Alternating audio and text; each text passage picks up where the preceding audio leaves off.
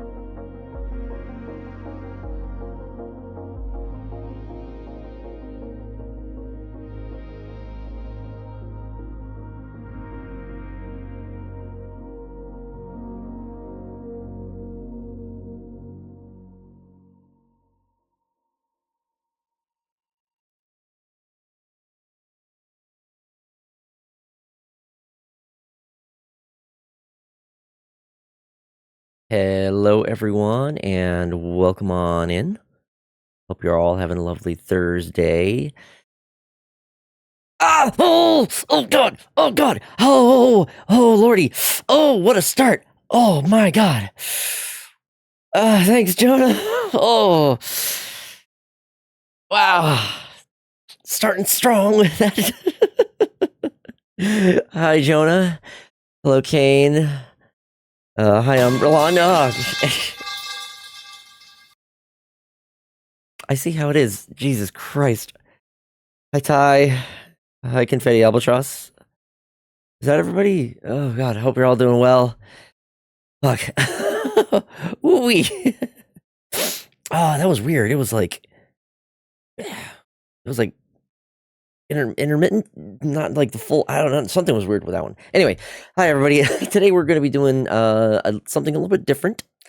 Just had green beans and rice. Oh, that sounds nice. I made myself a bacon and cheese omelet a little earlier.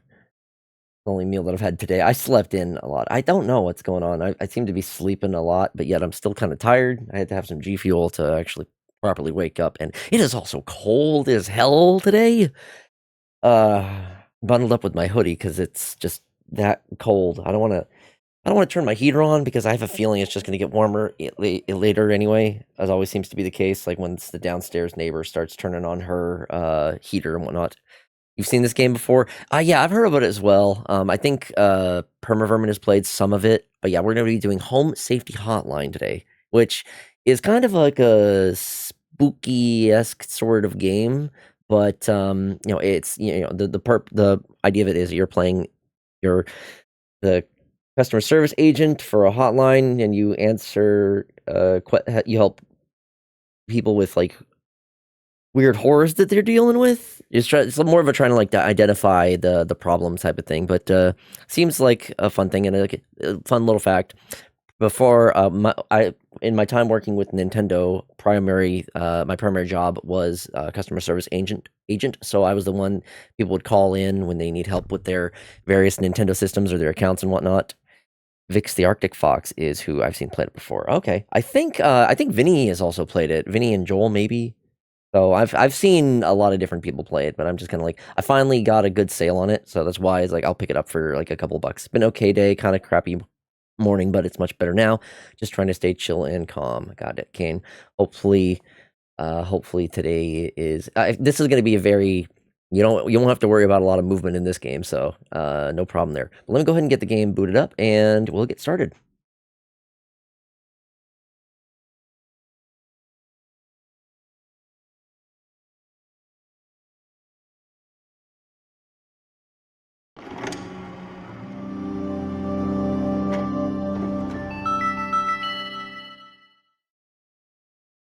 Is it capturing?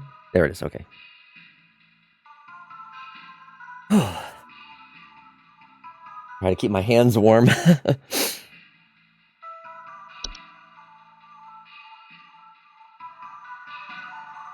going to be a lot of reading for me to do in this one, so hopefully my throat isn't too sore by the end of it. Good luck. Sounds good. Also, welcome on Integrum. Okay. Home safe. Oh, right, that's right. I did get the seasonal DLC as well, so look at that glorious gray beige machine. I know. Check the mailbox first. HSH Corporate, welcome.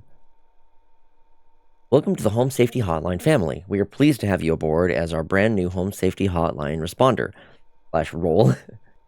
Your supervisor's name is Carol Regina. She will be calling you today to brief you on your duties and will be reviewing your work daily to ensure maximum accuracy. As a reminder, responders with a 90% accuracy rate or more will qualify to receive our daily employee coupons. Work hard and be rewarded with incredible savings. Sincerely, HSH Corporate.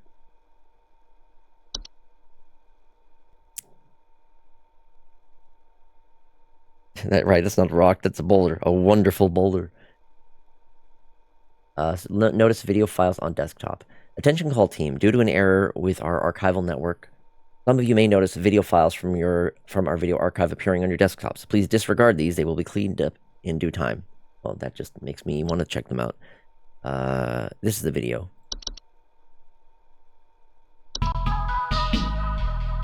Every year, thousands of families suffer injuries or even death from common household hazards. Hazards such as house fires, flooding, black mold, metamorphosis. You know, typical stuff. Don't become a statistic. Call the home safety hotline and keep your family safe. Did I tell you something about it? The game? Sure. Try to keep, well, let's see. I might ask y'all for help if I'm stumped with some of these. I don't think I need to worry necessarily about, like, spoilers in this type of a game. NSE Discord? Oh, I don't need to go to the Discord. Reset weekly. Oh, this must be to, like, start over. Options? What options are there? Resolution. Wow, so many resolution options. Oh, wow, it's actually a lot. You know what? I think I like keeping it like this. We'll keep the CRT filter fine. Use dyslexia font. I don't think I need that. Text size. Oh, you can adjust the text size and whatnot. I think I like the way this looks. It should be, as long as you all are able to read it easily, that's what I care about. So let me know if I need to adjust any settings. Phobia toggles. Oh, that's nice. I'm leaving those.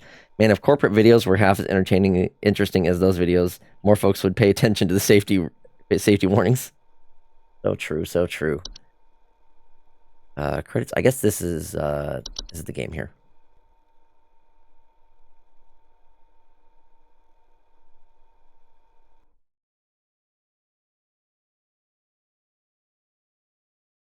Warnings. Come on.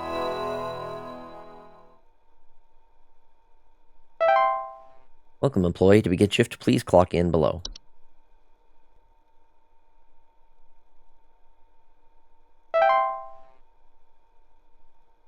No current callers. Ugh, bed bugs. Oh, well, guess we're taking on a call. Oh. Welcome to Home Safety Hotline, new employee. My name is Carol, and I'll be acting as your supervisor during your time here at HSH. Before you begin your first day here, let me tell you a bit about how things work here. You are an HSH responder. As such, it is your job to learn about various household hazards so you can answer the questions of our callers intelligently. When a client calls, answer the call and listen carefully to their concerns. When you've diagnosed their issue, submit the corresponding household hazard, and we'll forward them safety instructions to address their problem. Welcome to the HSH family. I'm sure we'll talk again soon.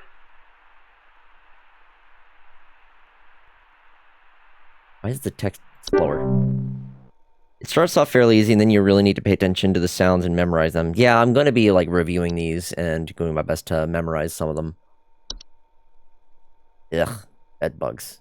Bed bugs are small insects known for feeding on the blood of humans and other mammals, and their tendency to inhabit sleeping areas of the home. Homeowners infested with bed bugs often report itchiness and sometimes delay of onset rashes. These fuckers, I've had to deal with these things. They are, ugh, goddamn.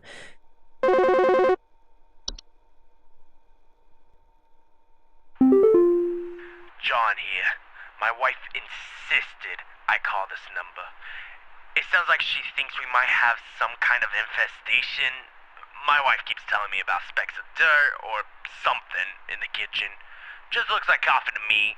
I don't know. You tell me, I guess. What is this accent? I don't know. You tell me, I guess. Please hold.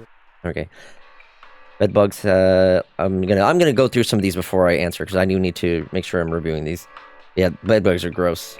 Not known to transmit any dangerous diseases and are relatively harmless to humans. However, their presence can often attract other pests that use them as food source.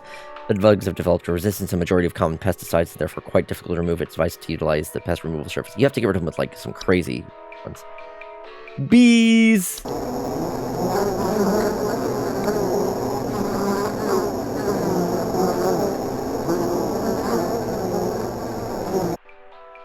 Matriarchal flying insects known to build large hive structures in high places. These things.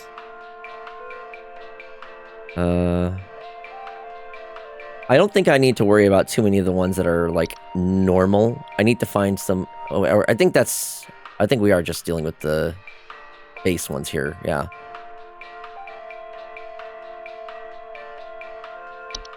Infestation, specks of dirt in the kitchen. Might be carpenter ants? Let's see.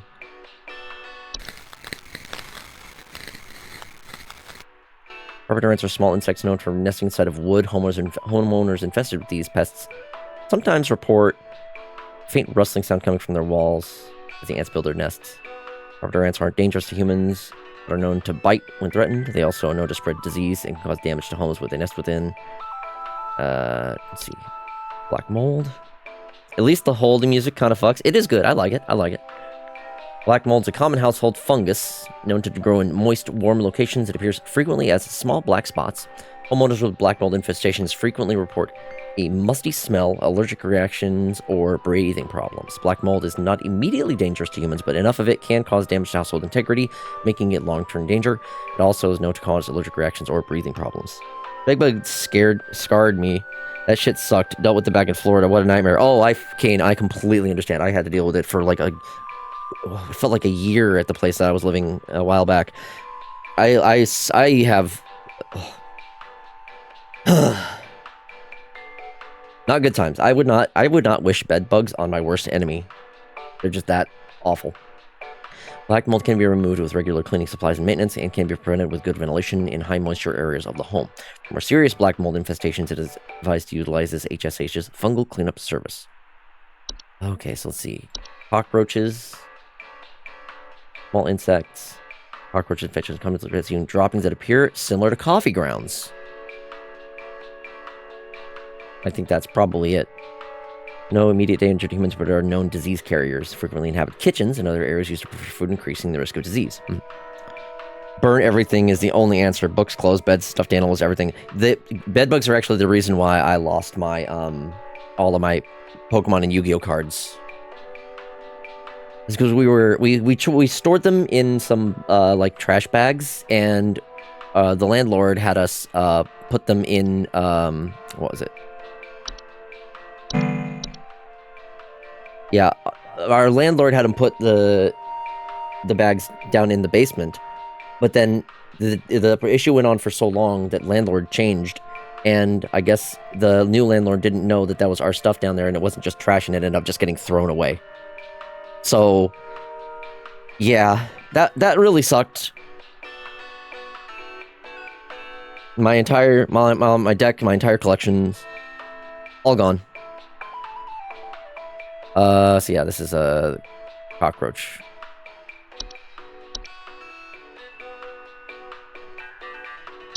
Bugs. Dude's got roaches. Landlord, bad job. I mean, I don't know. If something is in a trash bag in the basement, then I mean, I guess I understand the logic.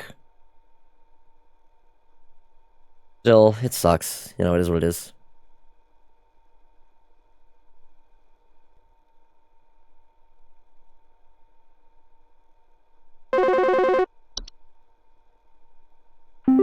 They should have asked first. Well, it wasn't like labeled or anything either. And it's probably nothing, but I thought I'd call just in case. Lately, I can't sleep at night because of this annoying little sound coming from my attic. It sounds kind of like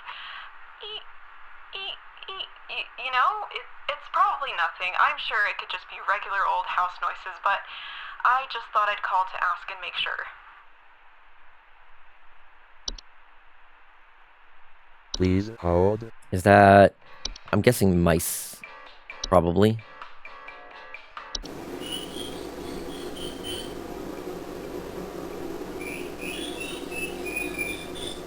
Very squeaky. Mice are small, worthless rodents. Worthless? That's fucking rude. Commonly found in the household, homeowners with mice infestation commonly report gnaw marks, small round droppings, and sounds of squeaking. Mice are capable of carrying any number of diseases, so they serve as an indirect danger to most humans and should be dealt with immediately. Common removal methods of mice include the use of pesticides, introduction of a house cat to the household, and various kinds of bait traps. These can prove effective for small populations. Large mice infestations should be dealt with using HSH's pest removal service. I don't think I have bats as an entry in here. No, I don't have bats yet, so that one's not an option. Unless one of the other things can make noise that's kind of like that. Termites, consuming decaying plant material, particularly wood, peeling paint, small holes, drywall, or squeaky floorboards. Okay, not exactly that. Harmless humans by themselves with damage cause house's structural integrity can be deadly long term. I'll check raccoon. No noise. Small nocturnal animals with gray and brown fur, known for the tendency to rummage through garbage cans or nest in attics. Homeowners infested with raccoons often report frequent garbage spills or clattering sounds at night. Well, she says they're coming from her attic. So I think mice is probably it. If they eat my food, fuck up my clothes, or pee/poop everywhere, I don't consider that indirect harm. Yeah, true. Yeah, I'm gonna go with mice.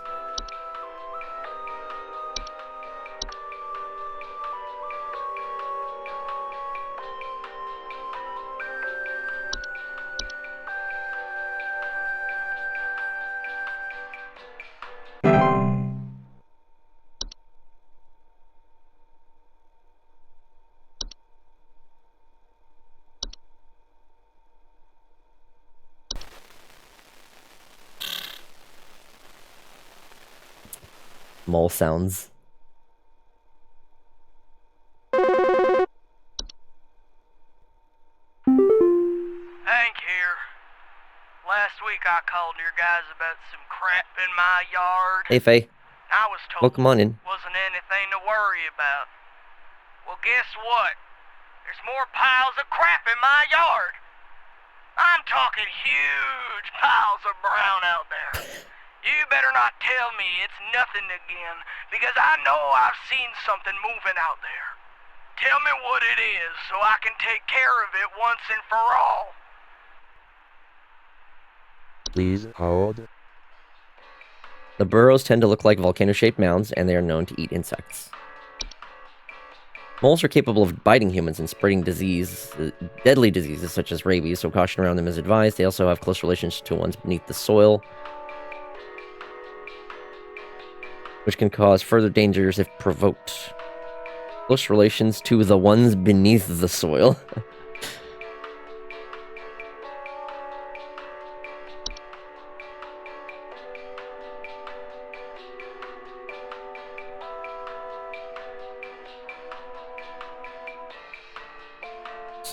This one seems to be the most likely. Disgruntled southern sounds. Huge piles of brown. Yo, Deadeye. Also, Ty, sorry if I didn't say hello to you earlier. Welcome on in. Yeah, I think it's probably going to be a mole. For the entries that I do have access, mole seems to be the most likely one.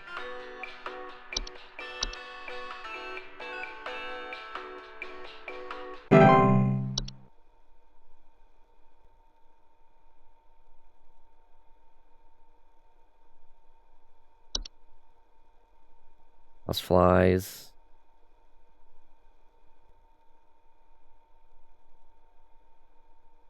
Frequently surround those whose death is impending. What do you mean? Twig Sigmund here. Just calling to inform you that your refrigerator's been running wild over here for the past 45 to 90 minutes. Been running wild. Better head on over and catch it, big fella.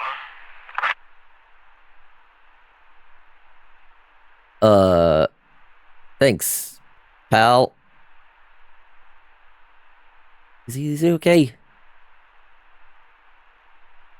Gosh, I wish I had to deal with these kinds of prank calls instead of the ones... Oh, God. Oh, easy enough. Houseflies are no immediate danger to humans, but known disease carriers. Mm-hmm. Hey, do you guys have a lawn mowing service or something? My good-for-nothing kid refuses to mow, and it's getting real crazy out there. Looking like a rainforest over here. My kid is complaining about being too sick to do anything about it. Meh, meh, meh, meh, meh. Stress of this stupid lawn's giving me a headache just thinking about it. Can you send some guys up to get this done? What? He's complaining about being too sick to do anything. Please hold. Wait, what? Ticks. Maybe ticks?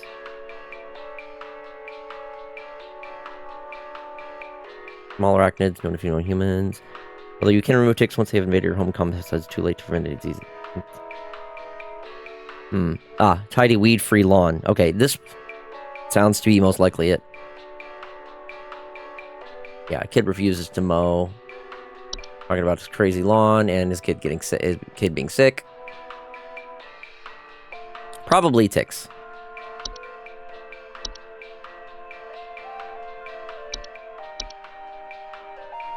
Money's on ticks. Yep, most likely.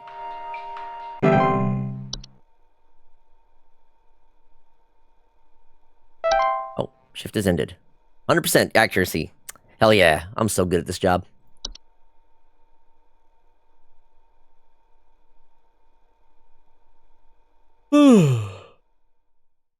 Monday. Completed my first day at Home Safety Hotline.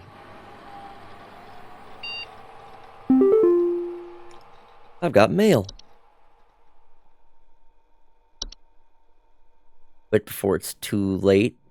Mike 3 at 8. You don't know me, but I used to have your job.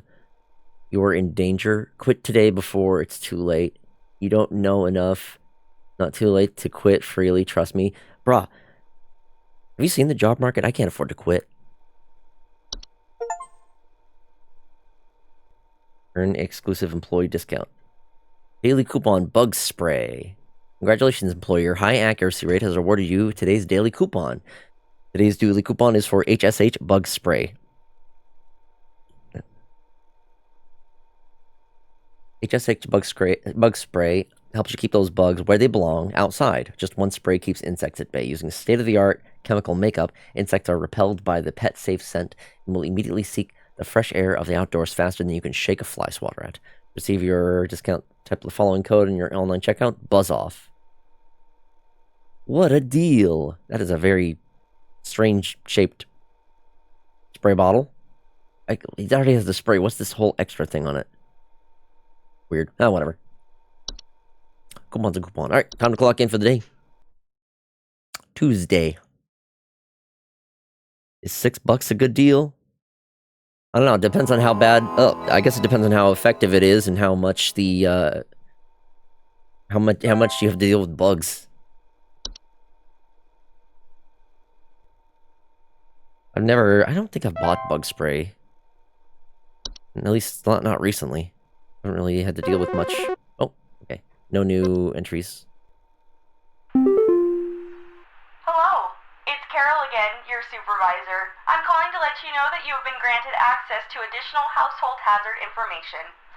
Please be aware that this information is confidential and not to be shared with anyone outside of HSH. If you diagnose one of these hazards, we will be providing only information to the clients that is pertinent to addressing their concerns. Nothing more. Thank you. Alright, you heard her, chat. Don't be spreading the company information. Permissions have been updated. New entries now available. Okay, let's see what we got. Bat.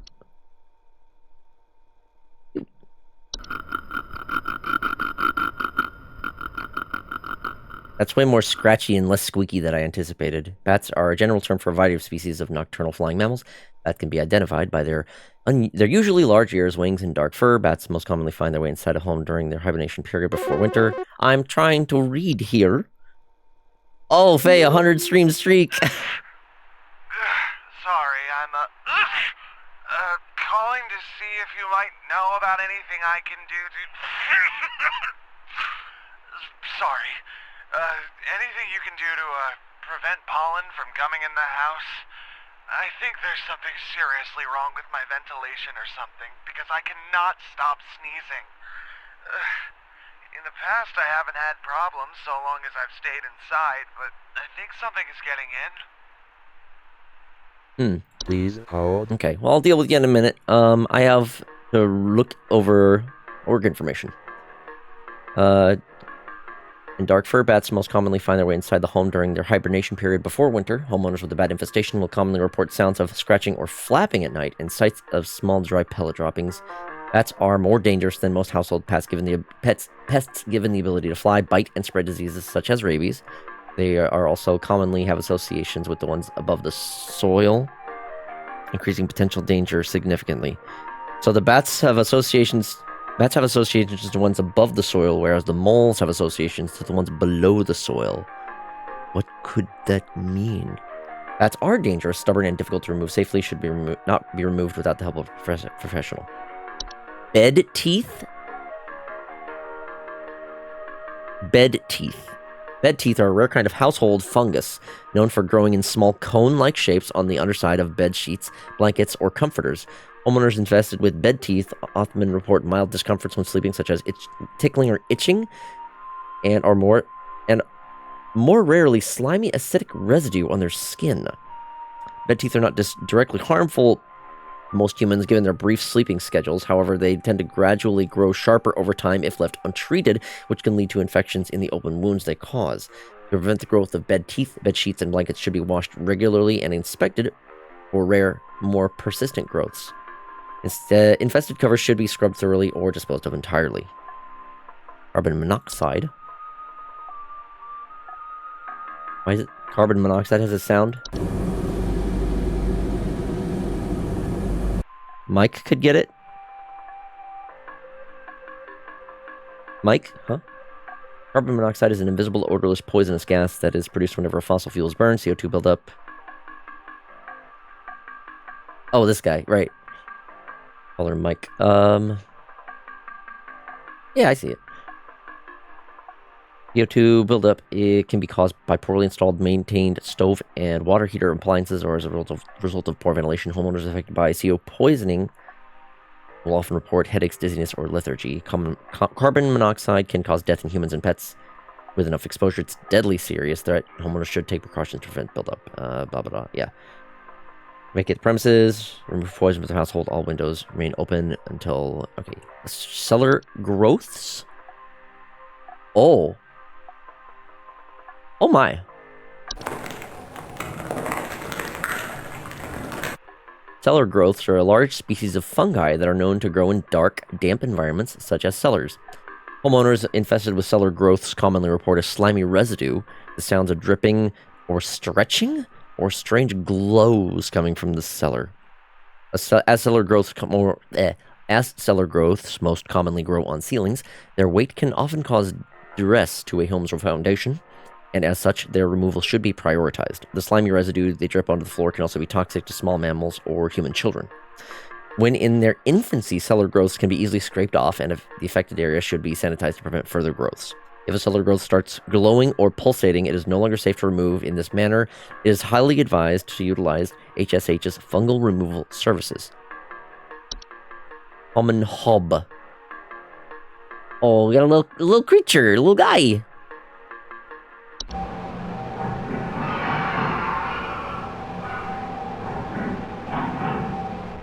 Ooh, I don't think I like the sound of that. Common hobs are the most common species of hob found in the household. They are small humanoid creatures with gray burlap-like skin and small vertical tufts of hair on their head. They have no false face. They are known for their tendency to consume dust, dirt, and common sticky substances found on floors and dishes, cleaning them in the process. They generally only come out at night. Hobs are not dangerous to human on their own. If provoked, however, they are capable of mischievous acts and metamorphosis. Oh. Hobs cannot be compelled to leave on their own once nested in a home. Instead, one should take measures to prevent provoking metamorphosis by leaving out a bowl of cream or milk at night. We have a desk hob as well. Ah.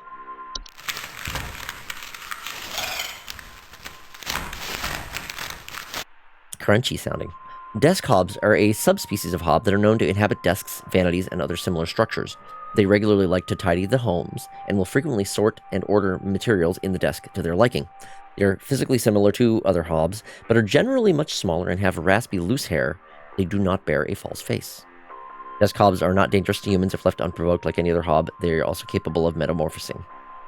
Desk hobs cannot be removed once they nest. To prevent further danger, measures to prevent metamorphosis should be taken as soon as possible. It is advised to leave breadcrumbs on the desk each night before going to bed. Give them the breadcrumbs.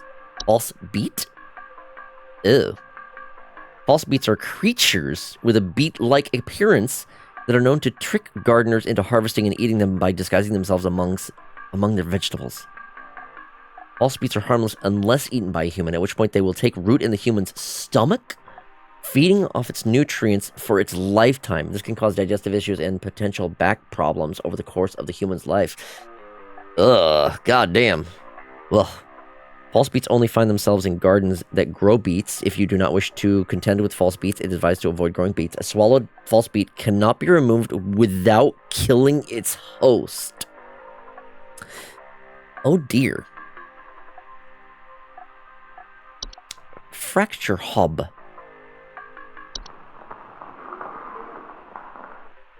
Fracture hobs are subspecies of hob that are known to cause cracks and fractures in the walls of their homes by they inhabit. I love how this guy's just like probably been on hold the whole time while I'm looking over all this stuff. It's like they didn't give me the chance to look these over before I start taking the calls. They're like, okay, you're going to be answering calls while you deal with this. At least in my line of work, I actually had some time to review information, some of the details of it at least, but a lot of it, I kind of was just going over it at the time.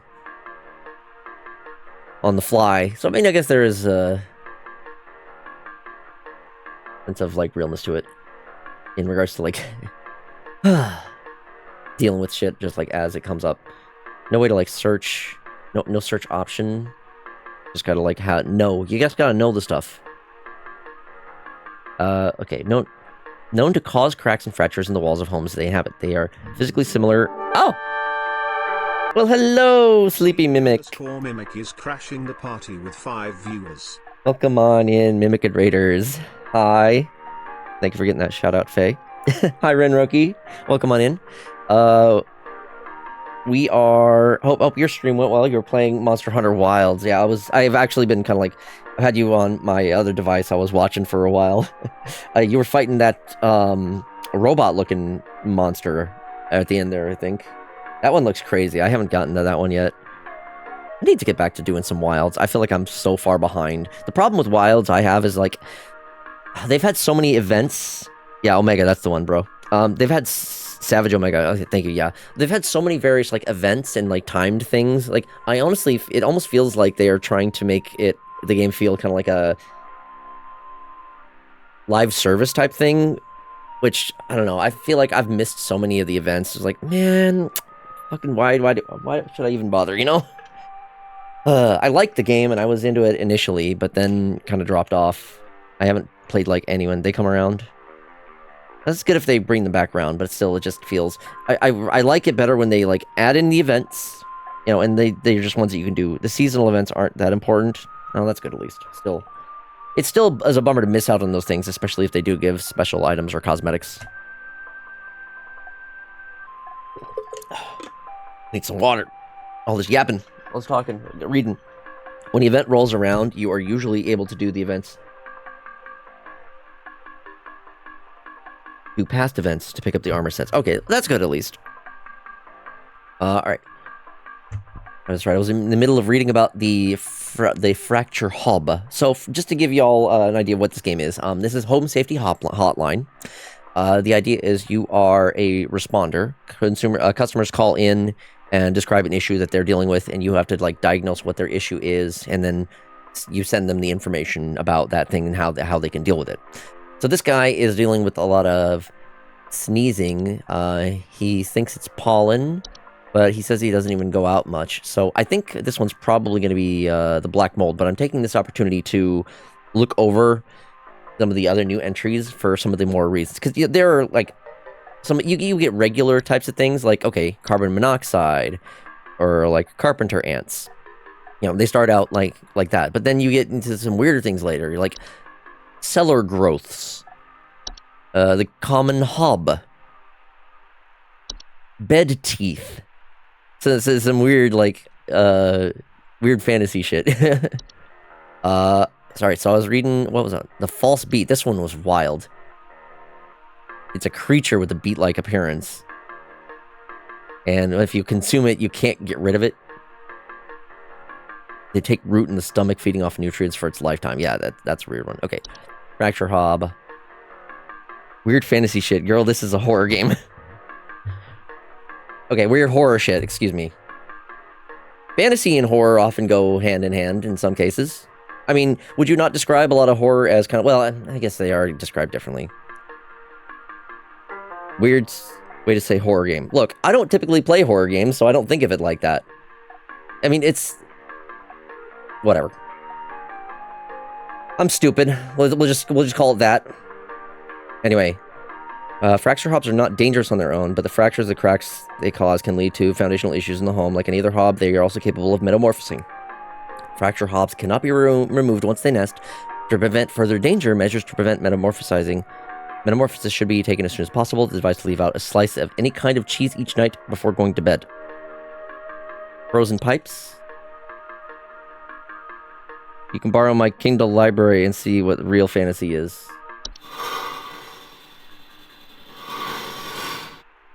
Frozen pipes are a common household hazard during cold seasons, like now, characterized by the water inside pipes freezing and expanding, causing stoppages, cracks, and leaks. Homeowners with frozen pipes may report strange faucet smells, banging and whistling sounds coming from the pipes, or leakage.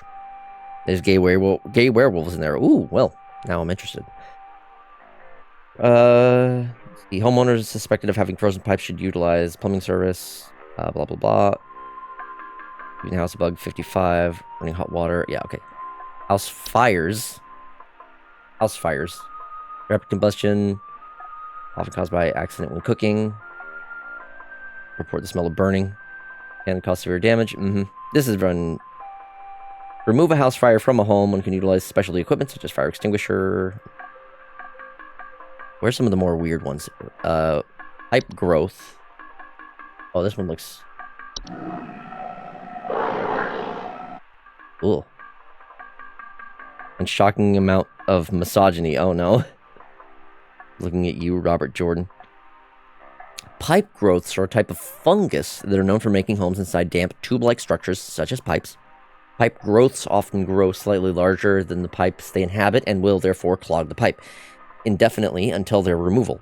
Pipe growths are known to make loud bubbling digestion noises after they eat a full meal. Pipe growths are known to attempt to eat anything that comes inside their domain. Most commonly, accidents occur when a human child attempts to reach their hand inside their home. Do not attempt to reach your hand inside an active pipe growth home. They are otherwise harmless to humans. To remove a pipe growth from its home, it must be offered a replacement. Any common PVC pipe will suffice. One should garnish the inside of the replacement home with an assortment of meat, juices, and insects. Place the replacement home near one of the pipe's openings and leave it overnight. The following day, the pipe growth should be moved to its new home where it can then be safely relocated away from the household. Like a hermit crab. Yeah, sounds like that. We get a pipe hob as well. A lot of hobs.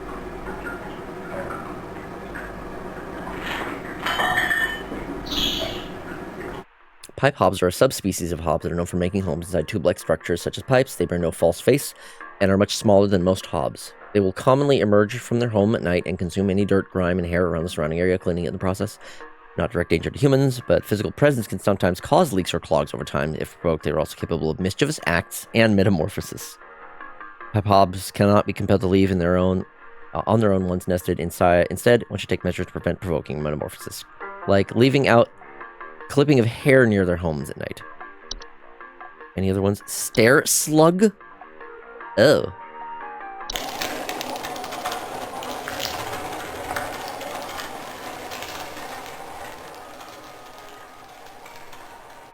Stair slugs are large, dog-sized slugs that are commonly known to occupy stairwells and basements. Homeowners infested with stair slugs commonly report a slimy residue on steps on their or other household inclines.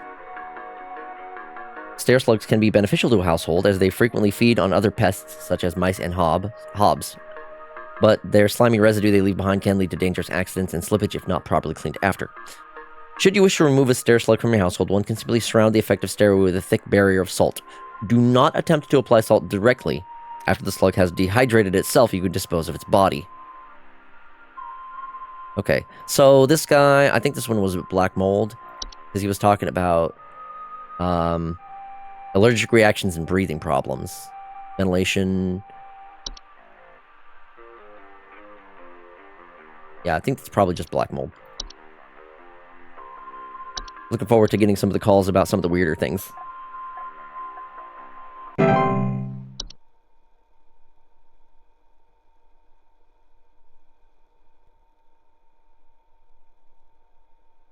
Okay, so in my defense with the fantasy thing, like I've seen some of the other entries, and yeah, some of them do like there are things like fairies and whatnot. Like, okay, you can't tell me that's not fantasy, but like I guess more so horror, yeah, but whatever. Do you know if there's such a thing as house thieves that clean? Like, maybe to disguise the robbery? At night, I keep hearing all this noise coming from my living room, but when I go look at it, I find the place spotless, but haven't yet found anything missing. I've talked with the cops, but they keep telling me to call this number. So here I am. Is there something you can do? Sounds like she's got herself a hob. Please hold. I think it was the common hob. Generally come out at night. Cleaning, yep. I think that's the one.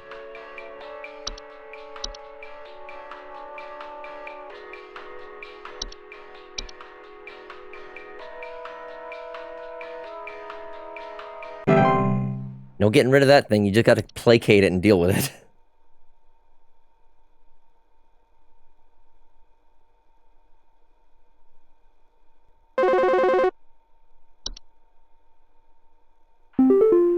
Yo, Buzzgoober here. Been having a heck of a time over here. I got these snappers itching and whooping and crying all over the place. Just all over the place, I got. All over the place. Snappers yelping and whining, and I can't get a wink of sleep. She's trying to lay down over here. What you gonna do about all this? I've called about 5,500 times, and y'all haven't done a thing about it. Well. Okay. Why is the text so slow?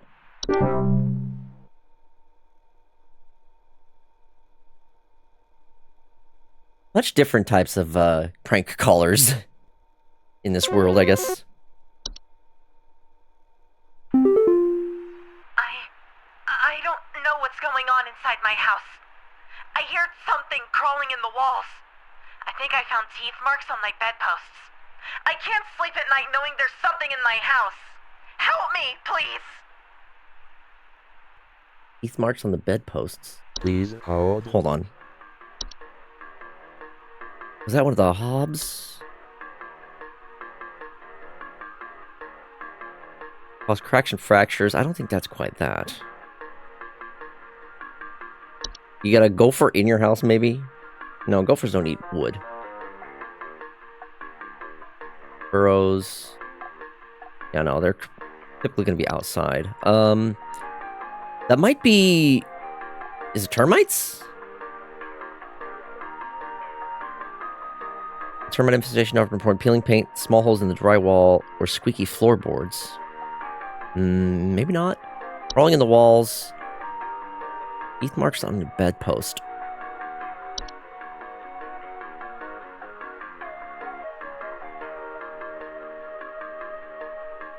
Wasn't there something about carpenter ants? Oh yeah, faint rustling coming from walls. Nesting inside of wood. I think it's probably carpenter ants.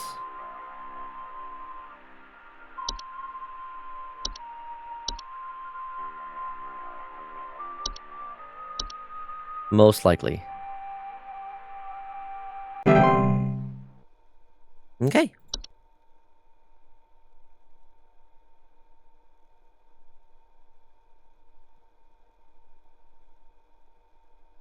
Next call.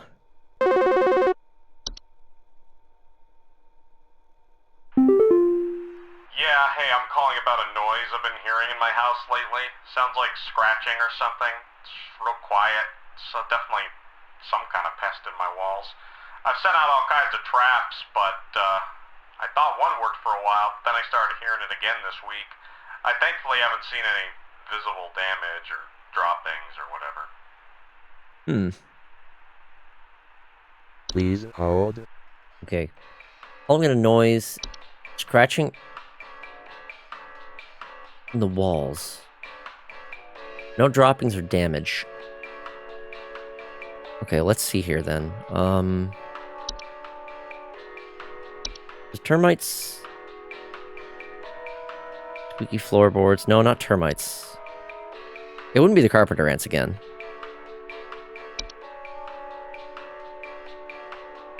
Faint rustling sound. Probably not the carpenter ants.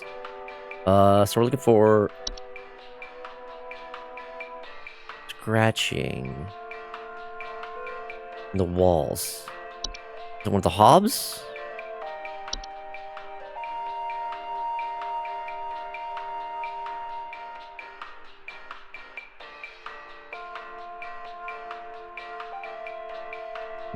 Maybe not the common hob.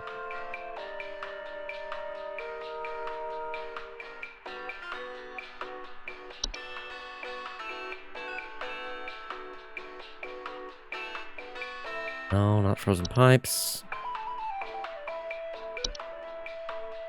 House spider. No, not the house fly either.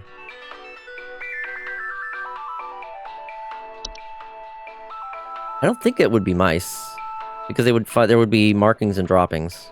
So, what about the pipe hob?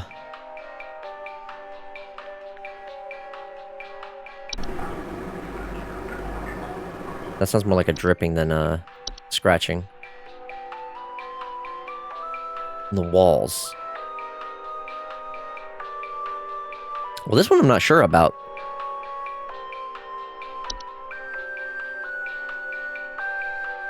What about the fracture hob? Does this one have any reports of scratching?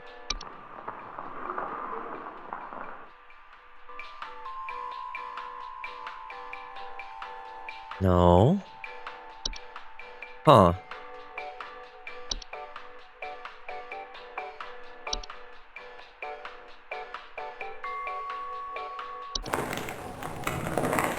Kind of dripping or stretching, strange glows. No, that's not either.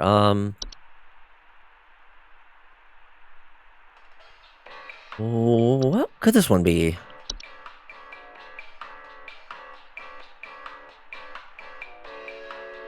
Trying to think of which of these mention sounds.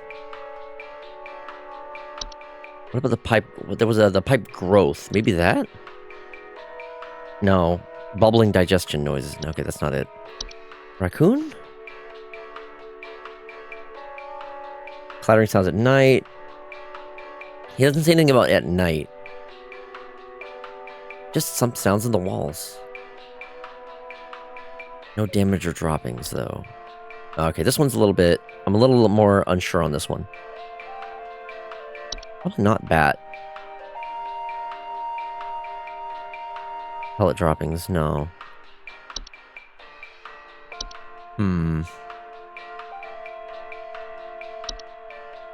I already checked the cellar growth. I'm a little unsure on this one.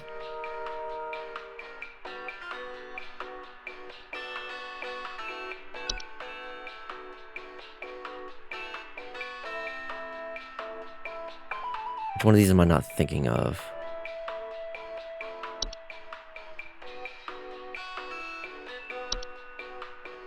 Sounds of scratching or something. It's real quiet. Real quiet.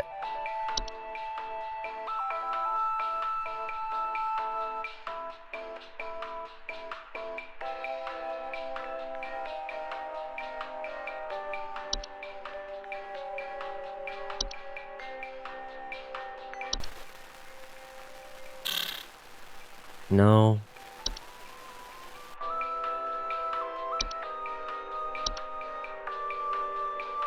Termites? No, I don't think that's it.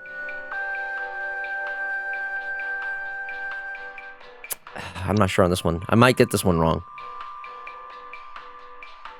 Anyone have any ideas? Suggestions? I welcome a little bit of help on this one. I want to get them coupons.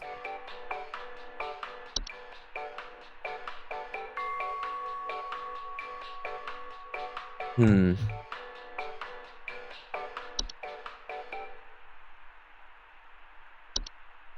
fact that the common hob and desk hob don't have any mention about sounds makes me not think it's those ones. He says it's in the walls in particular. which makes me think mice, but he says he hasn't found any. Nothing in the traps. No visible damage or droppings.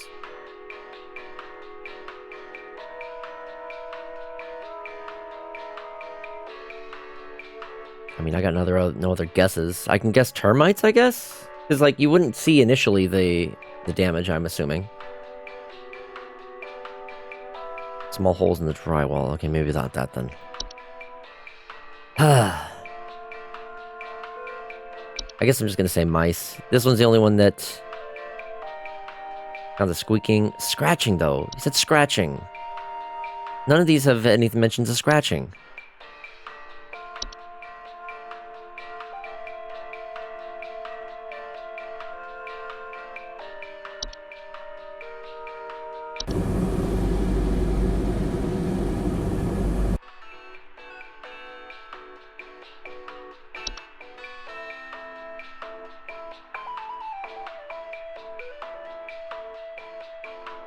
Homeowners infested with these pets sometimes report faint rustling sounds coming from their walls. You know, maybe it's the carpenter ants then. In their walls. I think that's probably... I have no better guesses.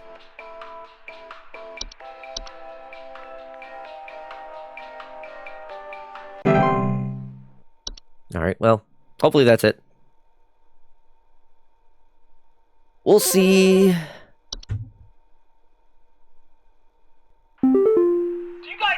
Security? I need home security installed. Someone's breaking into my house and going through all my stuff at night. I know it's Bob from accounting. He's always been envious of me. I know what you're doing, Bob. Going through my papers, taunting me with your organization skills. I need your best home security equipment. Pronto! Oh. Organization. That... Please hold. Hold on, that sounded like the desk hob, was it? The desk hob mentioned will frequently sort and order materials in the desk to their liking. Yeah, went through my papers, taunting me with their organization skills. Probably desk hob.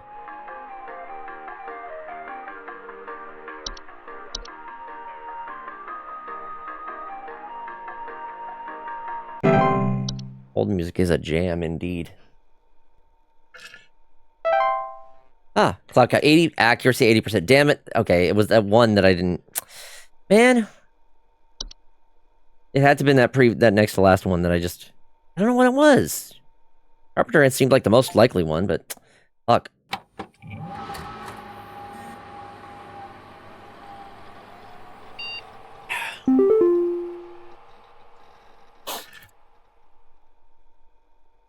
I hope you all are enjoying this thrilling gameplay.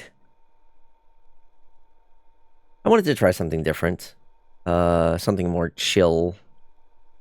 Another movie here. A real estate update.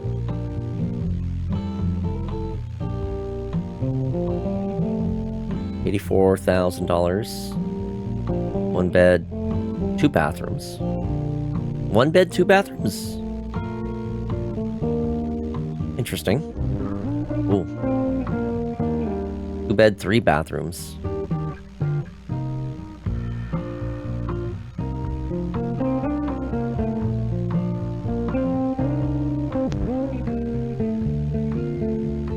These are pretty big places. Look at them prices, though. Damn. Community alert. A civil authority has issued a missing persons alert for the following counties: Bush County, Maple County, Parkway County, Berry County. Ooh-wee. These housing prices, they taunt me. I know. Goodness gracious. This is a missing persons alert. Authorities are currently... That's a 2 bed, 2 bath? It's tiny. Parker, male, brown hair, approximately 4 feet tall, last seen wearing a yellow shirt, brown... Also, hello, welcome on in, Chris. White tennis shoes. Suspect is described to be approximately 6 feet tall, barefoot, wearing a large bush or shrub on their person. Oh, last seen what? at approximately 10:25 a.m. Please report any unusual activity to Oh, this place is authorities. 12,000 5 beds, 6 bath. Wait, what the hell? Place is like overgrown. 5 beds, 6 bathrooms, and they want 12 grand. Something ain't right. Something ain't right. Curious. I got new mail. Subject. Mike, it's too late for you now. They gave you access to more info, didn't they? I warned you, if you end up like me, join me in this hole. They haven't found me yet. It's safe here. That hole? The mouse hole? Network errors. Attention call team. Our network team is migrating our backend services to a new hosting provider this week, so you may experience some occasional network errors over the next few days. This is the difficulty part that they were talking about. Please be sure you are studying your information entries carefully while you still have access in case the network goes down while you are on the phone with the client. You will still be expected to provide accurate answers to our callers regardless of the network status. Bitch, no. Hell, when this kind of shit happened when I was working, we literally had to tell people to call back. Like, if we can't find the information, like, yeah, I think it's typically expected that we do not want to be making sure we're giving them incorrect information. So, really make sure that they have the proper, you have access to the entries, things. You don't want to just be going off of your own memory. Even though I do a lot of the time, because I know my shit when it came to Nintendo.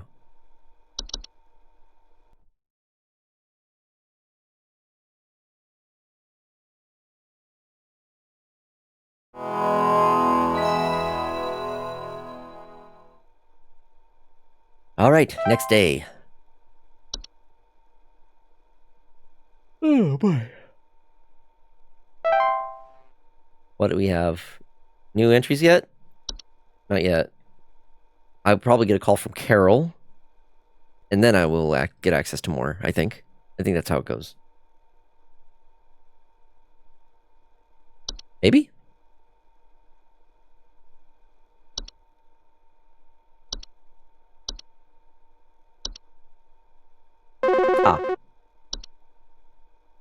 Carol from HR? No, Carol from HSH. Hello. Supervisor Carol here again. We've updated your permissions. You should now have access to more extensive information to work with for your future calls. Please be sure to read these new entries carefully so you can continue providing our clients with accurate diagnoses. Please remember that this information is strictly confidential and not to be shared with anyone unless pertinent to a caller's needs. Thank you. Permissions have been updated. New entries are available now. Okay, let's start from the top. Boggart. Oh.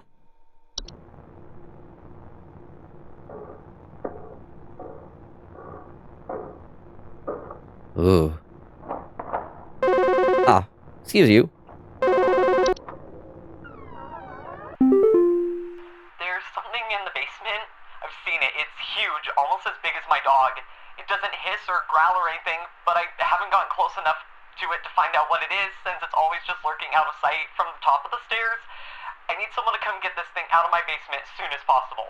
I've locked the door since I can still hear the steps creaking under its weight down there. Whoa. Okay. Please hold. Okay. Boggart is the general term for a metamorphosed hob.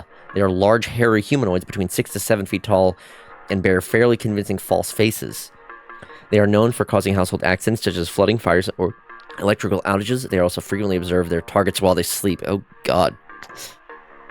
Boggarts are extremely dangerous to humans and pets due to the malicious nightly household activities, which can often cause injury or death. They also react very violently when seen by humans, but thankfully these instances are rare as they excel at staying hidden. Do not under any circumstances refer to an active boggart by any name. Once you become aware of its presence, simply vacate the premises. Provided you do not speak of the boggart at any time, in any fashion, it will remain in its original location. These fuckers will chase you if you even mention them? The fuck? Oh my. Okay.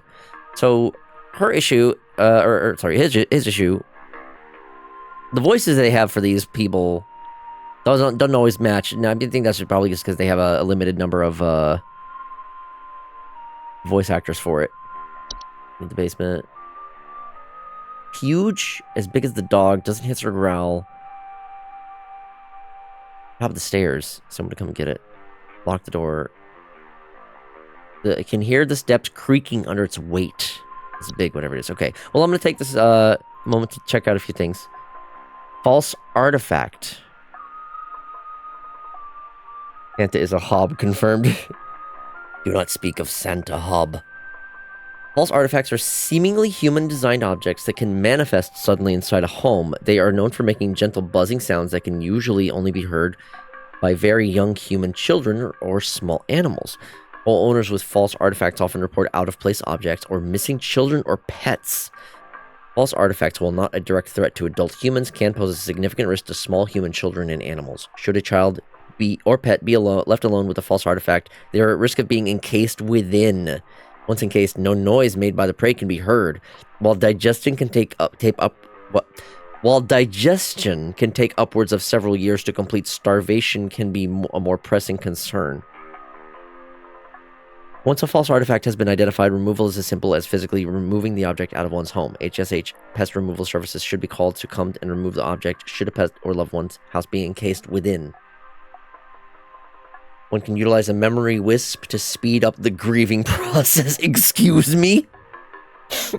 I'm sorry, what? Fuck do you mean a memory wisp to speed up the grieving process? False rosebush. This thing's got feet. Oh, that sounds weird.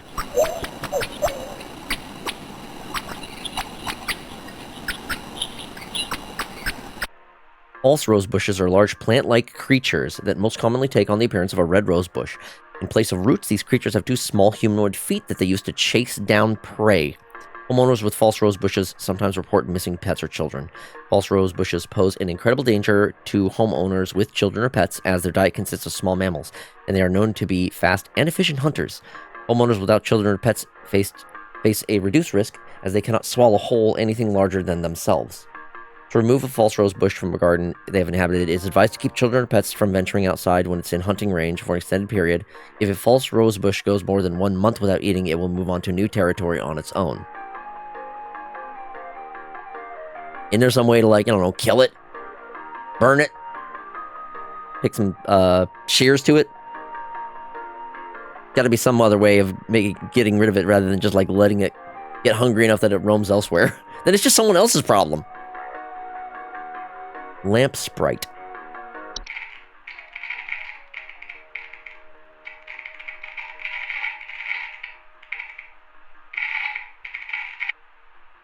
Lamp sprites are common subspecies of sprite that make their homes inside of lamp fixtures. They are known for causing the lamps they inhabit to flicker or burn hotter, sometimes causing a burning smell in the home. Lamp sprites are not dangerous to humans unless provoked. Do not, under any circumstances, turn off the lamp or attempt to reach your hand inside the lamp when actively inhabited. Lamp sprites will leave on their own once their lamp of choice goes out on its own. At this point, they will attempt to seek out a new lamp. To prevent a lamp sprite from rehoming itself, ensure all household lamps are turned off until the expiration period.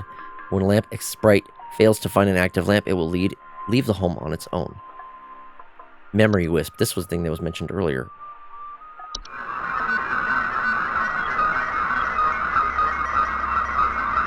Dear God. What the fuck? Note, due to clerical error, the audio sample provided above is incorrect. This issue will be corrected by the end of the month. Okay. Memory wisps are invisible and odorless household wisps that are known for removing memories from the home and its homeowner. Homeowners infested with memory wisps often report missing pictures, photo albums, and the inability to remember the faces of loved ones. Memory wisps are not a danger to the physical health of humans. However, their ability to affect human memory can sometimes lead to household accidents or reckless activity. Memory wisps will move out of the house on their own once they have stolen away the inhabitants' memories. There's no need for further action. Curious. Mirror nymph. That just looks like a person holding a mirror in the woods. Mirror nymphs are a subspecies of nymph that are known for stealing the likeness of homeowners and passerbys. They are generally small, faceless, and voiceless humanoids carrying a large mirror that will beckon others to look onto. Homeowners affected by the mirror nymphs commonly report not being able to recognize their own face. Oh. Mirror nymph, although a nuisance, are not direct danger to humans. Mirror nymphs will wander to different locations provided nobody looks into the mirror. Affected homeowners can restore their likeness by catching the mirror nymph and breaking its mirror with an iron implement. There we go. That's one way to take care of them. Actually break the damn mirror. Get your face back. T-Sprite.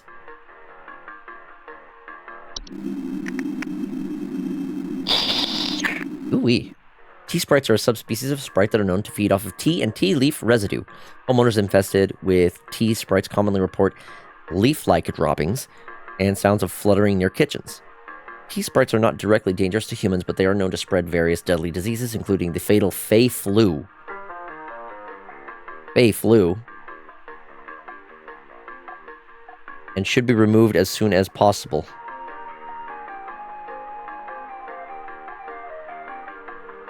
Tea-sprites can be removed with various common household pesticides and traps, provided they are baited with tea leaves.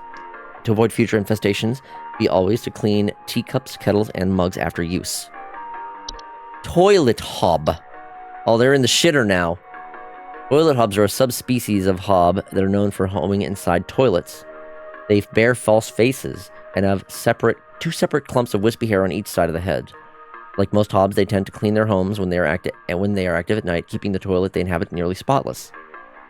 Toilet hobs are not dangerous on their own, but physical presence within the toilet they inhabit may result in plumbing problems over time, such as leaks or clogs. Like any other hob, they are also capable of metamorphosing. Toilet hobs cannot be removed once they've nest. To prevent further danger, measures to prevent metamorphosizing should be taken as soon as possible. It is advised to leave an egg near the toilet each night before going to bed. Egg. Okay. Give your toilet hob an egg to placate it. Unicorn fungi. Oh, puppy. Unicorn fungi are a rare horn-shaped fungus that are known to grow on the heads of furry mammals and household pets.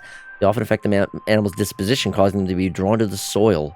Homeowners often report that their pets furiously digging around or inside their home. Unicorn fungi are not directly harmful to humans, but they can often lead to other household problems, such as broken floorboards, uprooted plants, or waking up other things beneath the soil.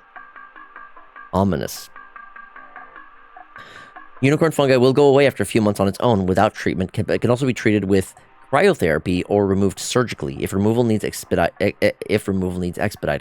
To prevent unicorn fungi from developing, regularly bathe your pet, especially after any outdoor activities. Whistling fungi.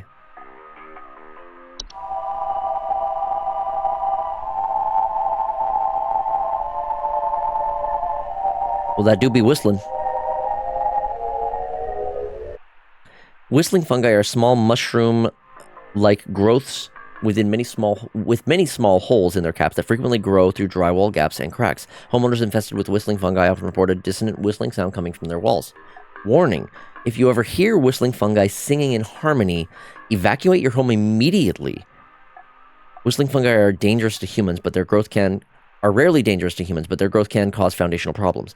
If whistling fungi ever singing in harmony, evacuate your home immediately and do not return for any reason. Otherwise, whistling fungi can be removed with common weed killers by utilizing HSH's fungal removal services. Talking's hard. To prevent a whistling fungi infestation, ensure there are no open cracks in your home. The wine sprite. Wine sprites are a subspecies of sprite that are known for consuming wine. They are small, large-eyed, winged creatures with translucent skin that often appears red while they are feeding. They have a long proboscis that they use to drink. Homeowners infested with wine sprite commonly report broken glasses and the wine having a rotten taste and smell. Wine sprites are not directly dangerous to humans, but they are known to spread various diseases, including the fatal Fey flu. Once again, that Fey flu. And should be removed as soon as possible. Do we need to worry about our own Fey spreading the Fey flu? Is Fey Whisker even listening? Maybe not. Oh well.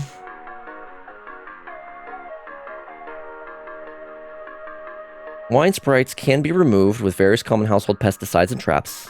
They're doing a savage raid. Oh, okay. You do not want to bother. Oh, that's right. They're even live right now. Right. Well, I'll have to. Hopefully, they'll show up later. So I can show them this. I think they'll get a kick out of it. Hold on a second.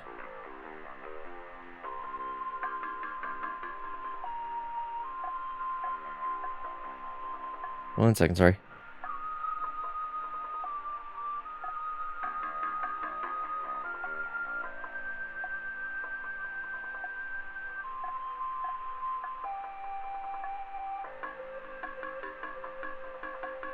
Oh my goodness. Okay. Alright, moving on.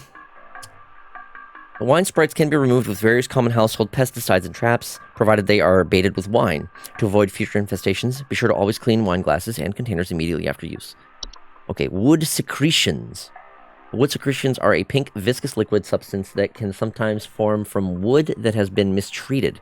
It is known to drip from wooden materials such as furniture or walls, causing a sticky, pooling buildup. Wood secretions can be deadly to humans, causing rapid translation of flesh if ingested. Keep animals and human children away from the secretions at all costs. I love the clarification there, human children. As if its foul odor can be interpreted as a sweet candy-like smell to them, making them particularly susceptible to accidental ingestion. Once started, wood secretions will continue indefinitely. To remove a hazard from the home, the offending wood should be replaced entirely. To prevent wood from entering the secretion stage, ensure good care is taken towards wooden home, and refrain from scratching, knocking, or banging on wooden surfaces. Do not ever insult or shout at wood.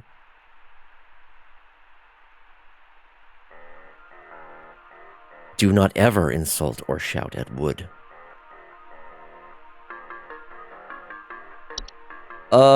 Okay, so now that I'm caught up on these, what was this person dealing with? Let's see. Something in the basement. It's huge, almost as big as my dog. It doesn't hiss or growl or anything. I haven't gotten a close enough look. Working shut tight. Wasn't there... The wood is very sensitive. Wasn't that the stair snail thing? I think that's... Or stair slug, rather.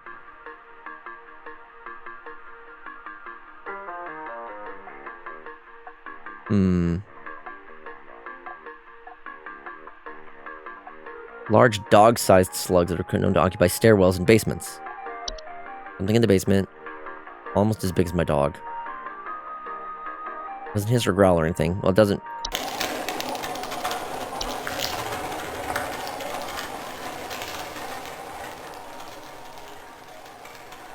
That does sound like a creaking sort of sound. So I think it's maybe the stair slug? We're gonna go with the stair slug.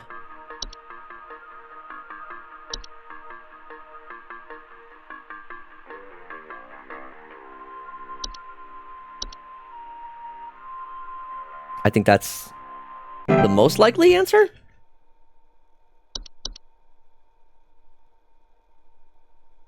Good thing I'm not graded on how much time it takes me to answer these calls. Unlike in real life. It's still crawling in the walls! Those instructions you said didn't work at all! Ah, crap. I'm going stir crazy here! I still haven't been able to sleep! I hope you all rot! So it wasn't carpenter ants.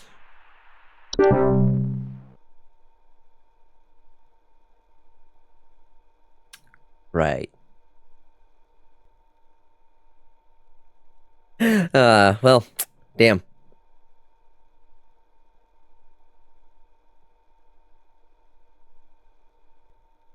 I mean, I wanted to help her, but she wasn't giving me enough information to figure out exactly what it was that was going on. She did say teeth marks in the bed. Oh, wait, was that the one that I thought was... Oh, no. Hey, I've been hearing No, wait. really weird noises. It was termites coming for from the hers. bathroom faucet recently. I'm not sure what it could mean. It just makes this nasty sound wrong with this? Nasty smell. Please hold. Okay. This might be that, pipe hob? Pipe hob. Oh, or maybe it's the pipe growth. Wait a minute.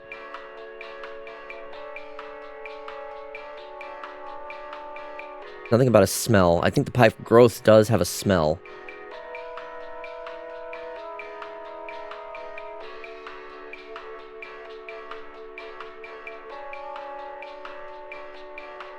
Maybe?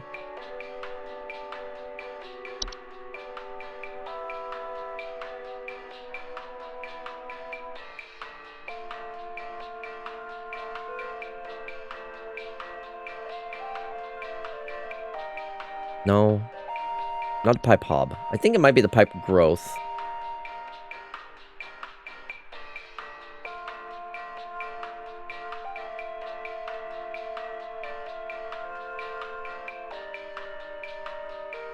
Something about a smell. This doesn't mention anything about a smell.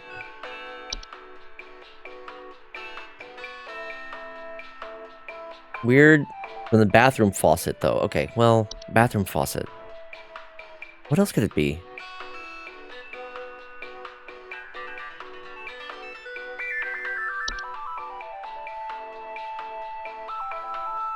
Not the cellar growth. Frozen pipes? Oh, actually, it might be just frozen pipes.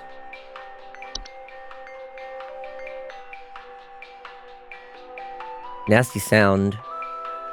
Nasty smell. Yeah, smells, banging, whistling sounds, or leakage. Okay, it's frozen pipes.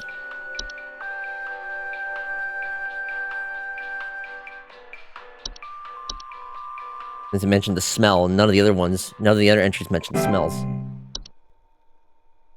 Okay. Well, what was that one then? I didn't find anything to mention. Like, I think the closest one that was like maybe termites? But I thought that I selected that one. Assuming wood. My wife. I can't. Her face. It's gone. It's gone. My wife. I can't see her face. I can't see her face. She's dead and I can't see her face. Whoa. They're all gone. It's all gone. Please hold. Okay. Ooh, okay, so I have a couple ideas of which one this could be. I think it's either... Is it the memory wisp?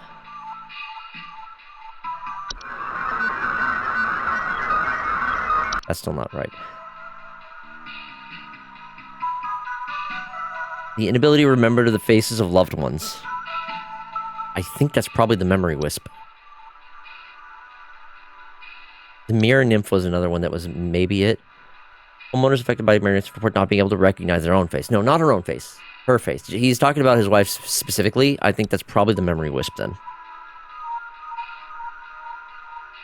I don't think there were any of the others that mentioned memory. So we're going to go with the memory wisp.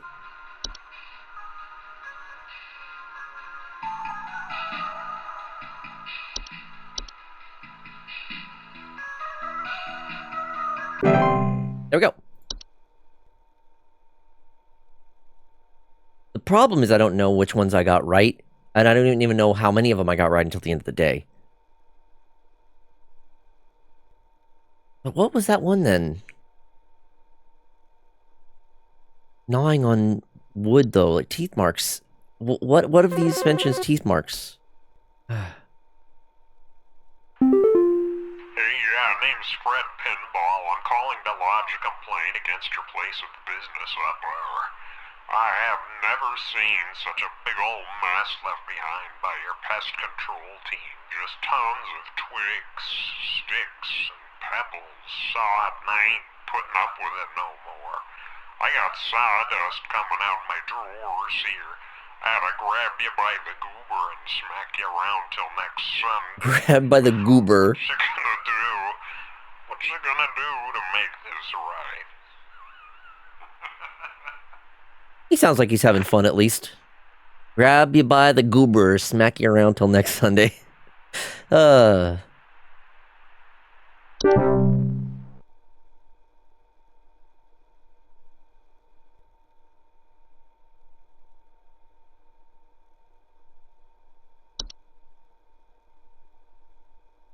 Little creature is in there.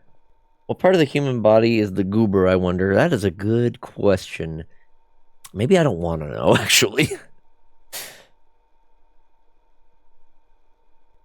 I know of the gooch. I certainly wouldn't want to be grabbed by the gooch.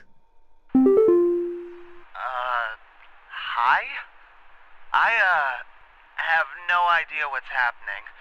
My sheets are growing nasty sharp things on them, and my legs itch like crazy. Do I need to be showering more often or something? I usually shower like once a week for my skin health, so... Once a week? Once a week? Oh, dude, it's gotta be rank. Please hold. What the fuck? Well, that definitely sounds like bed teeth. Oh. Okay, well, it's a good thing I looked up this one beforehand. Oh, goody. Well, we're having the network issues. Oh, is it all of these? Oh. Uh-oh. Okay, well, I remember that one being the bed teeth.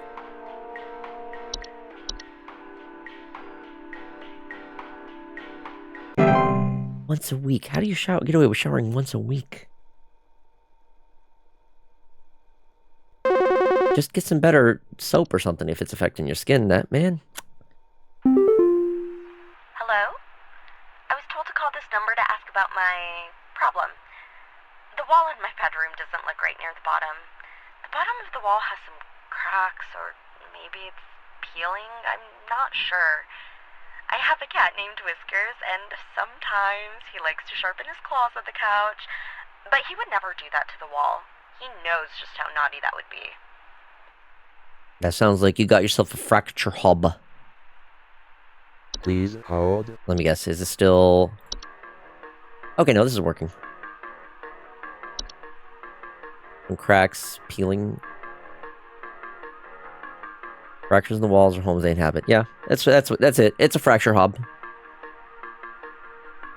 Because that's the only thing that she's reporting.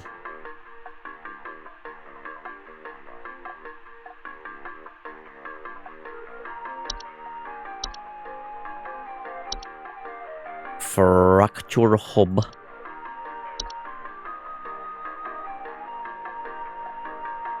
Just give that man some cheese and you'll be fine.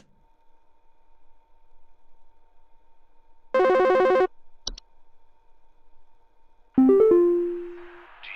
think this is some kind of joke? Last week, I called you guys about some weird noises I had coming from my living room, and the info package you sent me said something about leaving out a bowl of cream? What kind of joke is that? It's been a week now that I've been dealing with this racket, no thanks to you, and now we're starting to have power outages. Your employee's stupid joke is now probably going to cost me who knows how much in repair costs. So talk to your manager and tell them they owe me big time. You figure out what's going on in my house, and you figure it out now! Whoa. Well, whoever this guy got last time gave him the wrong information. Also, why is this text so slow? Please hold. Is there an option I can... Let's see. Text size. No option for the text speed? No? Okay. Well, let's see here then. Okay. Weird noises coming from the living room. Something about a bowl of cream. Okay, so that's not a hob. It's not a common hob. Which I think the recommendation for the common hob is leaving out a bowl of cream. Something about power outages? Power outages.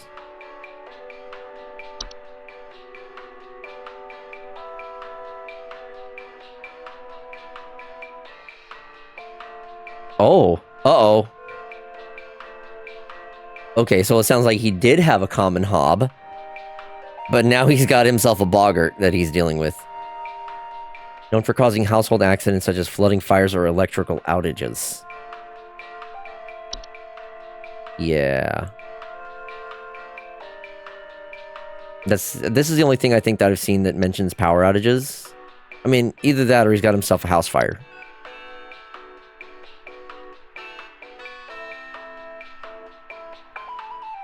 Well, it doesn't say anything about...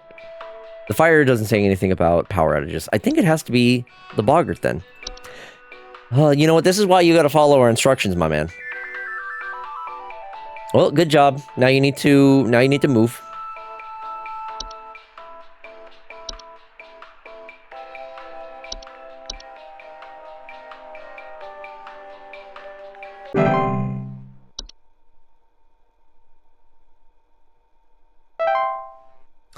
.3%. Damn it! I didn't. Which one did I get wrong? I wonder.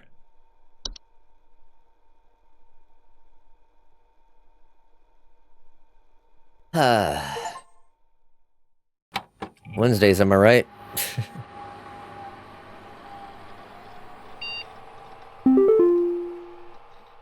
Science mysteries. Ooh, another movie.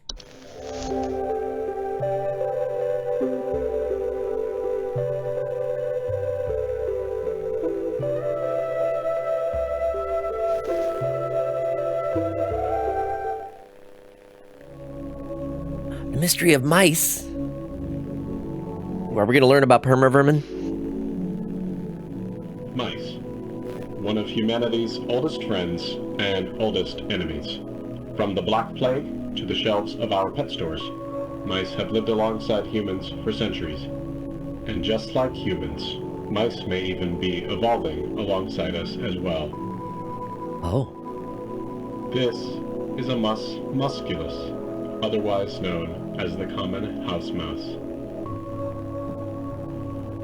And this is Mus musculus loquentis, otherwise known as the smart mouse. Smart mouse? A discovered species known for its uniquely colored iris, and more importantly, its increased intelligence.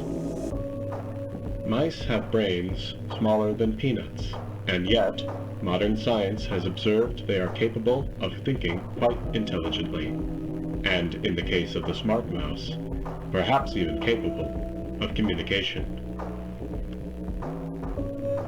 With the help of modern computer technology, today's scientists have been able to interpret the previously indecipherable squeaks of a smart mouse, and have discovered what seems to be hidden messages within. What are the mice saying? Listen.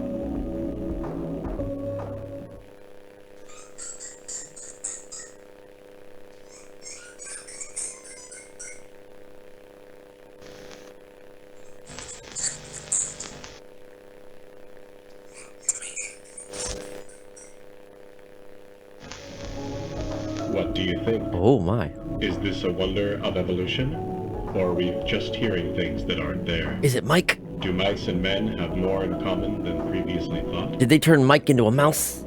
I suppose that's what makes this a science mystery. I'm not sure which is more terrifying, the monsters in this game, or the idea that your only line of defense against these monsters is a questionably able customer support line with frequent network outages. Yeah, that's a real good question.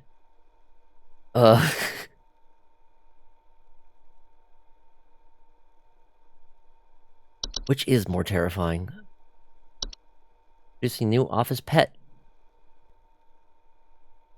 We are excited to introduce you all to our brand new office pet, Whiskers. Whiskers is loyal, friendly, and is as serious about pest control as you are. Please give Whiskers a warm welcome if you see him wander by your desk. Note, please refrain from picking up or feeding Whiskers as he is still getting to know everyone in the office and his scheduled feeding times. Aw, cute. Kitty. I wonder... Pest control...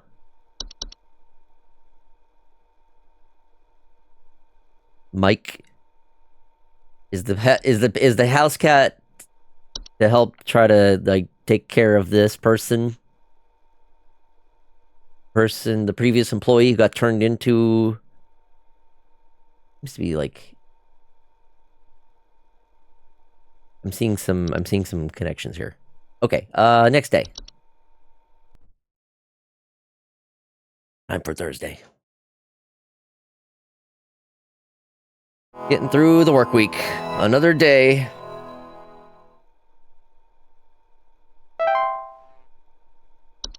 I've been having less than stellar reporting with this, so we'll see. Do I get some new entries? I would assume so. I'm doing well enough, at least. Hello. Supervisor Carol here again.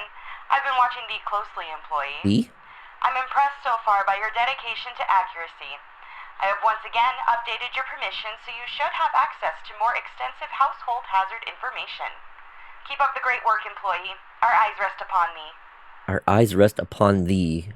That's just typical things I expect to hear from my supervisor. Our eyes rest upon thee.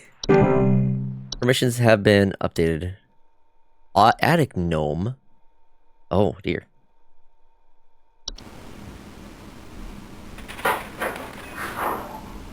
I am trying my best. As is, I mean, even when it came to my other work, like, you're not going to get it right every time. You know, you just got to do your best with the information that they've given. And also, like, I'm trying to work with what the customers are telling me. Sometimes they aren't giving me the right information.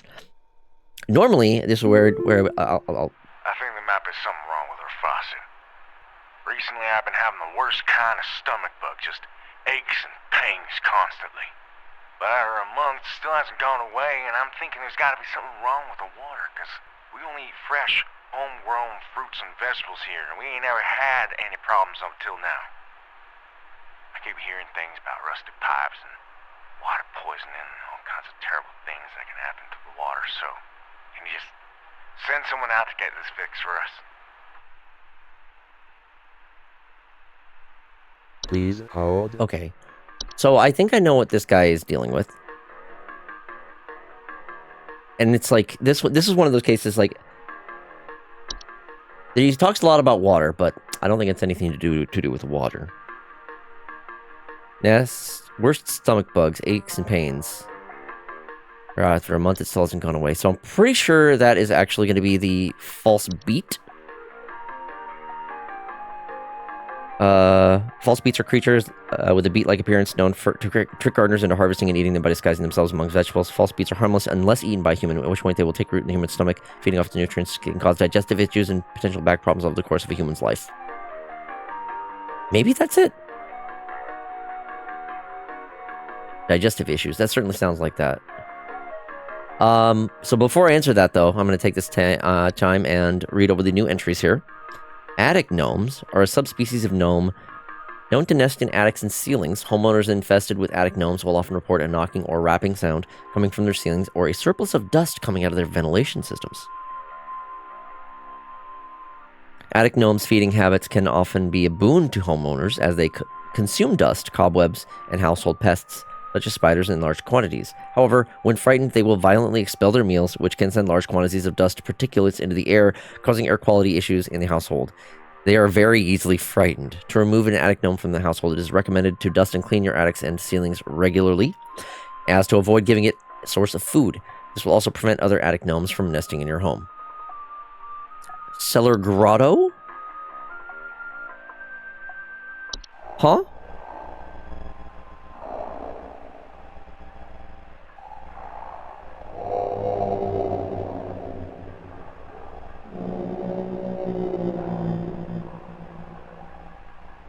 Well.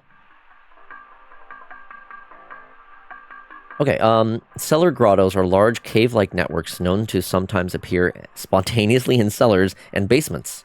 Homeowners with the cellar grottos will often report a bad smell coming from the basement, higher humidity in the home, and a notable increase in large beetles, frogs, and related pests. Cellar grottos can introduce a number of dangerous pests into the home, and the heightened humidity they introduce can cause warped floorboards, weakened foundation, and other hazards. Cellar grottos can be removed by finding their creator and presenting them with a gift of gold. Their creator often resides somewhere within the grotto's subterranean lake. For safety, bring spelunking and snorkeling equipment with on your excursion, or consider utilizing HSH's grotto removal team. Sure, just a whole ass grotto appearing in your basement. Sure. Fae feast. This is what Fae eats. Feasts are mid to large sized piles of various edible food substances, frequently including flour, cornmeal, and various species of fungi. They are known to appear near eating areas of the home. Feasts are not dangerous if consumed, but if left untouched, they can provoke more dangerous activity, or else its continued presence can attract other household pests such as cockroaches or carpenter ants. Feasts are a sign of a hospitable presence, and as such, should be consumed immediately once sighted to prevent provoking or offending the gifter. For maximum assured safety, all members of the home should partake in the feast. Would y'all go into the cellar grotto if it just appeared in your cellar? I don't got fucking spelunking or scuba diving equipment. Hell no, I'm calling the hotline and having them take care of it for me. I imagine someone more adventurous would probably get a kick out of it, but fuck me. Fae flu. Oh dear. Fae flu is a rare and dangerous disease commonly spread by household fae. Symptoms of Fae flu include headaches, fevers, eye discoloration, seeds taking root in skin pores, and blooming. Fae flu is rarely fatal, but it can have long-lasting effects on the lifetime health of an infected human. Long-term symptoms commonly include dizziness, fatigue, monocolored vision, deliriousness, and endless dreams. There is no cure for Fae flu, however, one can take precautions against it by keeping a clean, Fae-free home. Damn. Floor roots.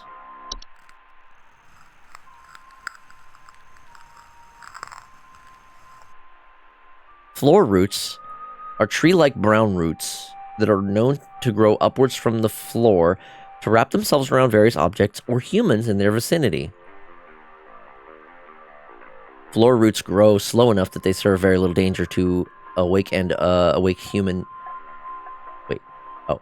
human adults. However, if not spotted quickly, they are known strangling hazards for human children and pets while they sleep.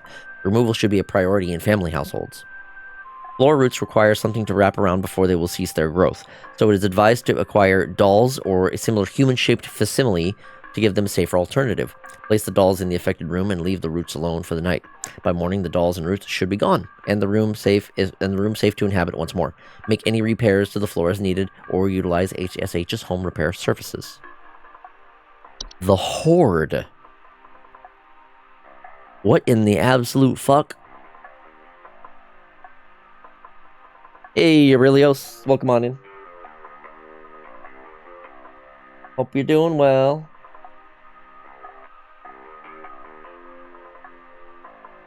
We are doing some customer service work today. I'm doing good. The Horde is an invisible, odorless collective consciousness that is known to collect and store large quantities of common household refuse. The Horde's tendency to store vast quantities of trash in the house make them prone to spreading disease to the home's inhabitants. Rotten food. You're drunk on a Thursday? Ooh, you know, I do have myself some soda and booze. I could potentially do that, and we do have a break coming up soon, so this might be a good one. Although my reading comprehension might go down if I do that. And this game has a lot of reading to it. The Horde's tendency to store vast quantities of trash in the home make them prone to spreading disease due to the home's inhabitants. Come vodka with meteor. You are a bad influence. Maybe after my BRB, which is in about 15 minutes. Yeah, 15 minutes. Right. Rotten food, used syringes, and rusty metal are among more common household hazards that can be introduced by the Horde's presence. Once introduced to a home, the Horde will continue to gather hoard their treasures indefinitely. It is advised to sell one's home at the first sign of the Horde's presence to make the relocation process go over more smoothly. How are you going to sell? Who the hell is going to buy a home with something called the Horde in it? How are you going to sell that shit? Like, it reminds me of that bit about, like, what was it? H Bomber guy. It's like when everything was Ben Shapiro was saying some stupid shit about, like, the people. It's like with the water rising along the coast, you know, people why don't they just sell their houses? Like, sell the houses to who, Ben? Fucking Aquaman? That's what makes me think about this. It's like, how are you going to sell a house with the Horde in it? Are you just not going to tell the person you sell it to about this thing called the Horde? The Horde's presence, to prevent the Horde from gathering in one's home, it is advised to keep one's home as tidy as possible as not to attract the Horde's attention. The introduction of a hob to the household can often assist in the process. Everyone and their mom is streaming tonight. Yo, Amusing Corvid. Yeah, it's, I think, is it Thursday? I guess Thursdays are just like, I don't know. There's not much going on. So we're like, why don't we swim? House flippers. House flippers, yeah.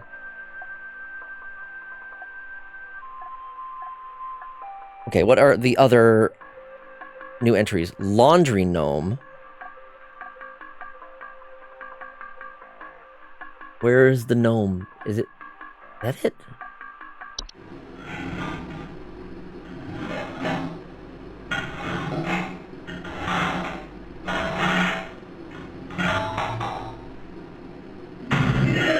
Whoa. Laundry gnomes are a subspecies of gnome with thick, fiber-like fur. They can fold their bodies into various shapes and often resemble dirty towels. Homeowners with laundry gnomes often report loud rattling or banging sounds coming from their washing machine and missing socks. They're the fuckers that are stealing my socks! Laundry gnomes pose no direct threat to humans, though their lifestyles often lead to broken washing machines or dryers, which can occasionally cause small floods. Water damage can lead to further problems in a home, such as laundry, and as such, laundry gnomes should not be left to their own devices. Laundry gnomes will move on from a home if they are no longer permitted to enter a washing machine. Great care should be taken to inspect each and every piece of laundry before washing. Night gnome. Oh god.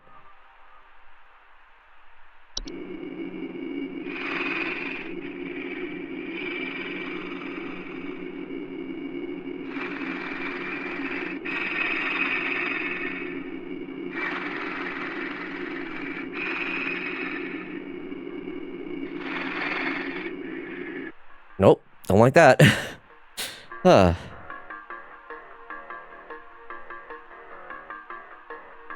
Everyone's getting ready for this bullshit snowstorm. All right.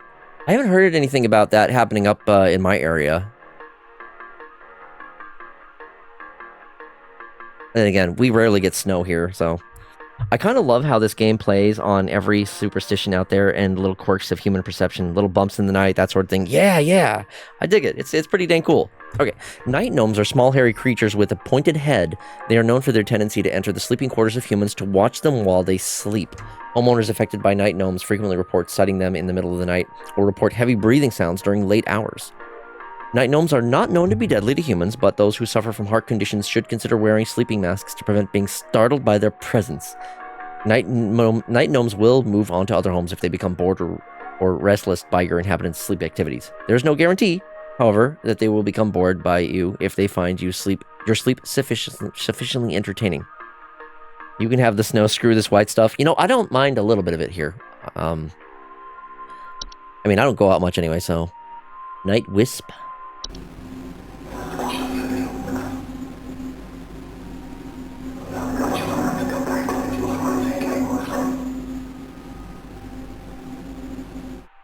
Oh. Night wisps are a subspecies of wisp in the form of bright, floating lights. They are known to hover outside windows at night while whispering promises of wealth and good fortune. Night wisps are not dangerous to humans unless listened to. Refrain from listening to the whispers and following their directions. Night wisps will move on to other homes after a week or so if they are ignored consistently. It is advised to drown out the whispers with music or wear sleeping masks to prevent sleep disruption. Portal. I like that game.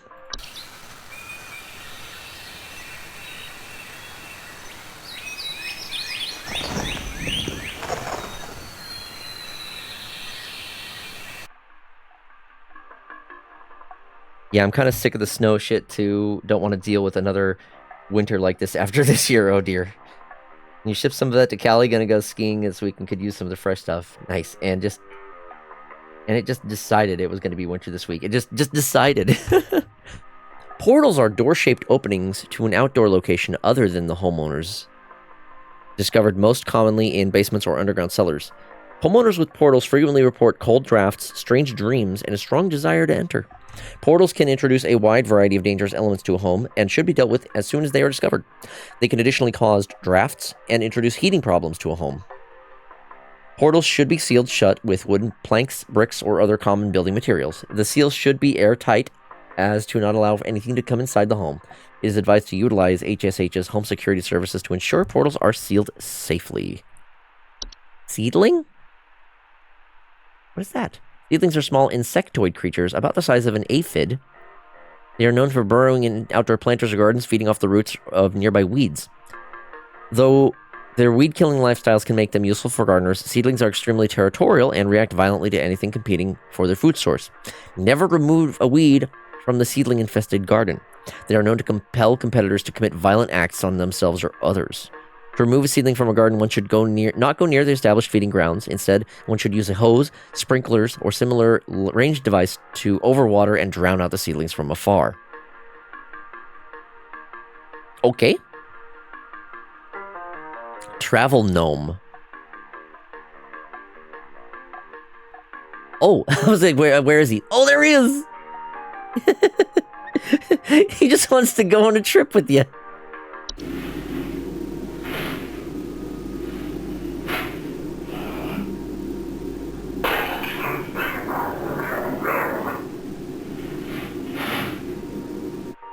Better be careful, buddy. You're gonna get your nose chopped off. Travel gnomes are a highly invasive subspecies of gnomes that are known to stow away inside luggage of unsuspecting travelers to introduce themselves to new households. They are found most commonly in highly forested areas of the globe. Travel gnomes can affect the household in various ways. They will often create expansive gardens inside their new homes. Thank you for the hydrate. I do need that for all the yapping I've been doing. Leaving soil, plants, and common outdoor pests in their wake.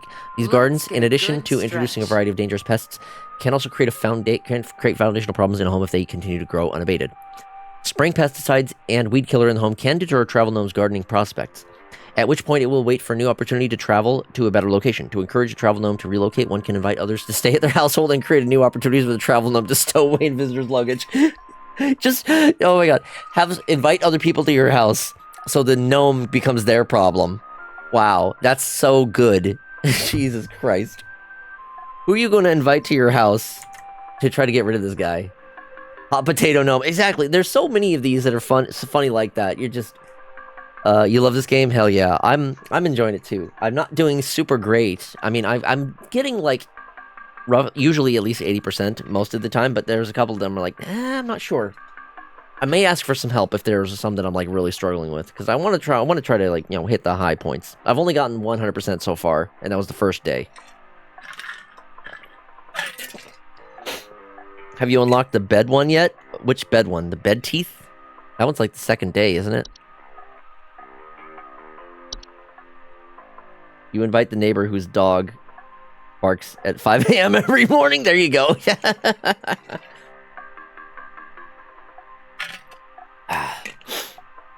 Okay. Let me figure out... I think I'd figure out which one this was. So this guy, I think that's all the entries.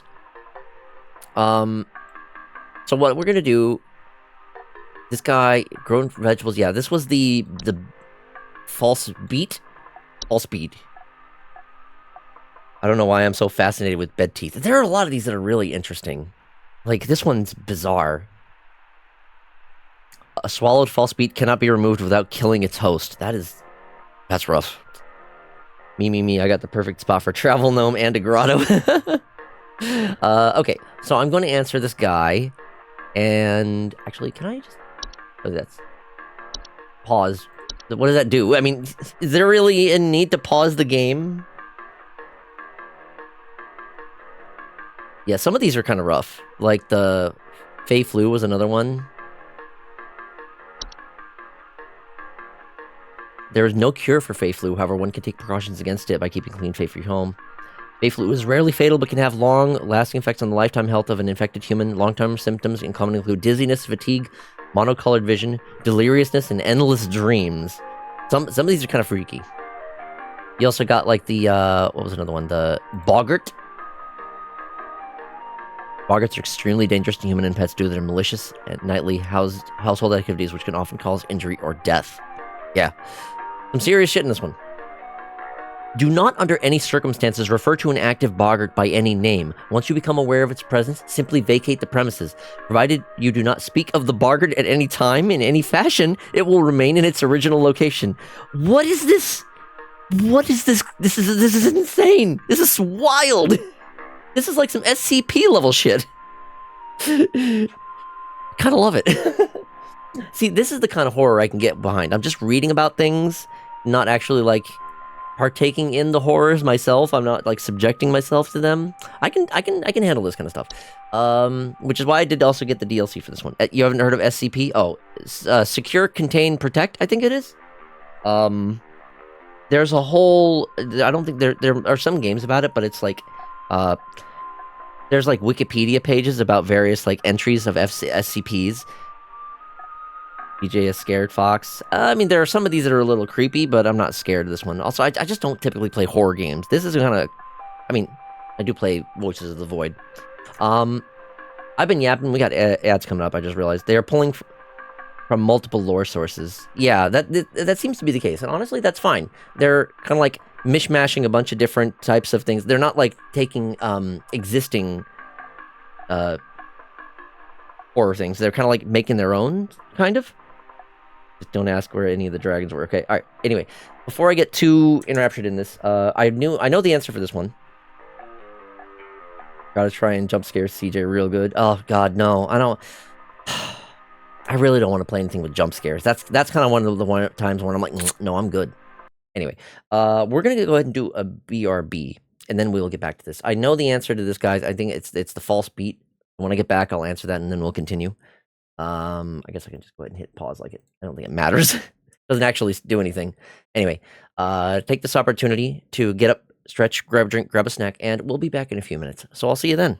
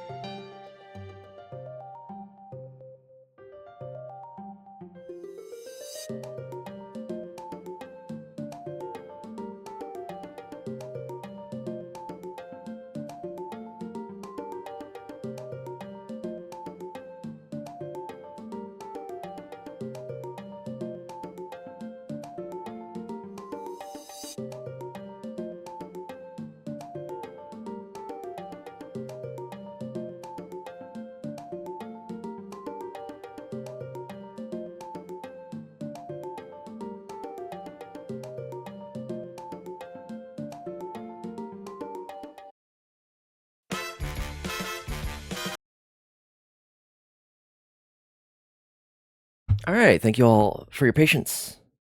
We are back. Get the game audio back up.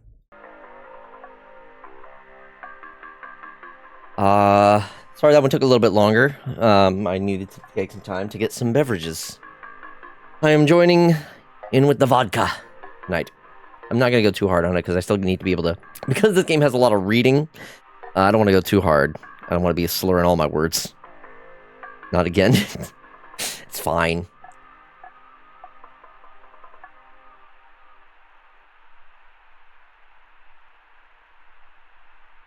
Okay. So, where we left off. This guy had a case of, unfortunately, the... what was it?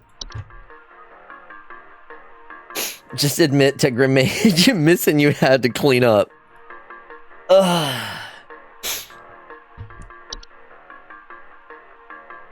Thank God, no. It was the false beat. Okay.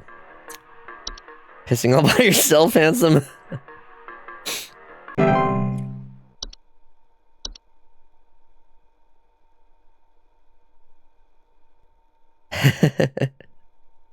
Frog.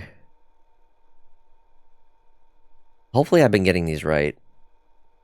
I'm trying my best. But I think some of them are intentionally misleading. Like that one mentioned a lot about water, but... Hello? I followed every instruction you're giving me, but I'm still getting cracks on my wall. It wasn't... My daughter has called pest control, and she told me not to call you anymore for help. I'm sorry. Goodbye. Gosh, it wasn't the hob? It wasn't the fracture hob?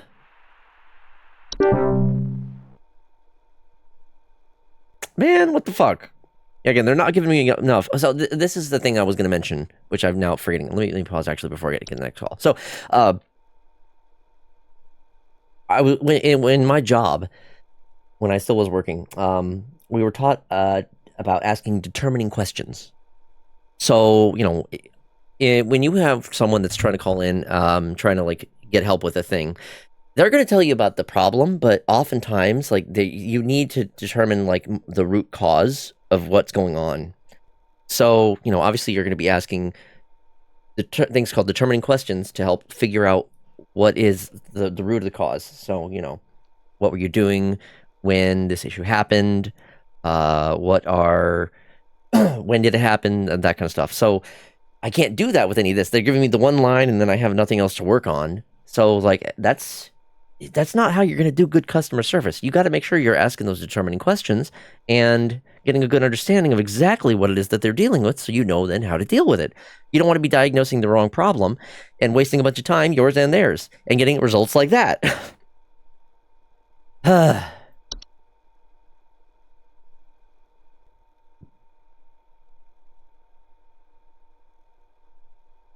Sometimes these things, they'll only give you like one or two hints about what the actual problem is. You kind of got to figure it out.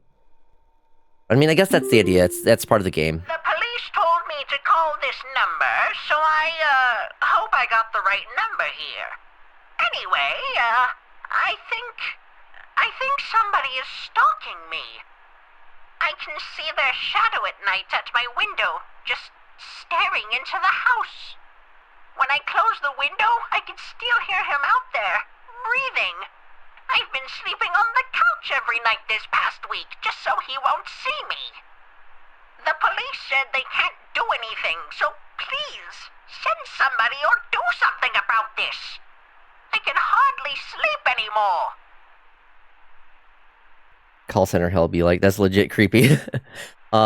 Please hold. First off, I want to say I love the voice acting they did for this lady. The old lady voice on that one is perfect. Also, I think that one is probably the... what was it? It was one of the gnomes? Which one? Night gnome? The night gnome. Yep. Tendency to enter the sleeping quarters, watching them while they sleep. Reports heavy breathing sounds during late hours. Yeah, you got yourself a night gnome, lady. You just gotta sleep more boring. They just are enjoying watching you. Oh god.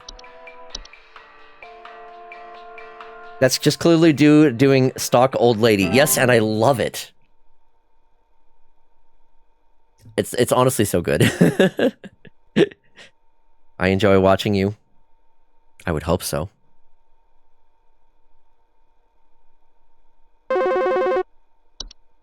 Otherwise, I wouldn't be doing a good job. Hello, yes, I believe there may be some kind of problem with our home ventilation. Lately, we've been hearing awful banging noises coming from the ceiling, and the air quality seems to have been drastically reduced. My daughter hasn't been able to stop coughing. Oh, this is another one of those new... Was it the attic gnomes?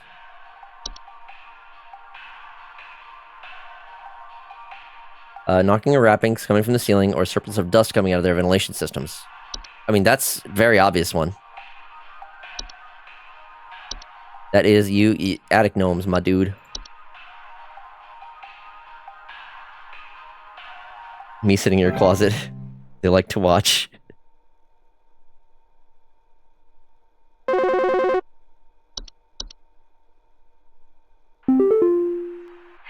help me. The police refuse to do anything. They told me to call you. Please say you can help. My little boy, Jeremy, has gone missing. He's 8 years old and such a sweetheart. The last time I saw him was when I was tucking him into bed last night and checking his messy closet for bees to calm him down. Oh, it's silly, I know, but my poor Jeremy is always so concerned about bees and wasps and stuff. I miss him. I miss him so much. Oh, please say you can help me find him. He's all that I have. Uh-oh. Oh, no. Okay. He's 8 years old. Which is weird. Last time I saw him was when he was tucking him into bed last night and checking his messy closet for bees. Please hold. What do you mean? Certainly isn't bees.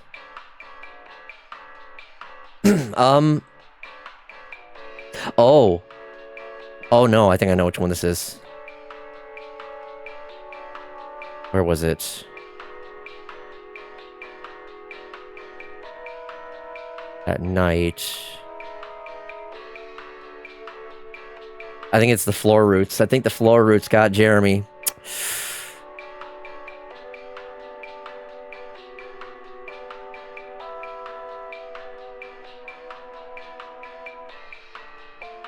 Yeah.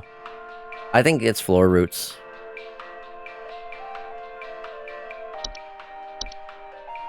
Time to send a memory wisp to expedite the grieving process. Yeah, I guess so. Floor roots. Rip Jeremy. Not the bees, not the bees. It's not the bees. That's a red herring. The bees are just bees.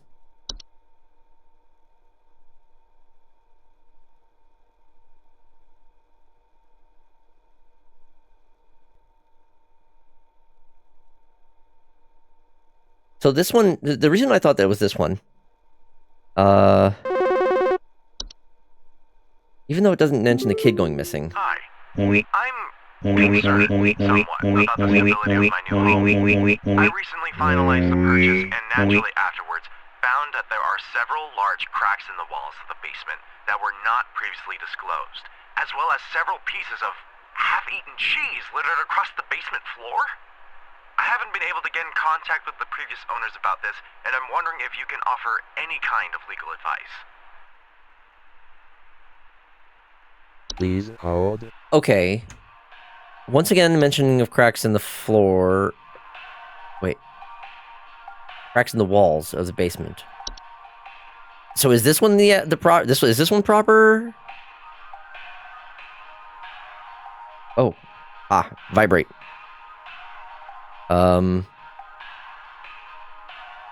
Which one is that one? It was the fracture? Is that one the fracture hob? Cause cracks and fractures in the walls and the homes they inhabit.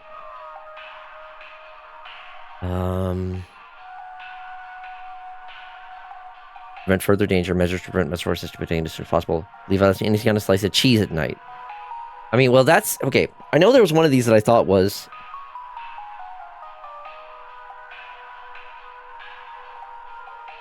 My name is Michael with a B. I'm terrified of insects. Large cracks make your house sound pre-stabbed. Thought it was Fey Artifact thing. Can't remember the name. You know, it could be the Fey Artifact, but there wasn't any other hint about what was it? Or False Artifact, I think was what the thing you're talking about. False Artifact. They known for making gentle buzzing sounds. Homeowners with false artifacts often report out-of-place objects or missing children or pets. I mean, it could have been that one. Actually, it might have been that one. Might have fucked that one up then. The reason I thought it was the other one, okay, maybe that was partly why. Like, maybe it was correct on the other one because he mentioned it mentioned at night, and here's why I thought that one. So let me explain. What was the other one? Floor roots. So, danger to awake and aware human adults. However, if not spotted quickly, they are known strangling hazard for human, children, and pets while they sleep. Floor roots require something to wrap around before they will cease growth, so it's advised to acquire dolls or similar human-shaped facsimile to give them a safer alternative. Place dolls in the affected rooms and leave the roots alone for the night. By morning, the dolls and the roots should be gone. Yeah. So, if this implies that the roots are taking the dolls, that's why I still think it is the child as well. Strangled victims will leave a body. But, look, this implies that the dolls are taken. Is that not what the children are doing? It's taking the children as well?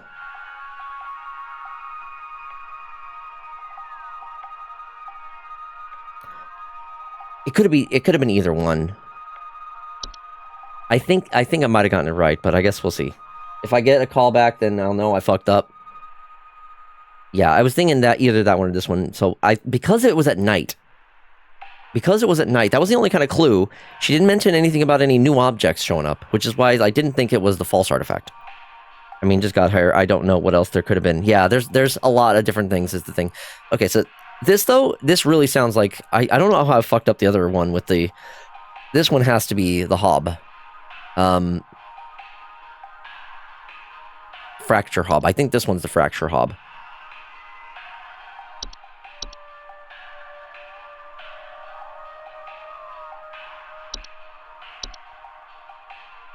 Classic Hob infestation.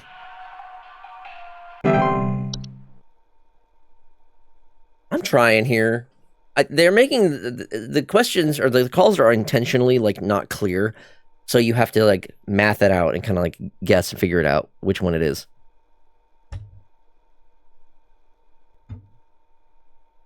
Oh, I'm just doing what I can, you know. Cheese would also appease me. Just saying, dude, same. I love me some cheese.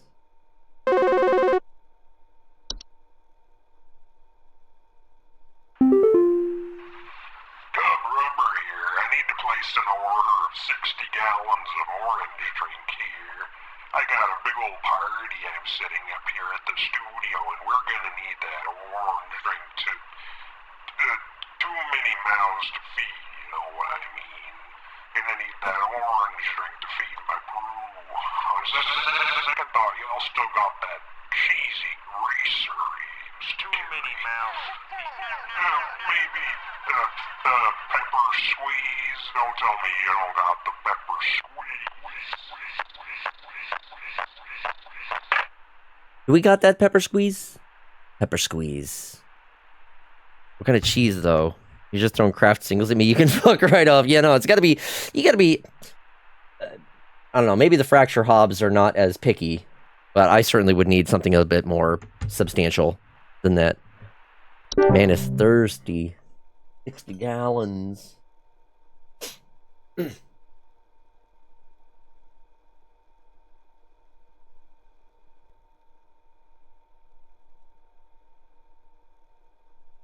These prank calls are getting out of... Whoa.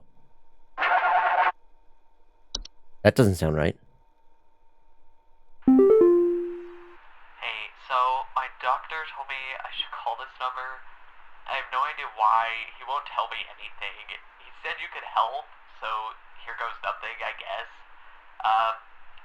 So I've recently been having just the worst headaches, and just barely I woke up and felt my eyes were starting to look kind of paint.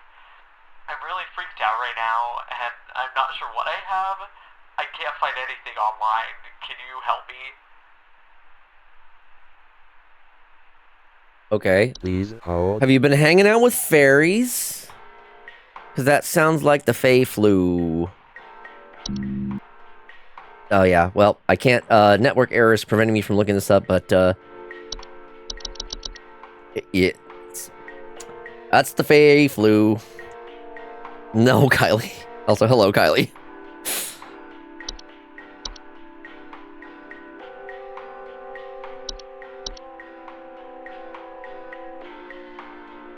Had pink eyes, yeah. Fae flu would be that. Still out. Crap.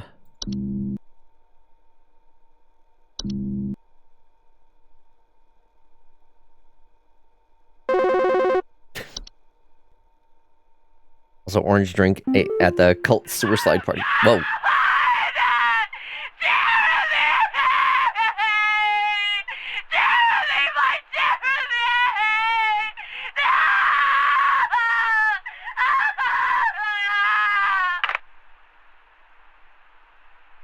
Oh, I might have been wrong with the floor roots. 10 out of 10 voice acting. She sold that. Please calm down and call again. Well, it could have been the rose bush either. So you know, that's the thing. It could have been this as well. It's hard to tell. Well, no, this one probably wouldn't be it. I mean, look, I wasn't far off. It was a 50-50 shot, all right? You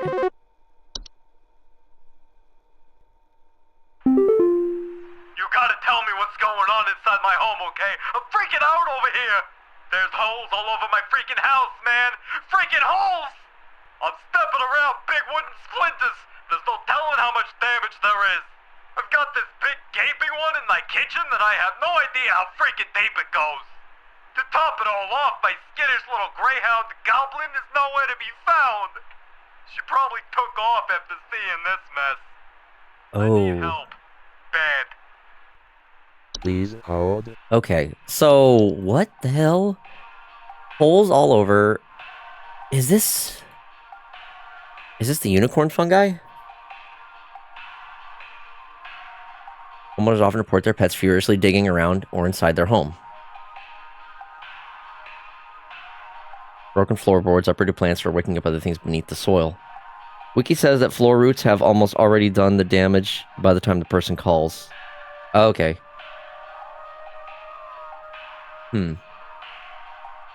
Unicorn fungi sounds like the most likely one, since it also involves a pet and holes. I think this one lines up.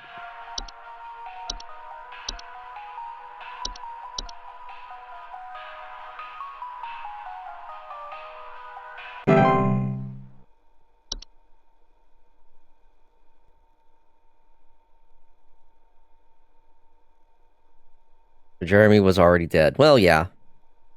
Even if it was the false artifact, yeah, the kid's gone. That kid's long gone.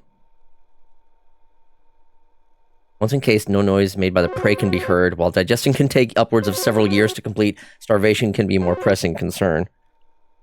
Alright, I'm gonna need someone to explain what in the name of Christmas is happening to my living room. I'm back from vacation and the house is already turning into a disaster not 24 hours later. And my living room is absolutely covered in soil and plants. Looks like a gosh darn nursery in there. What is happening? Is this what happens when you buy a bad rug or something? Oh. Please hold. Back from, vacation. That sounds like the travel gnome.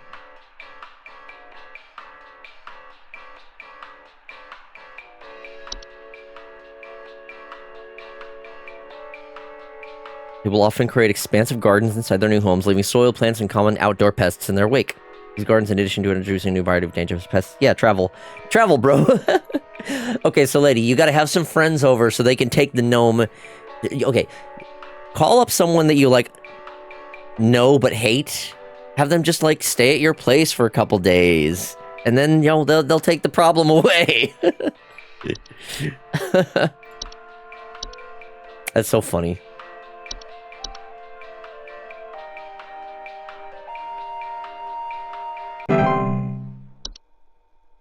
Gosh, this has been a long day.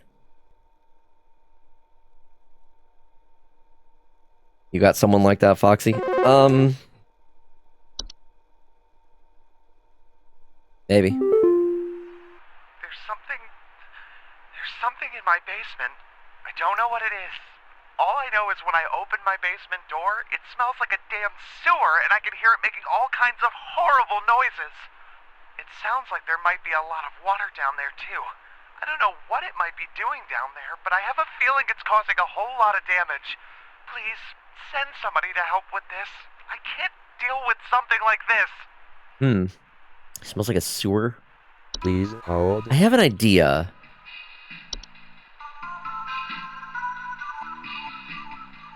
Is it the... No, not the cellar growth.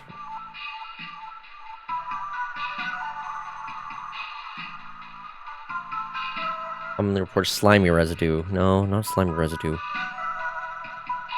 smells like a damn sewer, making all kinds of horrible noises. And water sounds. What was the one that, like... Grotto? The grotto thing?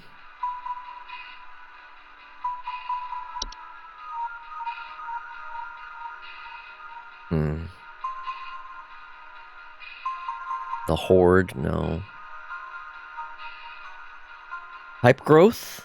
I don't think so. What was the one that I was thinking of? Cellar grotto. Bad smell. Bad smell. Higher humidity. Notable increase in large beetles, frogs, and related pests. Okay, it hasn't mentioned that, but I mean, the smell and the higher humidity sounds like a lot of water. I don't think it's frozen pipe. Well, I mean, okay, that's just it could be.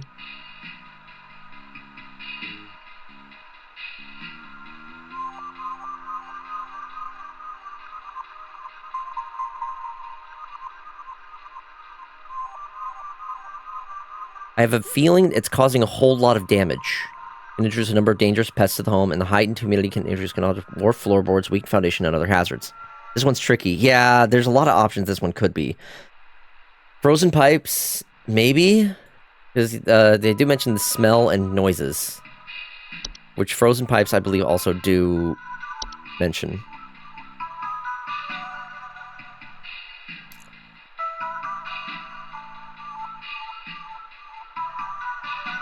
Strange faucet smells. Strange faucet smells, though. This is basement specifically, which leads me to believe it is that, cellar grotto. I think it's the cellar grotto. I don't think it's the pipe growth. Because the pipe growth doesn't mention a smell. So I think I'm going to go with the cellar grotto on this one.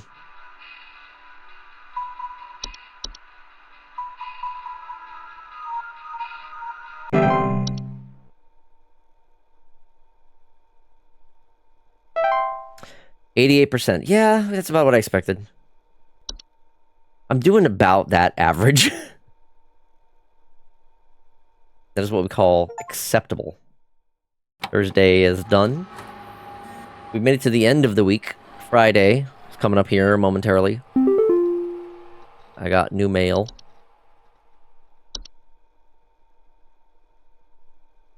Do not come to the hole. The hole is breached. I repeat, the hole is breached. It's not safe here. Must find a new spot. It knows I'm here. Is that the cat? Yeah. He's hiding from the cat.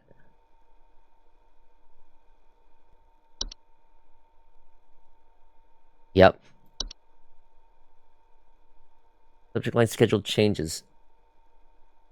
HSH Corporate. Regarding your schedule this week, due to shortage of available staff, we need you to come in to work this Saturday and Sunday. Thanks for being a team player. Rest assured your additional labors will be recognized. Am I getting overtime pay?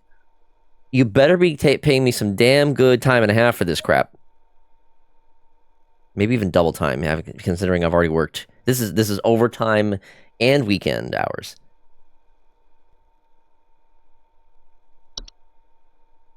Right, moving on.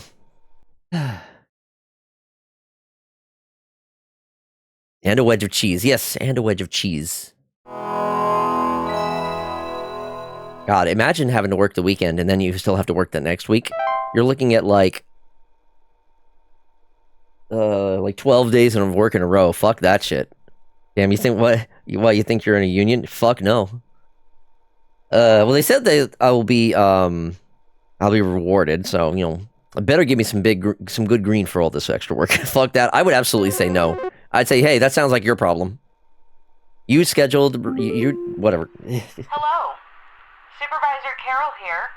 Thine accuracy continues to impress those of us above and below the soil. I have updated your permissions once more. Keep up the great work, employee. Our eyes rest soundly upon thee. How would you all feel if your employer told you, our eyes rest soundly upon thee?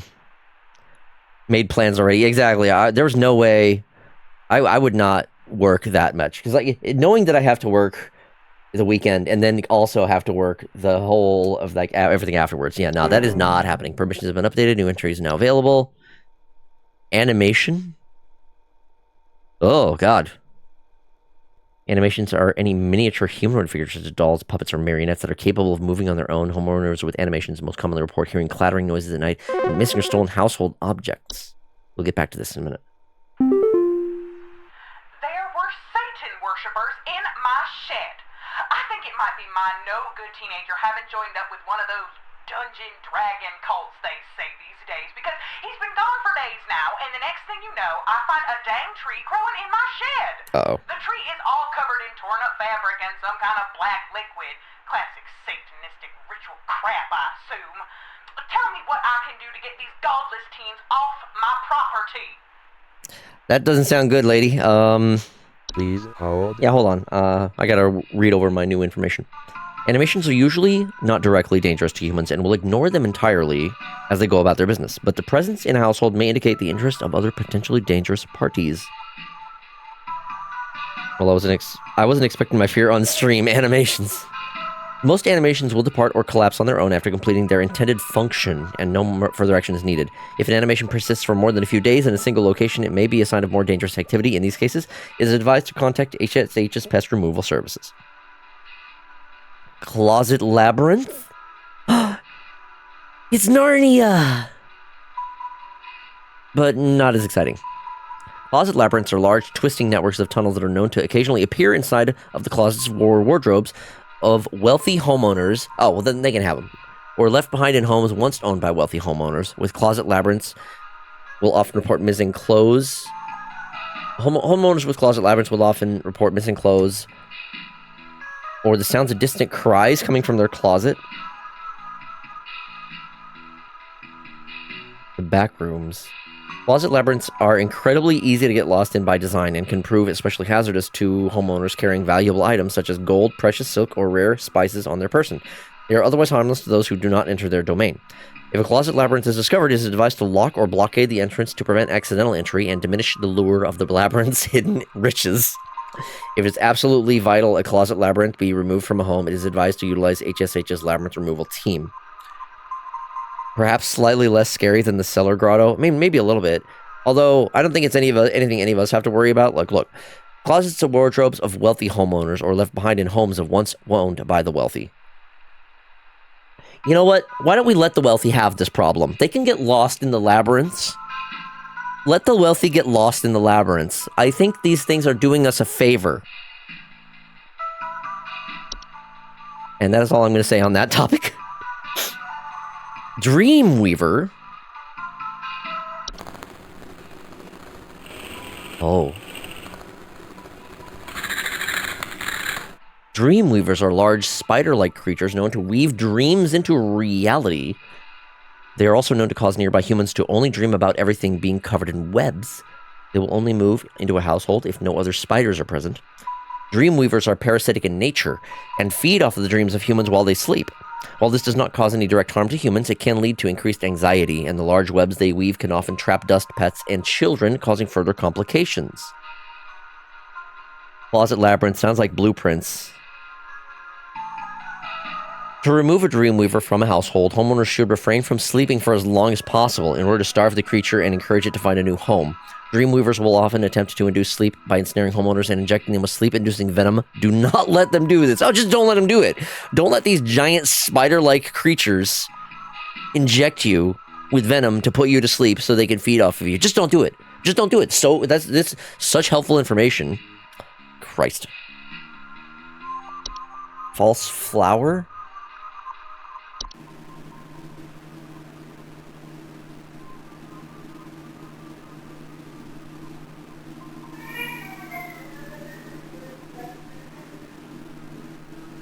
Huh.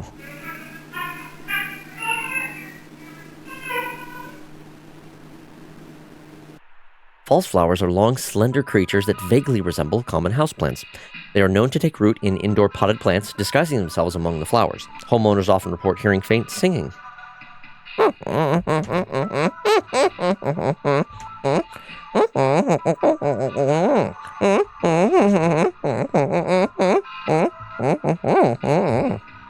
Jokes on the Dreamweaver. I allow spiders that aren't venomous to live in my homes. They do their job. I leave them alone.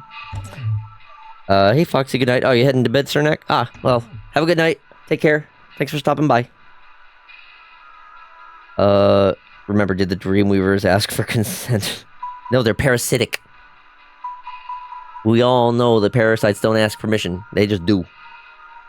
False flowers are harmless if left to their own devices. However, if a homeowner attempts to disrupt or remove them, they will often lash out by spraying a toxic chemical known to cause blindness or loss of sight. False flowers are not to be disturbed once they have taken root. Water regularly and do not notice their presence. Try not to notice their presence. Ignore their singing. Again, this is some advice. It's like, you can't get rid of it, placate it. No, I want this thing gone. Fuck off. Kobold. Oh. It looks kind of like a dog. Like, see it? Like, there's the nose, there's the eyes, and you got the ears. Oh, well, dog-like faces.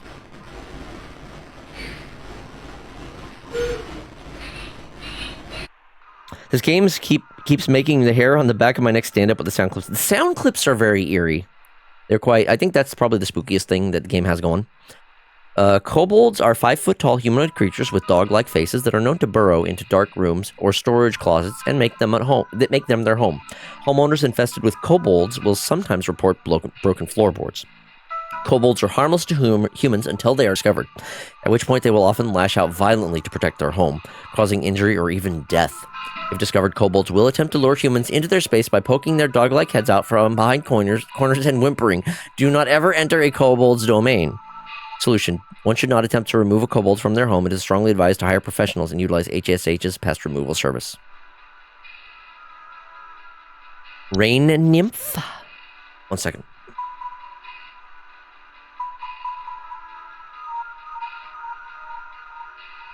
Give this one a listen.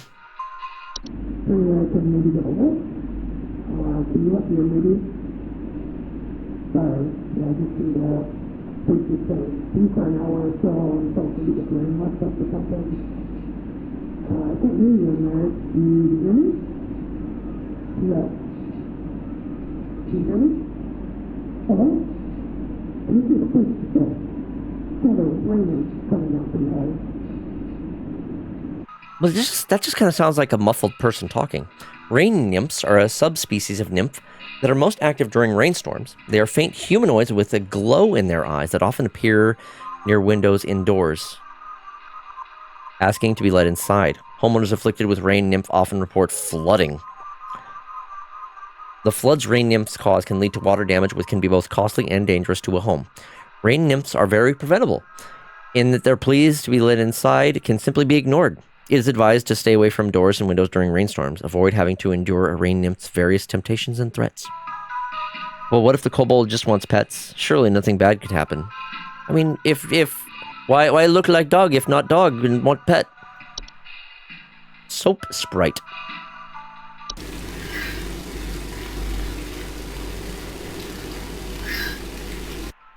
Kind of squeaky. Soap sprites are a subspecies of sprite that are known for consuming bacteria and harmful microbes.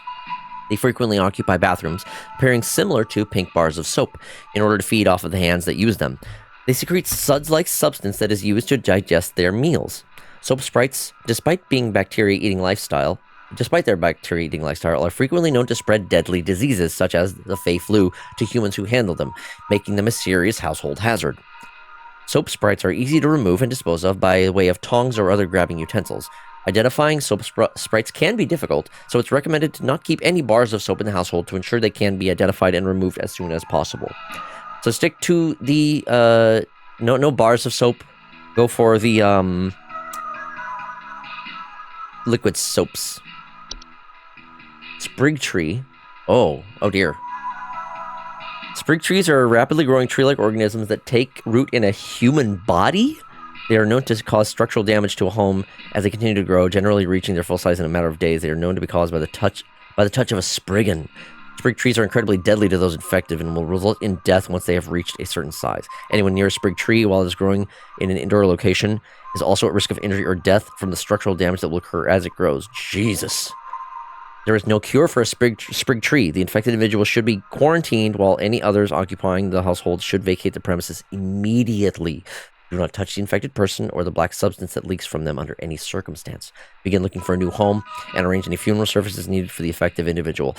Oh, yeah, this one's just game over. Oh, God. Guess you found the one for the call, sprig tree. You're right. Black substance. Oh, no. Yeah, sorry. Sorry, lady. Your kid's gone.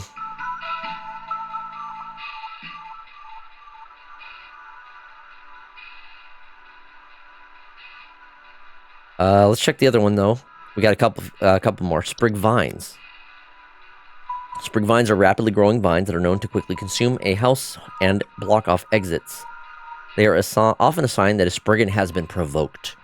Sprig vines are not dangerous on their own and can be cut through with common gardening tools. However, their tendency to block exits can create struggles when needing to exit a house in a hurry, such as the case of floods, fires, or spriggan in pursuit. Don't think anyone calling about this one is going to be able themselves. Yeah. Sprig vines will continue to grow as long as the spriggan that made them desires it. It is advised to vacate and rehome as soon as possible. You do not want to piss off a spriggan. Trash gnome. I think I can see it there. Some kind of fuzzy creature. Trash gnomes are a subspecies of gnome with thick brownish gray fur, frog-like eyes. Oh, those are the eyes. And large gaping mouths. They are known to seek out trash receptacles and burrow inside them for both food and shelter. Homeowners with trash gnomes often report the smell of rotten eggs, finding large clumps of fur throughout the house, tipped garbage cans, and loud crunching sounds at night. Oh no, there's going to be one that's like either a raccoon or trash gnome. Trash gnomes are highly territorial once homed. While their bite is not fatal, it can often lead to inconvenient and painful circumstances, such as the loss of a finger or nose while attempting to discard trash or remove a trash bag from the receptacle. They're also capable of spreading deadly diseases to humans, such as rabies or tetanus. Not Fey flu? Well, I guess they're gnomes, not Fey. To prevent a trash gnome from homing inside your trash, it is recommended to not let trash in the home be idle for more than a day or two. As their noses are highly sensitive to smell, to remove a trash gnome permanently, it is highly advised to utilize HSH's pest removal services. No other new ones. Oh yeah, so this one was the sprig tree.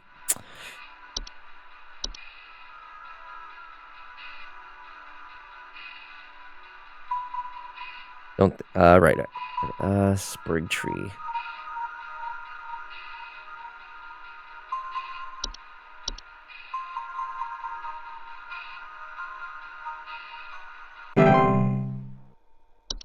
Joke's on them, I use body wash and loofah. Same here. Dead kids again, and the cellar may be infected as well. Her shed, yeah, her shed is, fucked. Hey, I called last week about some noises in my house, and after following the instructions you sent me, they still seem to be happening. I already told you guys what was happening, but, the short story is that every night I'm hearing clattering noises coming from the kitchen. In the morning, I usually check the kitchen for any signs of droppings or whatever, but the place looks spotless. Can you please tell me what's actually happening so I can get some sleep? Okay, that sounds like a hob. Please hold. Is there a kitchen hob? Not gonna be. That's not just a common hob.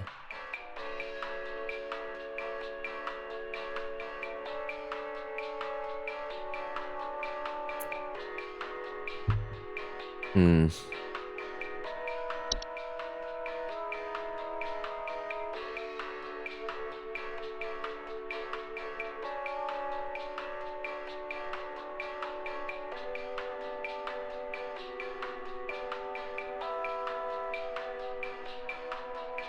I think this might be the common hob.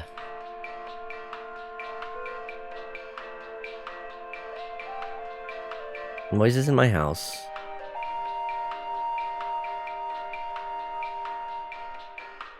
Hmm.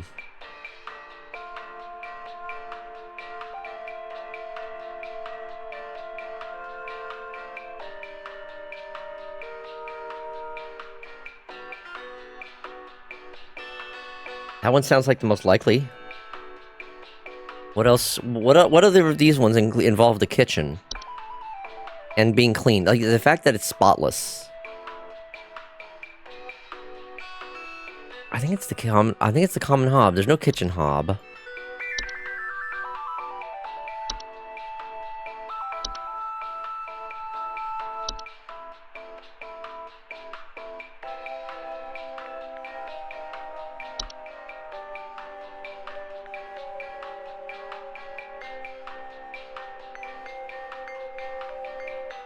Or it could be the pipe hob, since he does mention it is in the kitchen.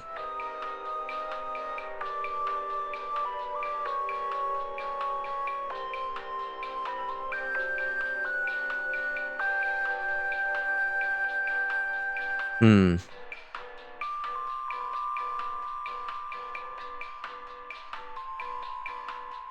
He doesn't mention anything about leaks or clogs, though. So I think it's probably a 50-50 between the pipe hob and the common hob.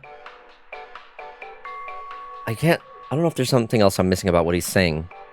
Or something else between these two that I'm not remembering. Common hob.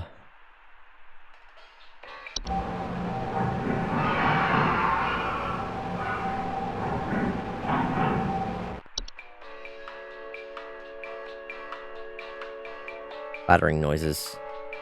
Clattering noises. I don't think what does the pipe hob sound like? Pipe hob, I think, sounds different. No, that's like dripping. You mentioned a previous call.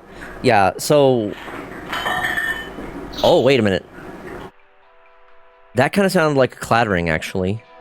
I think it might be the pipe hob, then. Last week... But I wasn't working here last week. I'm still on my first week. I don't think that's relevant. I think it's the pipe hob. That definitely sounded like a clattering as part of the sound for the pipe hob.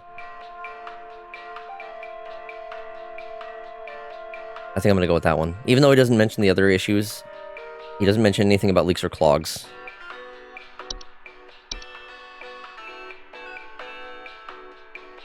Going with pipe hob.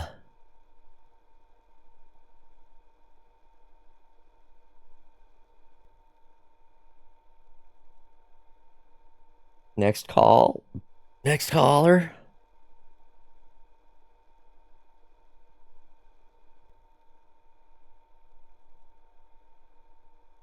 Taking a while. There we go.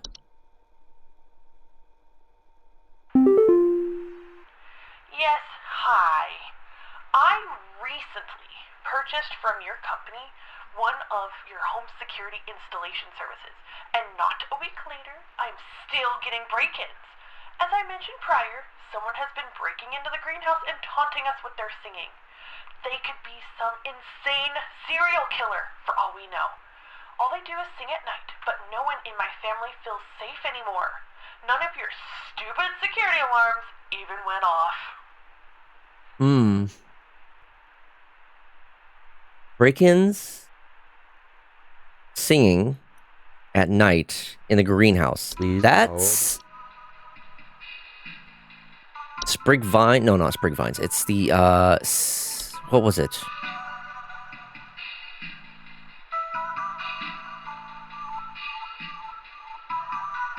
False flower? I think it's the false flower.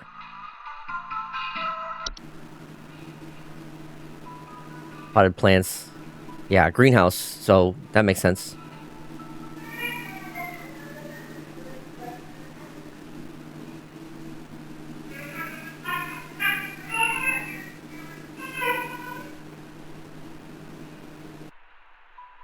False flower it is. Because, like, the only other one that I think is close to that is the whistling fungi, but the whistling fungi is more like about from the walls, and whistling rather than singing, which is what she's reporting, so. False flower, was it? False flower. Yeah. False flower. Just ignore it. Just ignore the singing. Only at night.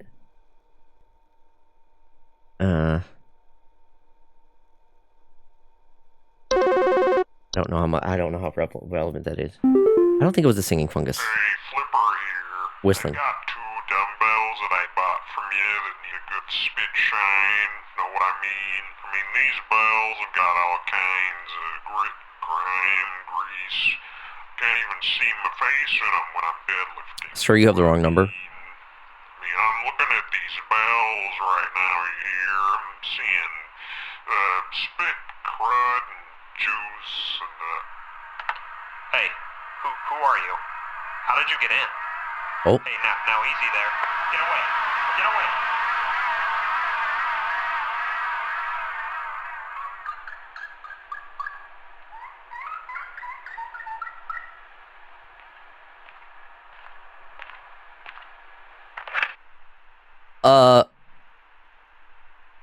Okay. Prank caller has been dealt with?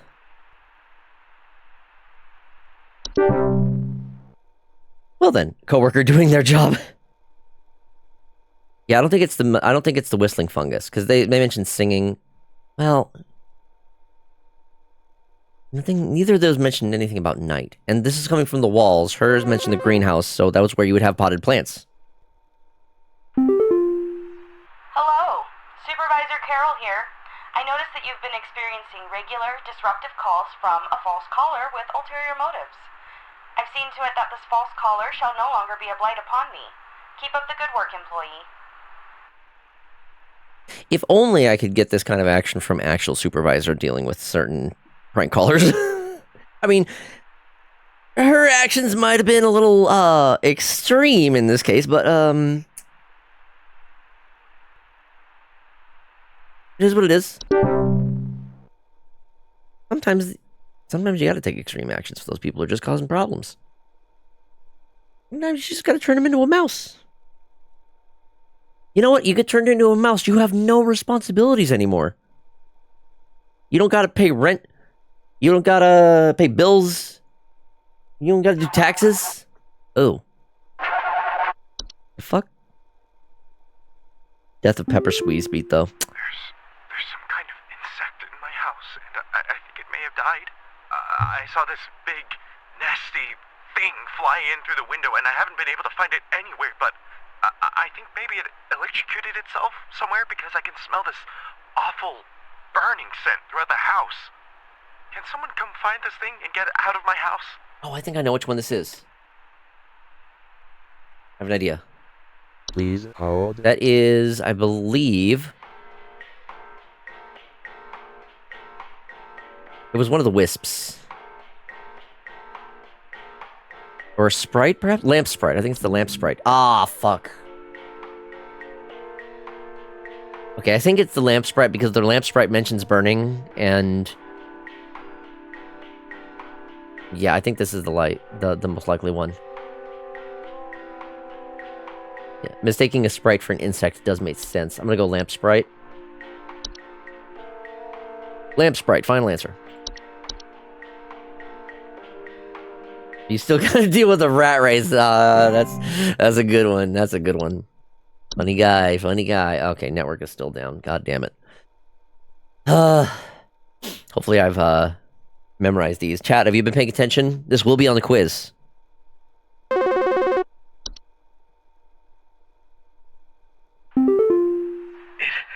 took my daughter. It took my daughter. She's gone. It wrapped its awful tendrils around her and took her down with it. I saw it with my own eyes. Please, send help. The police won't do anything. Oh no. Send help. Oh no. Please hold. Is this... Okay, maybe this one is the, I only showed up during one of the dead kid calls. Well, we got another dead kid. I think this one actually might be the floor... What was it? Floor roots? I think this one might be the floor roots.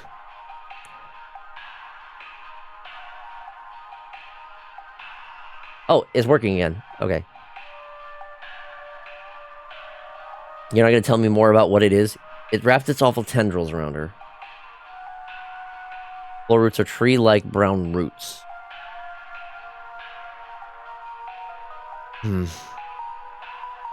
What else could it be? What else has tendrils?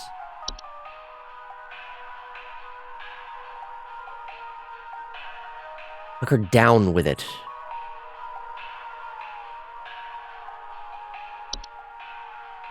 Tendrils are the key word.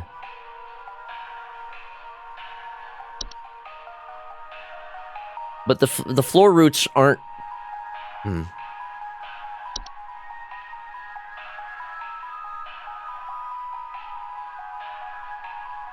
I don't think it's one of the sprig vines. No, it's not going to be the sprig vines. Not this. Definitely not the sprig tree. Not seedling. Not relevant. Must be termites. You're right. No. I know what it is. It's house fire. That's the answer. Okay.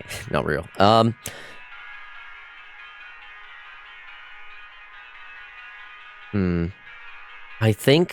do think floor... Yo, Vic, welcome on in. I think floor roots are the answer here. I can't think of anything else that has tendrils, so to speak. You're right, it's the smoky tendrils of a house fire. So true, so true. False rosebush. It doesn't make sense. I think it's the floor roots. Nothing else kind of makes... Nothing else quite tracks with that. Yeah, it's gotta be the floor roots.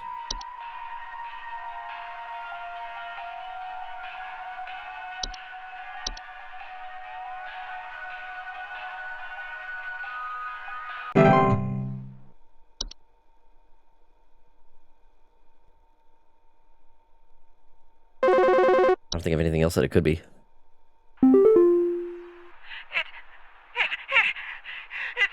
stole me! It stole me! I'm not me anymore. It took me. It took me. I can't see myself anymore. I'm gone. Help me. Get me back, please. Please hold. Okay, that is...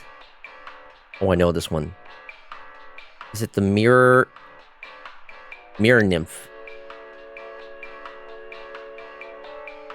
Homeowners afflicted by mirror nymphs commonly report not being able to recognize their own face. I think that's it. Memory wisp is more about recognizing others. Mirror nymph is more about the self. Good thing they knew this number still. Good thing. Maybe someone directed them to the number. Yeah, let's go for the mirror nymph. Mirror nymph, final answer.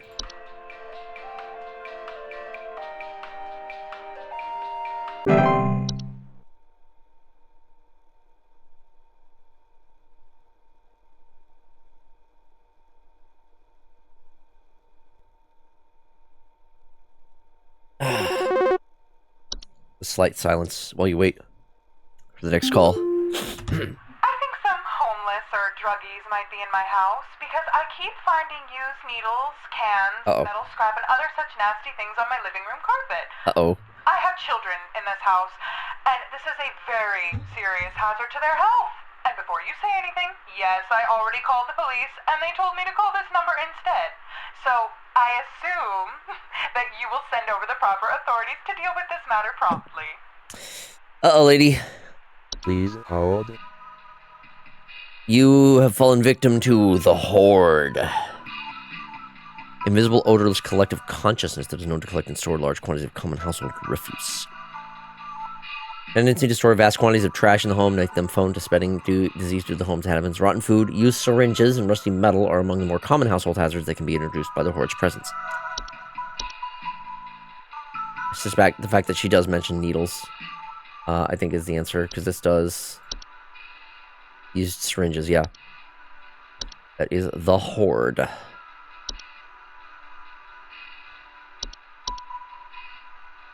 I had better see a 100% on this one. It's only Thursday, isn't it? Like, in the game, I think.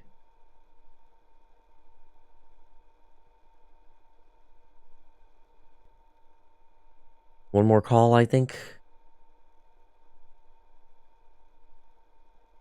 How many more? This has been a long day.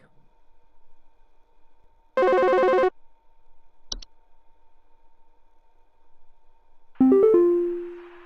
is there some kind of home security camera I can purchase from you guys? For the last few nights, we haven't gotten any sleep thanks to some punks outside with flashlights or something. Someone keeps flashing these bright lights through our windows at night, but I haven't been able to see who's doing it. I want to catch them on camera so I can finally bust these stupid teens for all they're worth. It's always the teens that they want to blame. Always the teens. Please hold. Well, that sounds like the, not the night gnome. It was one of the wisps, I think it was. Night wisp. Bright floating lights. Just don't listen to them, man. Just don't listen to the night wisp, okay? Whatever you do, don't listen to the night wisp. And maybe get a sleep mask. Day's not over yet. Hey, Faye Whisker. Whisker is crashing the party with 4 viewers. Well, come on in, Faye and Raiders.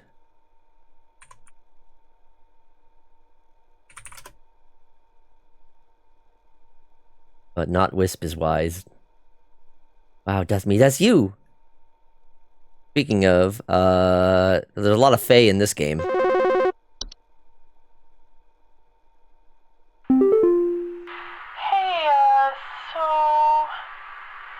think I found some kind of door. I feel like maybe I should step through it.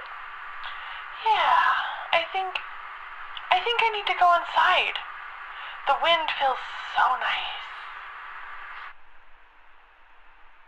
Closet Labyrinth? Oh. Yeah, this sounds like the Closet Labyrinth. Wait, no, not the Closet Labyrinth, the Portal. I think it's the Portal. The Portal... Strong desire to enter. Yeah, that's gotta be the Portal. Yeah, that's the other one. The Closet Labyrinth isn't it? Yep, yep. Also, yeah, Faye, there's a lot of Faye in this game. Faye Feast. The Faye Flu. A lot of wisps. A lot of, gnomes in this game. Sprites and whatnot.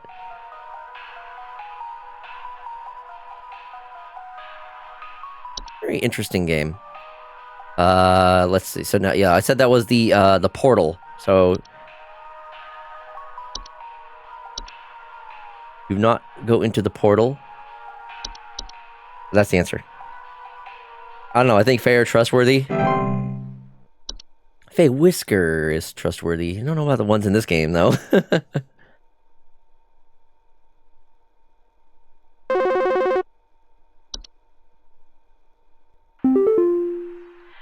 This might, sound strange, but I think there's some kind of, squid or something in my bathroom.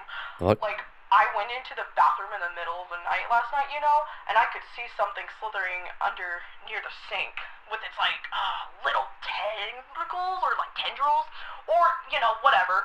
But when I turned on the light, nothing was there. I checked under the towel, under, that little soap thing and everything, but I know it's somewhere. It's too freaking big to have gone down the drain. Still gotta be hiding. in here. Okay, so that sounds very much like the soap sprite. Also, why does this text take so goddamn long? Please hold. So I'm pretty sure that's going to be the soap sprite. Because it does kind of look like it has some, like, tendrils or something. And he even mentions specifically the soap. Hiding, it's like under that, you know, like little soap thing. I think it's the soap sprite. How many tickles does it have? How many tickles does it take to get an octopus to laugh? 10. 10 tickles.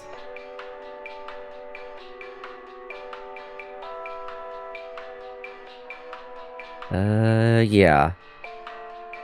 Gotta be the soap sprite.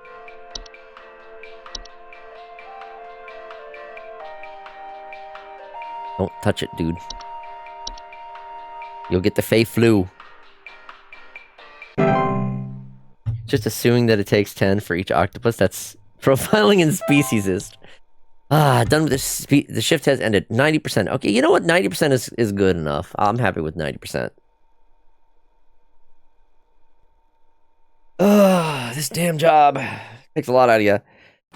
Okay, that's Friday done. Now we have to work the weekend.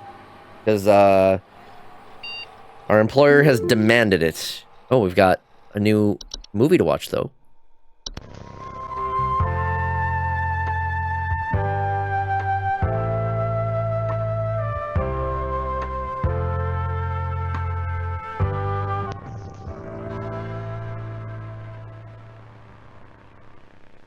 Thunder Peak. Thunder Peak is one of America's most dangerous yet rewarding hiking locations.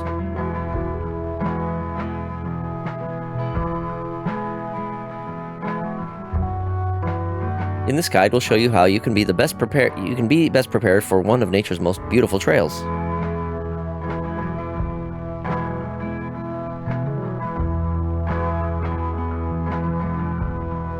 Supplies.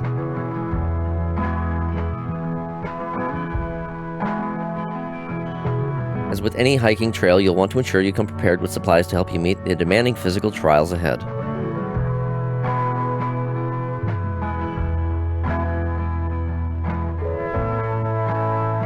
Make sure to bring hiking boots. Makes sense. Water bottle. Water bottle. Iron sword. Naturally. Climbing gloves. You know, the essentials.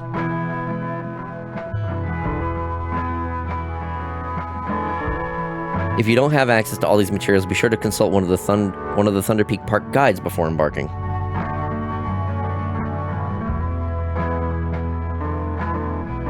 I'm sorry they started a PowerPoint. I immediately started to fall asleep. The trail.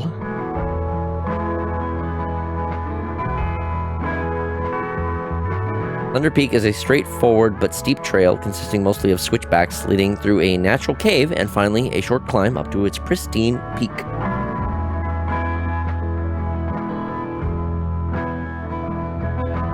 Pace yourself as you progress. This is both conserves energy and helps you appreciate the scenery around you. I'm just waiting for the inevitable horrors.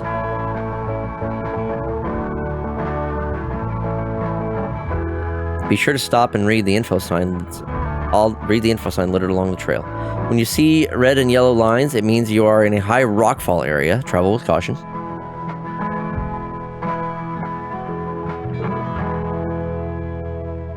Once you've entered the quiet zone, remain completely silent.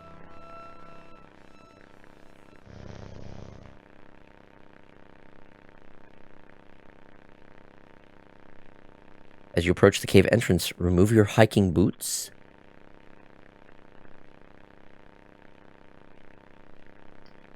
Sorry, what? Enter the cave. When you see yellow paint, that means there's something for the player to interact with. When inside the cave, move carefully and quietly. Do not stop.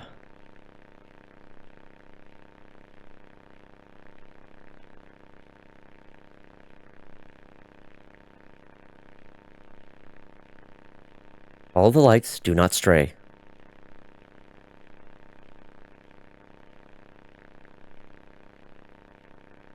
You still doing this barefoot? With no shoes? If you hear this sound, stay still and unsheath your sword.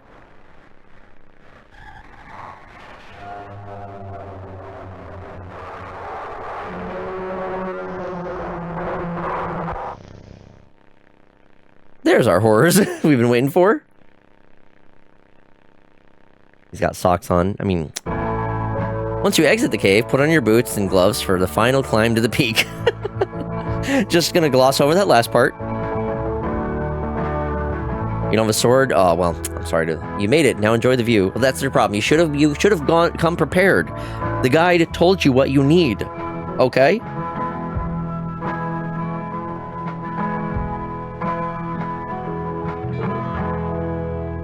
You can't be ignoring the recommendations of supplies for a very important hike like this. You didn't listen? Then you gotta face the consequences. What do we got for our mail? Address is no longer active. Hello, if you're receiving this mail, it's because you have been emailed by this address before. An employee at this address registered to is no longer employed here at Home Safety Hotline. As of 4/30/1996, this address will be shut down and no longer able to send or receive email messages. If you still need support from HSH, please email us at support@hsh.mail. Thank you. I got a coupon. Congratulations, employer. High accuracy has rewarded you today's daily coupon. Today's daily coupon is for hag hide. Sourced cruelty-free from the perished and treated... Sourced cruelty-free from the perished and treated with our flower-scented formula. These are the best quality hag hides you'll find. This month only, we'll even throw in an iron wall mount free of charge. Let the whispers keep your bed the safe haven it should be. Sleep easier, sleep safer. To receive your discount, simply type the following code during your online checkout. Haglin for deals. Keep up the great work, employee. Why would I want this? Let alone for that price? Is that a deal? Why? Looks hideous. For safety? I don't know. Looking at that thing does not make me feel safe. Okay. Let the whispers keep your bed the safe haven it should be. Alright, well, on to... Now I gotta work the weekend. Because my employer couldn't fucking schedule properly. Experiencing a slight anxiety attack, I think. Trying to laugh, breathe. Oh, sorry to hear that, Kane. Hopefully the horrors of this game will help. I don't know if they will, but, you know... I rode the crazy part, but it's still lingering. Oh, damn. I'm sorry to hear that. Well, we're here. We can at least provide, some entertainment. Is this, my boss calling? Hark, employee. Lend thine ear once more. Supervisor Carroll here again. I've updated thy permissions to grant thee access to all relevant household hazard information. Continue thy labors, employee. Soon thy time in the soil arriveth. Prepare thy body. I'm sorry, what? Oh, I think I hate her. When your employer starts speaking in ye olde English, yeah, I think you need to be concerned. I don't want any of my bosses to ever tell me to say I don't want to hear any of my employers ever to say prepare thy body. That's just I will be quitting very shortly after that. HR? Yes, please. HR. God. You put in my 2 weeks notice. Autumn vines. Autumn vines are vines with orange and red leaves that are known to slowly grow over a house, frequently occurring during the fall. Homeowners with autumn vines are often report feeling dizzy, lightheaded, or blissful. Thank you for the hydrate and stretch. I'm just waiting for the inevitable call here. Let's get a good stretch. There it is. First caller of the day. Some kind of animal has gotten into my cellar. I know it's down there because I can hear it flapping around sometimes when the house is quiet. Tell me what to do to get rid of this thing because I think it's getting into all my Pinot Noirs and Chardonnays. I found a whole bunch of broken bottles on the floor. Stupid thing is probably getting loaded. Oh, talking about wine. I think she has a wine Sprite. Please hold. Oh, we'll deal with that in a minute. Yeah, it definitely sounds like wine Sprite. Sorry, that was me. Faye is the wine Sprite. Okay, let me just get caught up here. What's this one sound like?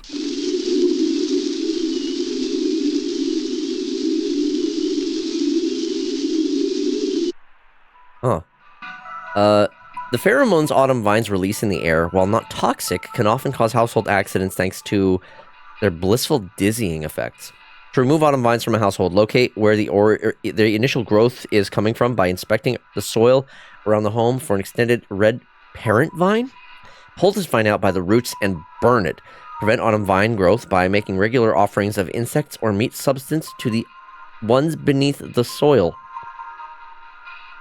In previous life, I was known as the boxwine barracuda. That's fucking great. Bed hag? Oh, God.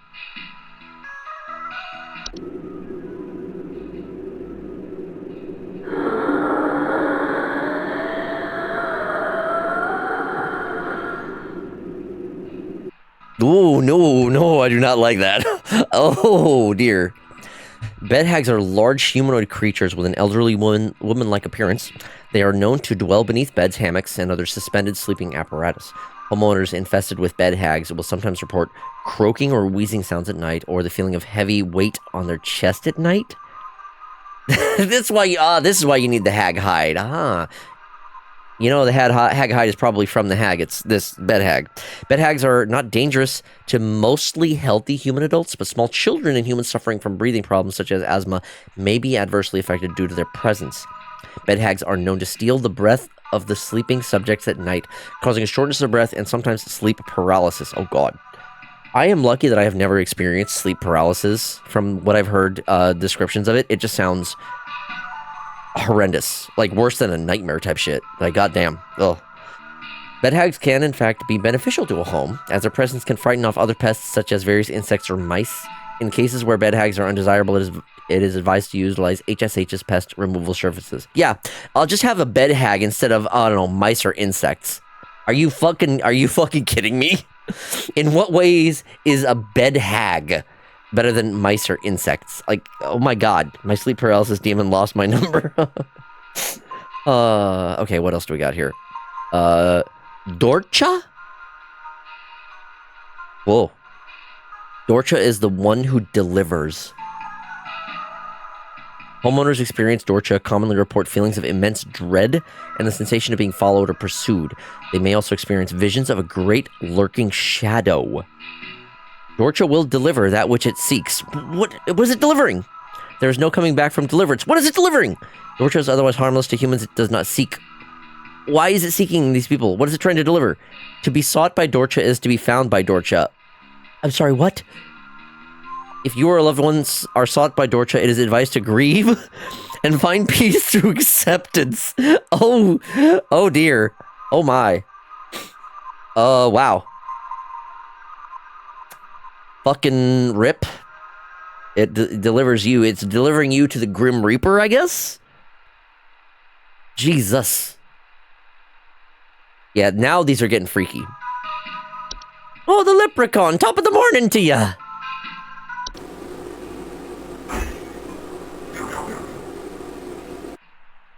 Huh.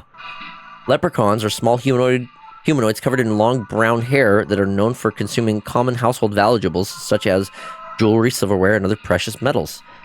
In addition to being a household nuisance, leprechauns' appetite for precious metals can also cause long-term damage to heaters, furnaces, and other common appliances if they are not properly protected. Additionally, leprechauns can occasionally cause direct harm to humans in cases where homeowners have metallic medical implants such as braces, crowns, or joint replacements. Oh dear.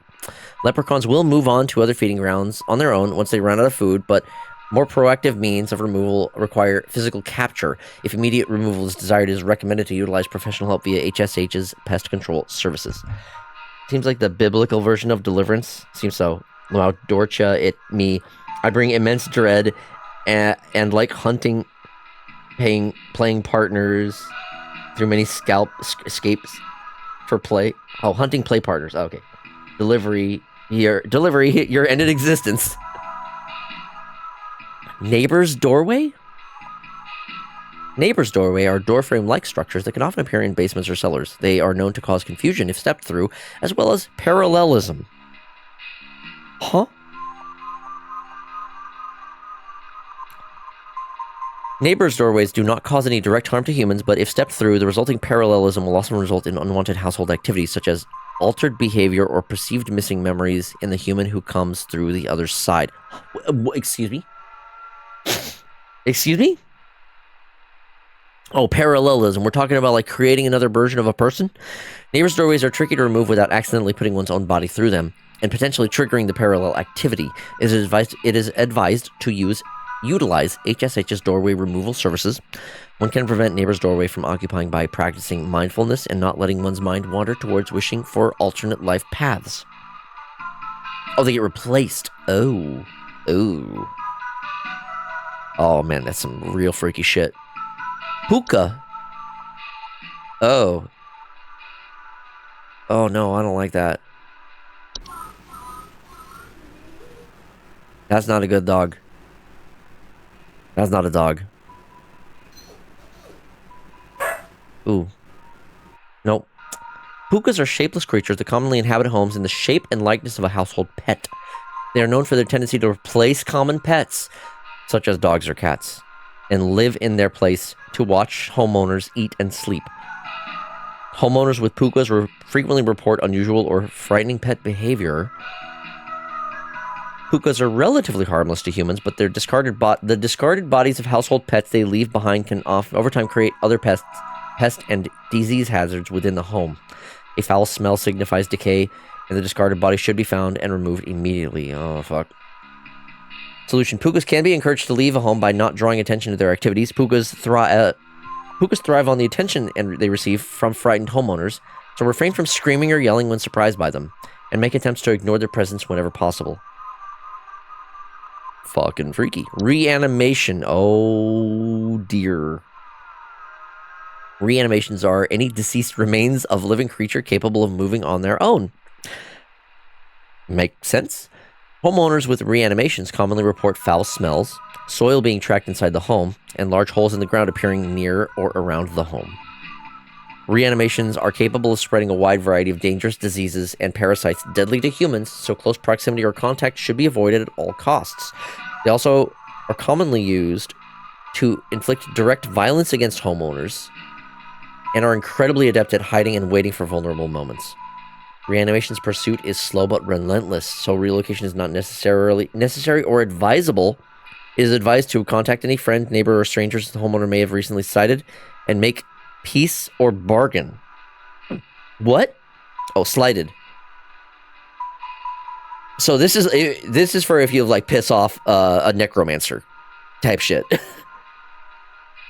Oh, Spriggan. Where is the Spriggan? I don't see it. This just looks like a bunch of grass outside.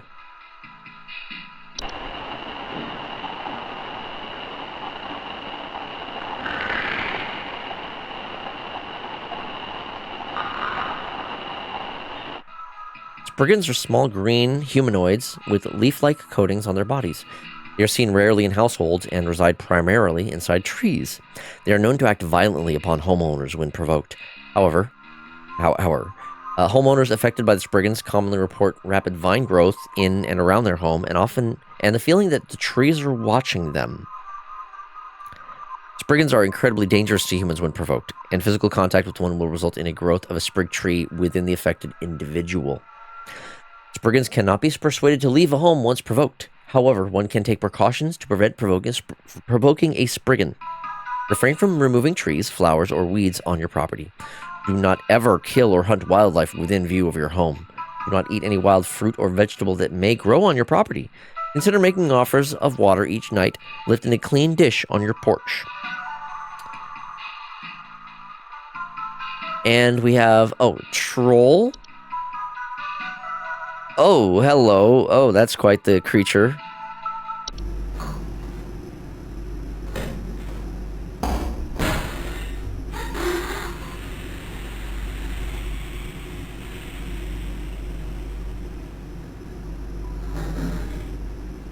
Trolls are giant, 12-foot nocturnal creatures that normally are not seen in the home. However, during the winter, they will deflate their bodies in order to fit inside homes and steal warm materials such as blankets or articles of clothing. Homeowners infested with a troll will frequently report missing clothes or claim to hear shrill sounds of air escaping in the middle of the night. Troll says, this thing looks like a pile of flesh. Trolls are very dangerous to humans when they are startled, thanks to their ability to inflate their bodies to their full height of 12 feet in a matter of seconds. Their skin, despite its flexibility, is incredibly durable and will smash through the ceiling of most homes when fully inflated, causing property damage and injury to anyone in the vicinity. Do not ever approach a troll. An active troll will leave by morning once it has secured its bounty. It is recommended to install repelling fixtures such as UV lights to prevent future break-ins. UV lights. Warlock Remnant. Whoa. Warlock remnants are residual presences often left behind by former warlocks, most commonly inhabiting older households, castles, or underground dwellings. Homeowners experience warlock remnants often report objects moving on their own, the sound of hostile warning whispers, or sighting bearded features in reflective surfaces. Warlock remnants, while a hostile presence, are mere echoes of the former selves and are generally harmless. Their ability to manipulate small household objects can prove hazardous to less cautious homeowners, however. Homeowners can purge the remnants from their home with the use of a Seelie stone, but the journey to retrieve one is both long and perilous and not recommended. If a warlock remnant proves sufficiently hazardous or inconvenient, it's highly recommended the homeowner simply relocate. Oh. Dang. Okay. So, what was I? Well, okay. Let's now that we're done reading and catching up. Let's see what we did with the current caller. Some animal gotten into a cellar, flapping. Pinot Noirs and Chardonnay. Wine Sprite. Right? Wine Sprites, homeowners infested with wine sprites commonly report broken glasses and their wine having a rotten taste and smell.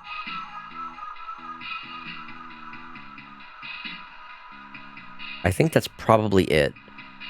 The other one that makes me think it could be it, maybe a bat, but I don't know. They haven't mentioned any droppings. The flapping makes me think it's a bat. But the mention of wine makes me think it's a wine sprite. It could be either, I think. Like, yes, it could be as simple as a bat, or it could be the crazy wine sprite. Don't know which it is.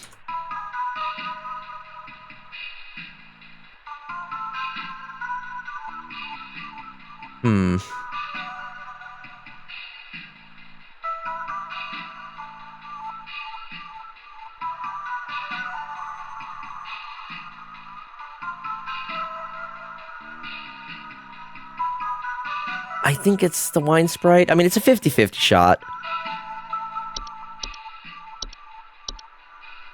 Wine sprite makes more sense.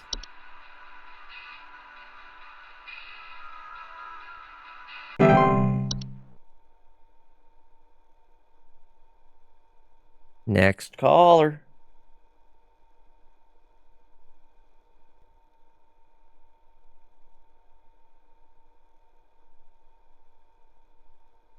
Next caller. Who's next?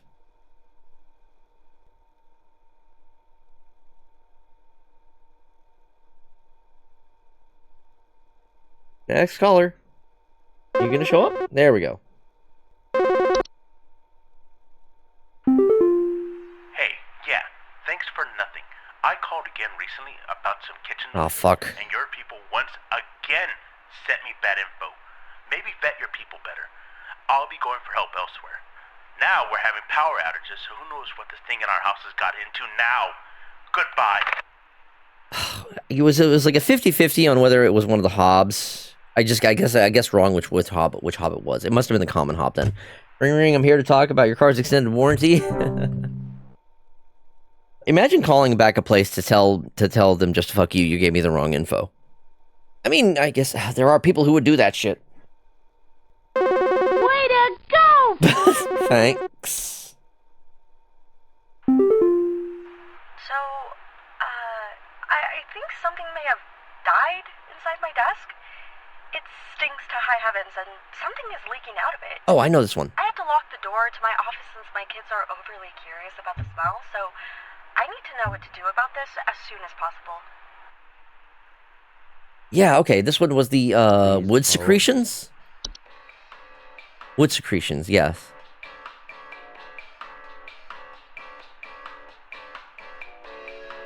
Can be deadly to humans. As its foul odor will be interpreted as sweet candy-like smell to them. Yeah. That's wood secretions.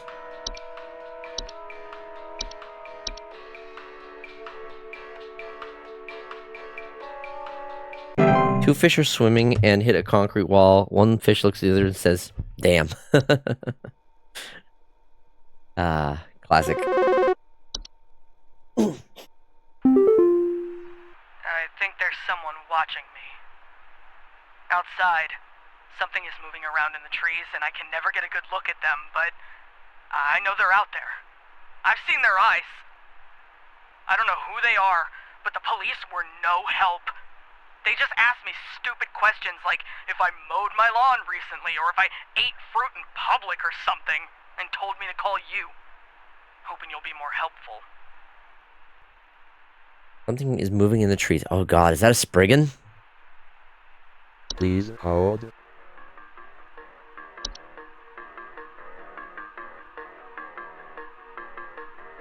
They're known to act. Let's see.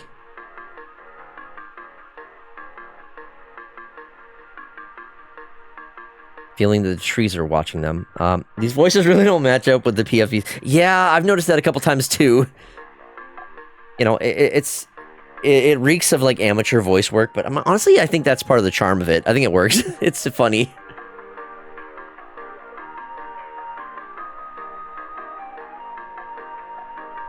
They are seen rarely in households and reside primarily in trees. In their eyes. Ask if I mowed my lawn or ate fruit in public. Refrain from removing trees, flowers, or weeds in your property. Do not ever kill or hunt wildlife within view of your home. Do not eat any wild fruit or vegetables that may grow on your property. I like the dude bro who was clearly voiced by a woman. There have been a couple of those. The voice of this guy sounds like a 13-year-old. There have been a couple of those. I like the one that was like very obviously like someone pretending to do an old woman voice. It's like, you know what? It's just charming. I like it. I dig it. It's fun. I think this is the Spriggan.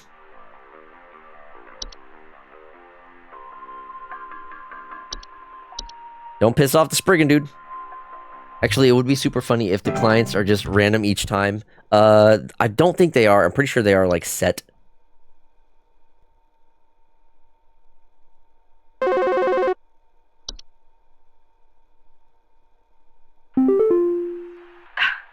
My brother told me to call this number, but I don't know why. Things have never been better around here.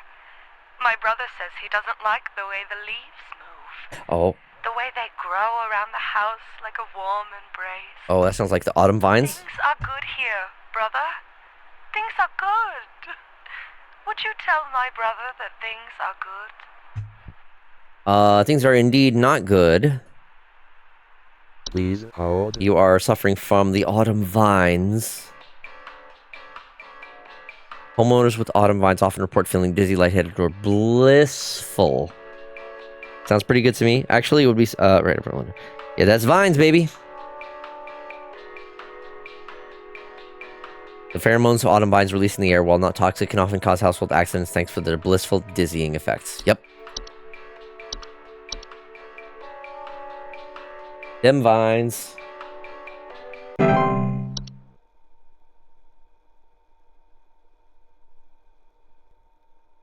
beware of the vines. If the vines have secretions, would that be a vine sauce? Maybe not.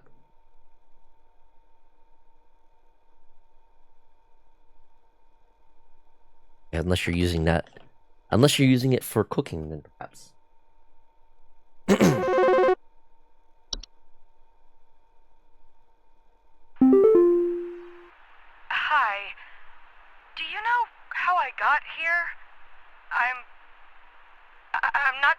should be. Please, I was told that you could help me. My family. They aren't my family. I don't know what's happened. Please tell me how to get back to my family. Oh.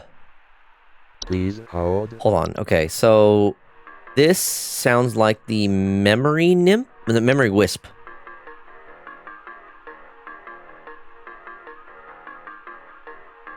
Invisible, odorless household wisps that are known for removing memories from the home and its homeowners. Homeowners infested with memory wisps will often report missing pictures, photo albums, and the inability to remember the faces of loved ones. I think that's it. Wait, neighbor's doorway. You think so? Parallelism. Neighbor's doorway do not cause direct harm, but step through the resulting parallelism will often result in unwanted household activities such as altered behavior or perceived missing memories in the human who comes through the other side. Maybe?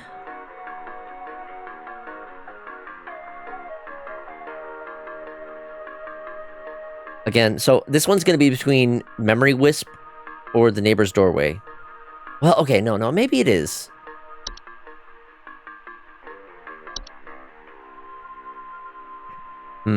First one seems, you think it's the Memory Wisp?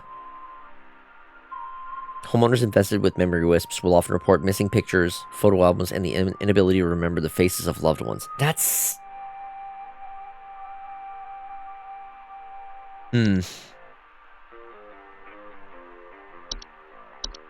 Yeah, I think you're right. Yeah, I think Memory Wisp makes a little bit more sense for this one.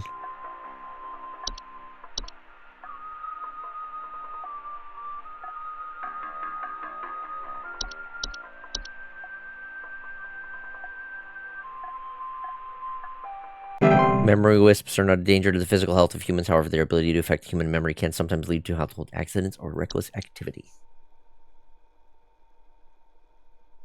Basically, chill girl. You'll remember. Give it some time. Yes. Chill Gil. Hi, yeah, there's this awful smell of rotten eggs coming from my dining room. Ooh. And when I looked to see what it was, I saw this awful, disgusting pile of crap on my dinner table. Oh, wait. It's quite big, too, which has me worried that whatever produced this might still be in the house. Because who knows how big this thing is. I mean, my dog can't even lay down something that big. Okay, so I'm getting mixed. Okay, let's see here. My first thought was the trash gnome because of the mention of the smell of rotten eggs. But they mentioned pile of crap on the dinner table. Is that the Fey Feast? Feasts are mid to large sized piles of various edible food substances, frequently including flour, cornmeal, and various species of fungi. They are known to appear near eating areas of the home. Feasts are not dangerous if consumed, but left untouched, they can provoke more dangerous activity. Feasts are a sign of hospitable presence, and as such should be consumed immediately once sighted to prevent provoking and offering the gifter. For maximum assured safety, all members of the home should partake in the feast. Hold on. Trash gnomes shitting all over the place. No, my feasts are delicious. Move along.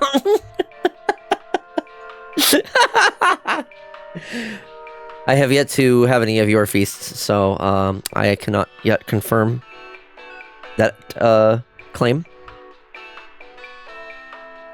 No, if it was crap, it wouldn't be edible, silly fox.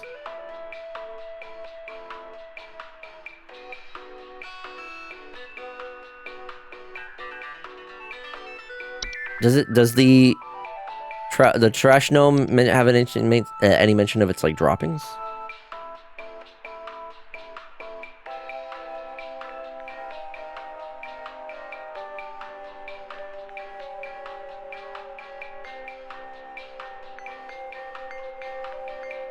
I don't see anything. This is why I'm kind of confused here. So saith the accidental or the claimed baker. Look, I've shared food. I've shared the pictures of my my baking. Okay. Have I? I swear I have. It's been a while, but I have.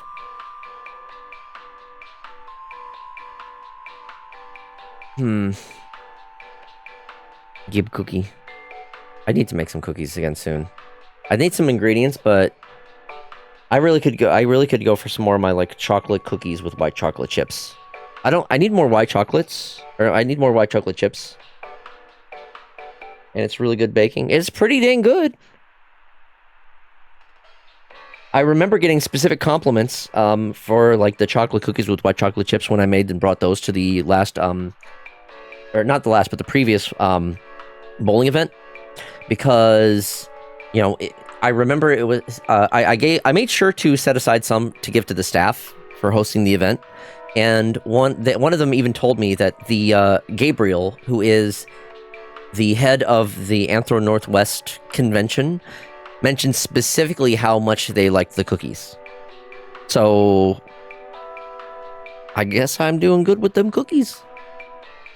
It was like the first time I made cookies for the event, I brought them with me, and I made the pumpkin chocolate chip cookies, and they got entirely eaten before the registration was even done. So like the staff didn't get a chance to even try them. So every subsequent time that I've done the event, I make sure to set aside some cookies to give to the staff, so they can get to enjoy them. Because they're putting in the effort to host these bowling events for several hundred people. So I want to make sure that I'm showing my appreciation. And I think it's been working out, because like several people from the last couple events, they will come up to me and say, "Hey, are you the one who made those cookies?" Because like I leave like a little note along with like a sticker that has my like character and like my information. In some cases, I've gotten messages on Telegram because it has my Telegram info. So people will specifically say, "Hey, I love those cookies. They were really good. Thank you so much for making and bringing those." But yeah, it feels good. Yes, OMG, I want the whole pan of pretzels. Oh god, I need to make the pretzels again. It's been a while. All I'm good for is key lime pie and white chocolate chips / vanilla bread pudding. Ooh, but that sounds good though. Honestly, I haven't done pies much. I made a pumpkin pie like once or twice, and it was okay. That's the best I could say about it. I think the trash gnome is so okay. Back onto the game. The only thing that they mentioned with this pile of stuff on the table made me think of the Fae Feast, but nothing else kind of lines up with that. However, the smell of rotten eggs definitely lines up with the trash gnome. So I think it might be the trash gnome. But nothing about the trash gnome mentions like droppings. So I'm a little bit... Anything that does large droppings? Good question. I don't think I've seen anything that mentions it. Face Sneefist.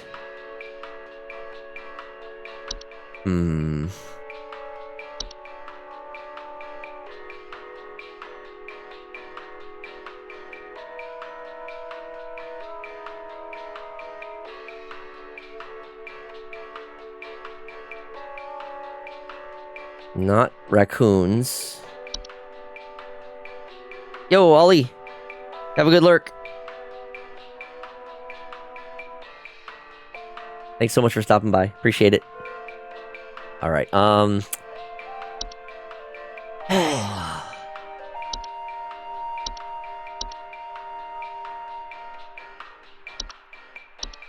don't remember anything else that mentions droppings.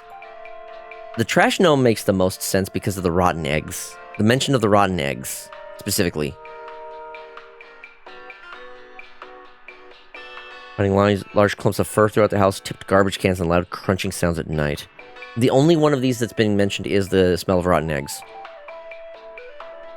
And the fact that the dining room makes sense because that would be... that would make sense where you would find a trash can. I think it's the trash gnome. I can't think of any other better answer. If I'm wrong, so be it. I tried.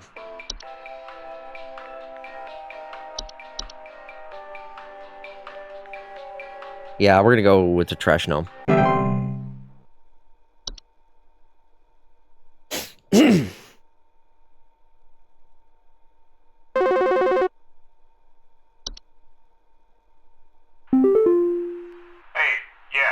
here. I'm not sure what to do anymore. My kids can't sleep at night. I've been spraying about 50 different kinds of pesticides all over the place, washed and scrubbed all the bed sheets as much as frickin' possible, and every night it's the same story. Bunch of itchy kids with nightmares waking up at 4 a.m. and begging to sleep in Papa's bed. I'm fresh out of ideas. Please hold. Okay, itching. That makes me think bed teeth.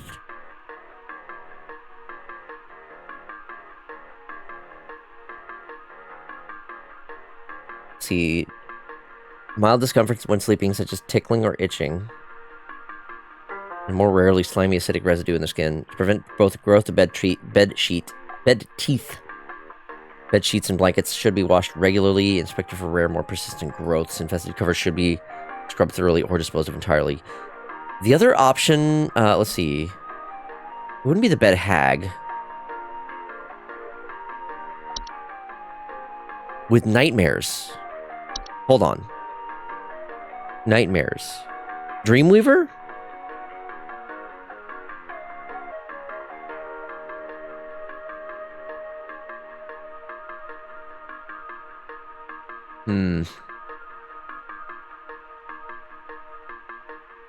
Dreamweavers are parasitic in nature and feed off the dreams of humans while they sleep. While this does not cause any direct harm to humans, it can lead to increased anxiety, and the large webs they weave can often trap dust, pets, and children, causing further complications.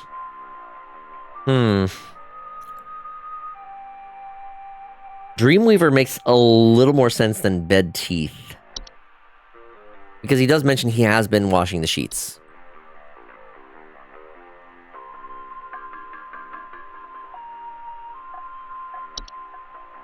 What other nighttime things were there? Bed bugs?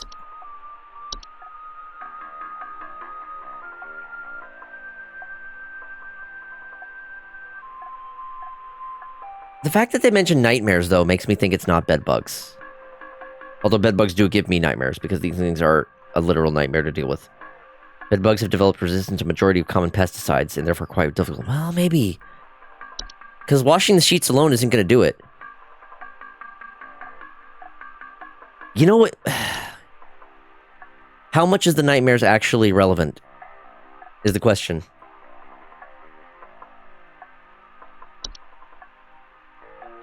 Yeah, no, I've had to deal with bed bugs. They're bad. They have given me nightmares.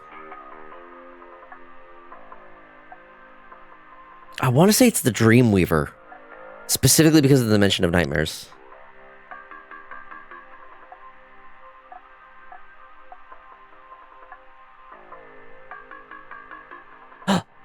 They will only move into the household if no other spiders are present. And he does mention that he has been spraying a bunch of pesticides. So, if he's spraying a bunch of pesticides, that means that there are no other spiders. So then the Dreamweaver would have an opportunity to come in. I think it's the Dreamweaver. Like, itchiness is not the... I don't think itchiness is the biggest part. I think the itchiness might be like, red herring or so. So I think the nightmares and the pesticide are more prevalent, more important. Although, like, how would he not see the large webs?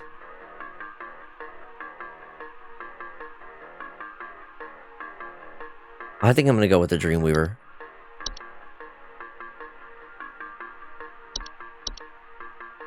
Psychosomatic itching, perhaps.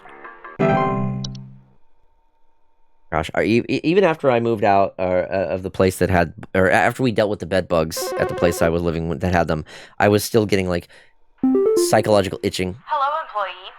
Supervisor Carol here. We've received complaints that some of the answers that you have been providing have been inaccurate. Shit. I urge you to think more carefully on the answers you provide before we are forced to terminate. You've been warned. I'm fucking up my job. Look, they're not giving me the info I need and being clear. I'm blaming the person. I'm blaming the people. Fucking goddamn it. It was not. I don't think that one was the Dreamweaver. Shit.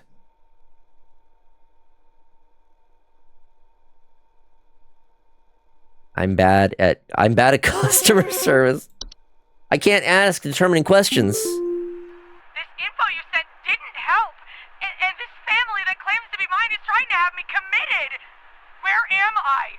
Where's my real family? I need to get back to my real family. Okay. No, get off of me. Get off. You can't take me. I need to get back to my family. Okay, so maybe that one was the neighbor thing, not memory wisp. Damn it. Fuck.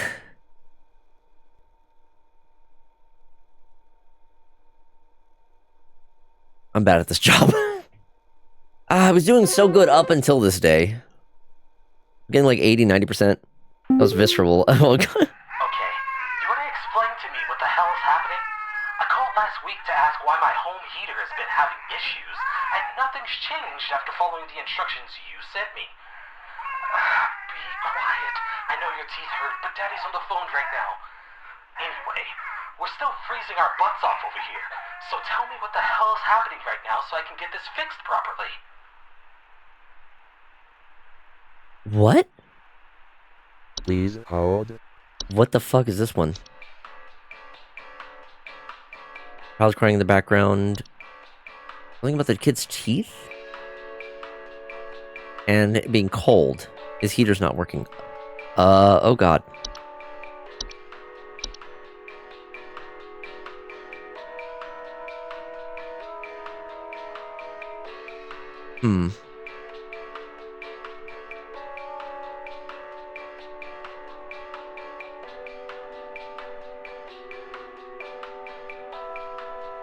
I don't think it's Dorcha.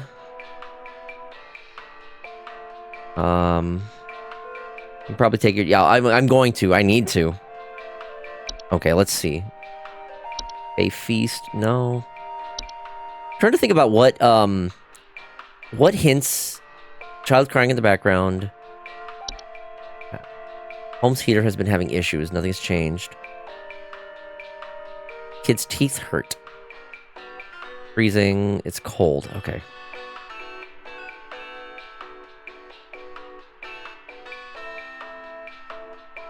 Frozen pipes? Why the kid, though? What? Sir, you may be experiencing problems we are not equipped to deal with. Good luck!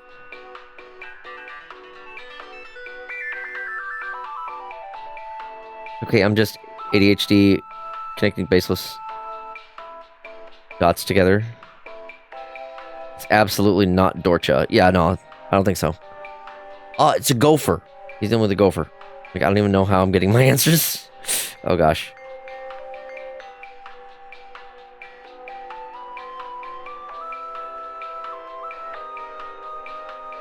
What the fuck? You did not connect shit. I've connected them.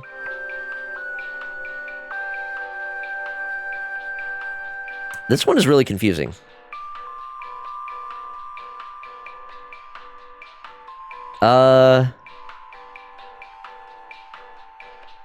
None of these kind of... Wait. Troll? No. No. What the fuck? I have no fucking clue on this one.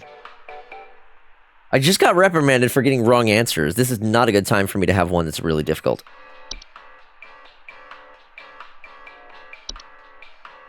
Not an animation. Not an attic gnome. No. Fucking hell. I'd be like, girl, just fire me. For real. Like, if people aren't going to give me the information, then... Oh, fuck off. Not the bed hags. Boggart? No pressure. Anything that messes with electronics. The only thing that I could think of that involved the electronics is... the lamp sprite. But... why does the kid's teeth hurt? What does that have to do with anything? It doesn't have to do with anything. Fucking hell.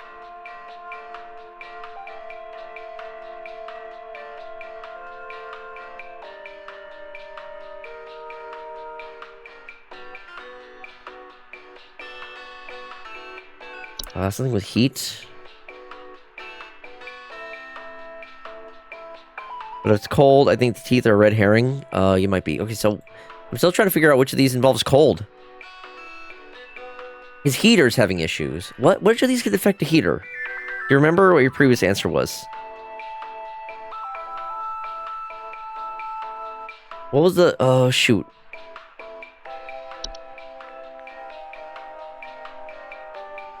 The last answer I gave was... The Dreamweaver?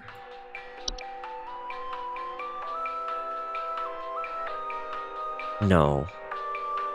No? Was it?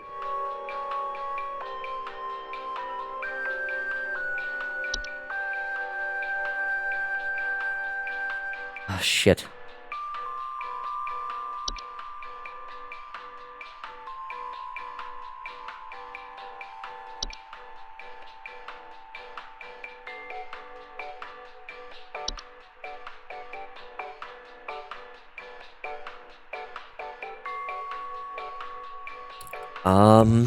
I do not remember. I do not remember. Neighbor's doorway. That's not it. Closet labyrinth is looking really appealing, to be honest. Closet labyrinth. Closet labyrinths are large, twisting networks of tunnels. Homeowners with closet labyrinths will often report missing clothes or the sounds of distant cries coming from their closet. No, I don't think that's it. Leprechaun? You think leprechaun? No.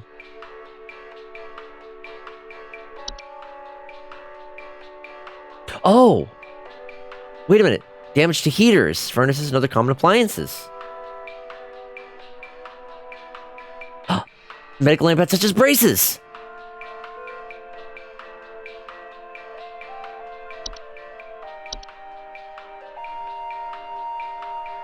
I think that might be it, actually. Oh, you're right, you're right. We got him. It was the Irish the whole time. Oh, Jesus Christ. Yeah, I did not piece that together. Damn.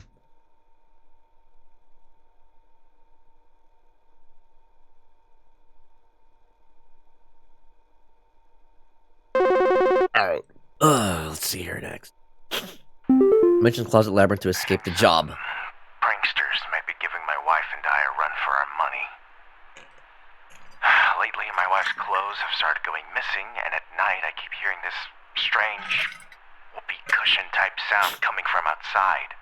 Well, you got a troll, buddy. I tried to scare the kids off by keeping the porch lights on at night and putting out a neighborhood watch sign, but I think they're onto my tricks. Do you have any advice you can send me? Ooh, buddy, you got yourself a troll. Hold. Where's the troll? Sound of whoopee cushions, since this thing mentions, where was it? Let me hear the shrill sounds of air escaping in the middle of the night. In the middle of the night. Yeah, that one definitely lines up. That's 100% a troll.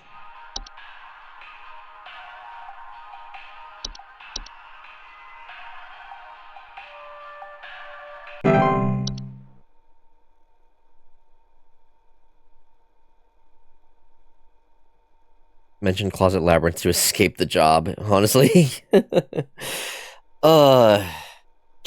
Anything to get out of doing work.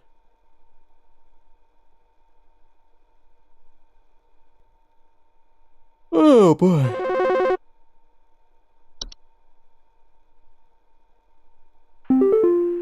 Hello, I saw your commercial and I thought I would call just in case you might know what's going on. I was recently putting on my kettle for a bit of afternoon Earl Grey when I heard this awful buzzing sound coming from the cupboard. I looked around inside, but I couldn't find anything but a few loose tea leaves. I'm quite concerned about the hornets and the bees and the like because I'm quite allergic to their stings, you know. So I just wanted to know if there's anything I should be worried about right now. My hearing isn't what it used to be, after all. Okay, that sounds a lot like a tea sprite Please hold. Let me double check because I think that T-Sprite, she mentioned something about a buzzing. Oh, well, we're going with the T-Sprite. Because I have no better guesses.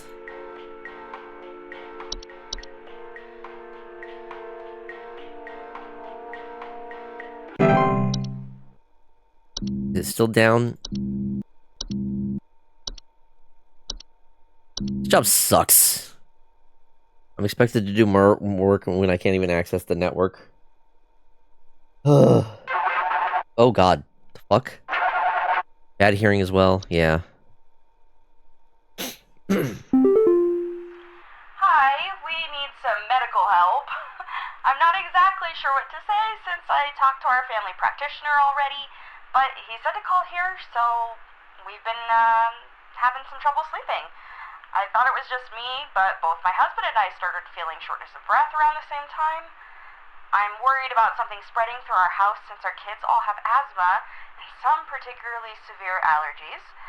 We tried washing all the bed sheets in the house, but that didn't really help much. Thankfully, the kids haven't had any issues yet, so could you help us out sooner rather than later? Please hold. Is that... Hold on, is that the bed hag, maybe? Ah!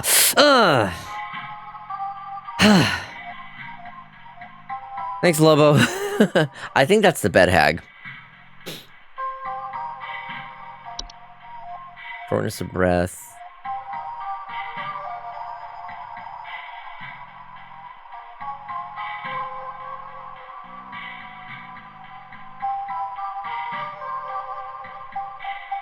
Yeah, I can't check the details of it, but I'm not sure if it's a single...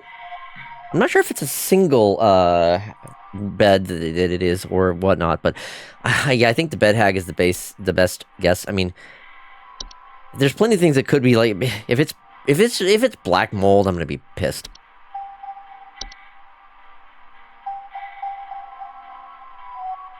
Shortness of breath is hag. Hag also mentioned asthmatics are especially in danger. Yeah, true. But, like, black mold is another option that I could potentially pick. Or shit is still down. I can't check anything right now. Gotta go off my memory. So,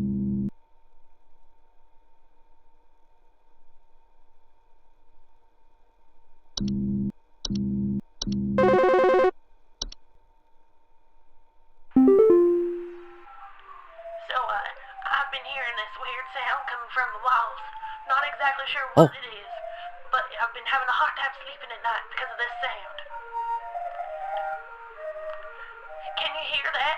It's been non-stop lately. I've replaced all of my smoke detector batteries and everything, but I cannot figure out where the sound is coming from. Lady, that sounds like the whistling... I think that sounds like the whistling fungi.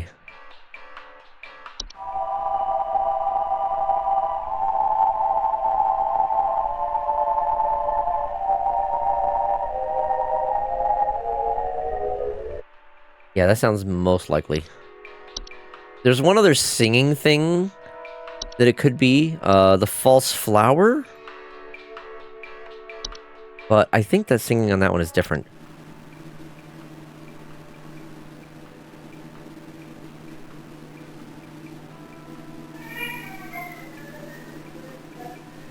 Yeah, that's different.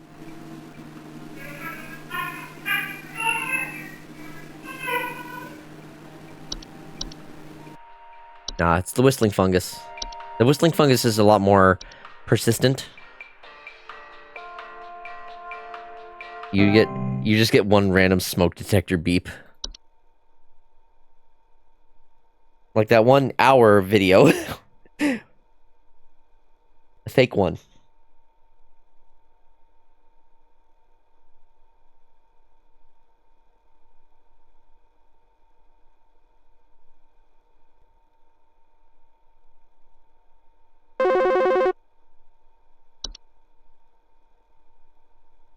The pile keeps growing.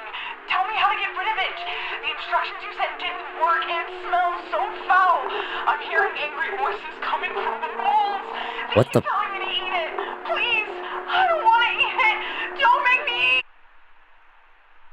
I think it was the Fey Feast.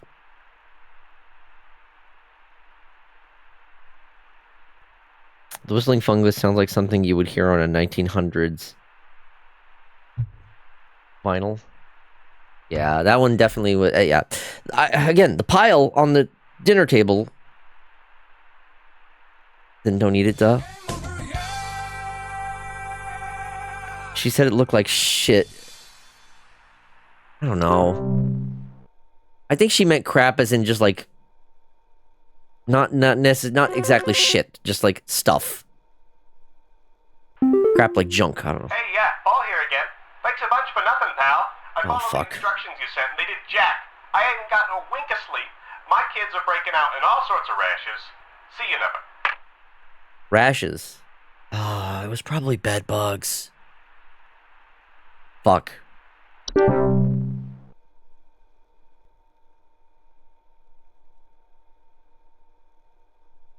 Hate this job.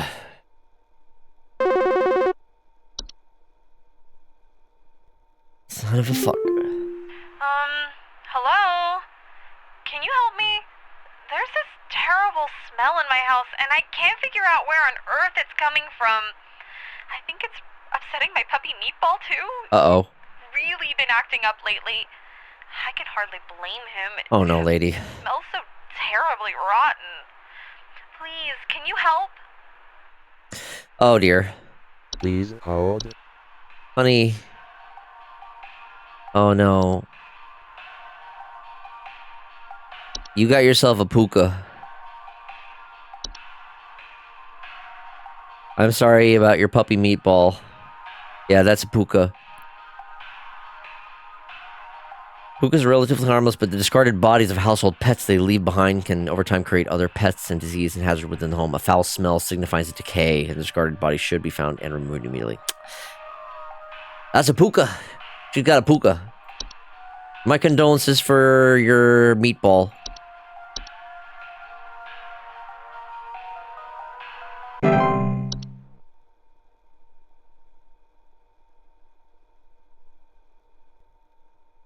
Well, that sucks.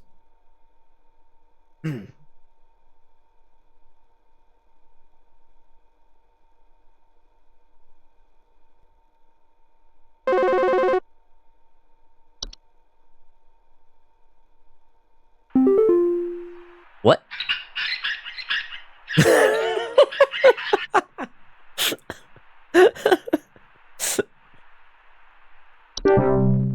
Okay.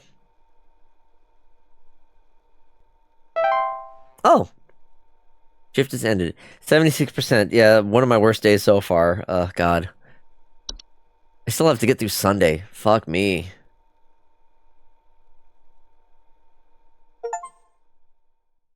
I've completed Saturday. I got one more day of work.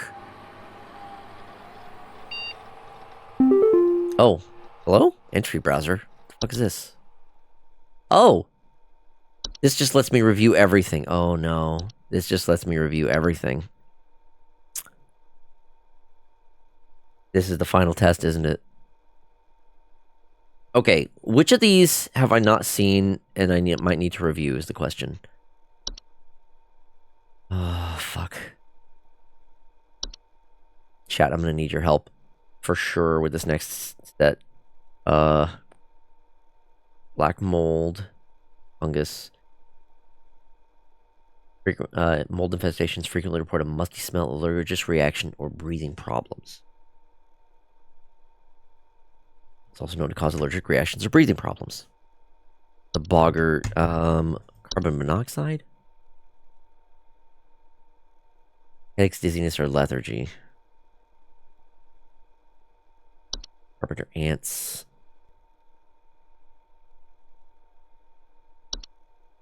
Okay, well, I have access to all of these now, which is nice. I'll do my best, but I'm also dumb too. We are in this together then. To be fair, the one with the Fey Feast threw me off with the mention of it being like smelling like rotten eggs.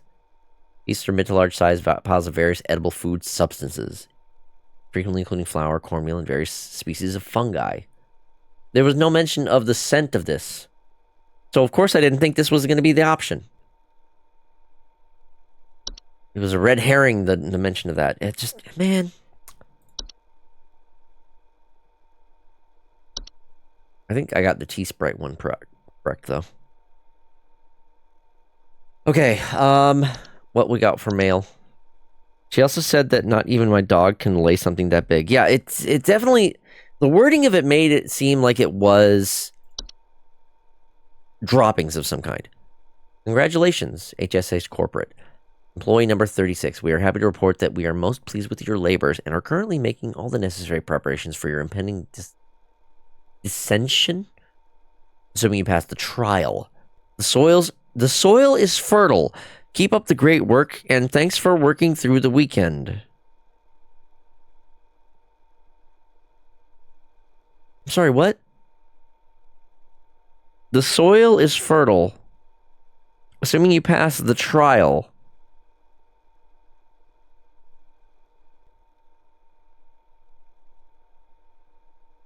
What the fuck? Okay, well, let's get to work. Last day, we're getting promoted. That doesn't sound like a promotion.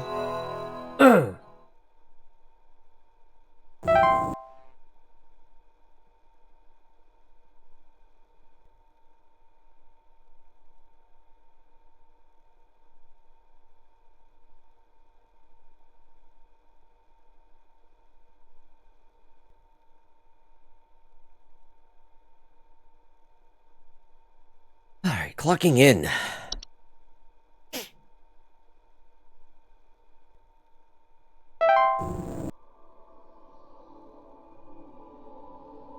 Thy trial hath begun?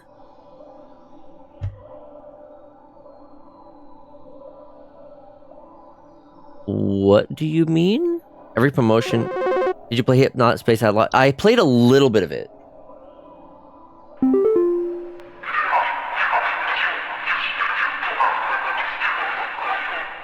Perform well or die. Let me take a shot before I start my shift of work. This is how I get through the workday.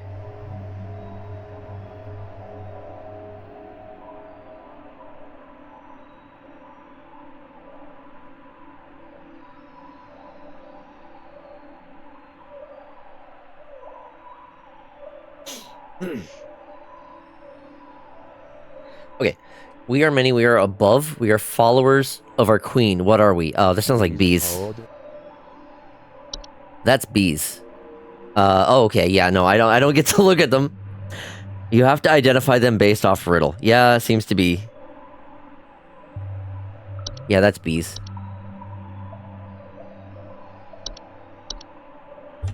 Dark Souls ass corporate hell trial hath bygone.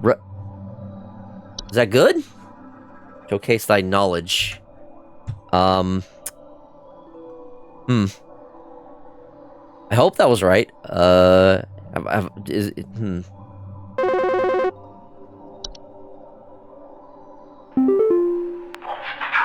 am not giving that yet I clatter. I'm small. I'm weak. I serve my purpose. Then I die. What am I? Please hold. Oh, is that the animation? I think that's the animation.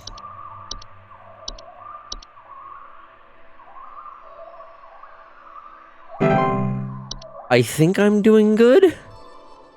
I feel like this isn't good. I don't know. I'm trying to go off of my knowledge here.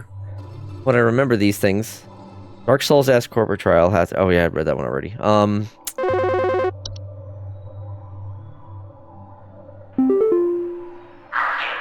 I am the beggar. I am the encroacher of the dry. I am friend to the water of the sky. What am I? Please hold. The beggar... Wait a minute. Wait a minute. Wait a minute. Wait a minute. Is that the rain nymph? Because, you know, the rain nymph wants to come inside. Man, I fucking hate it when I have to talk to corporate like this.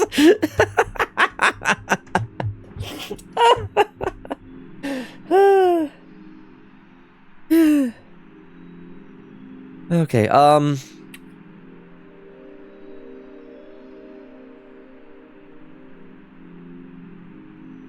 the rain nymph is my best guess on this one.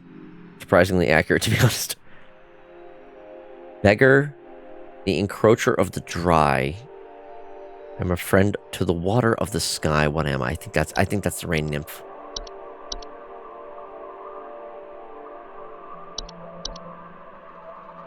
I always knew I was full of soul-sucking... It was full of soul-sucking ghouls. Oh. Press on, employee. Am I doing well? I don't know. I can't tell. I guess we'll find out.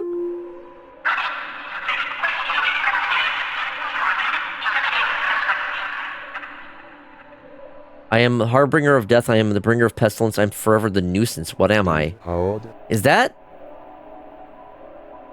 Dorcha?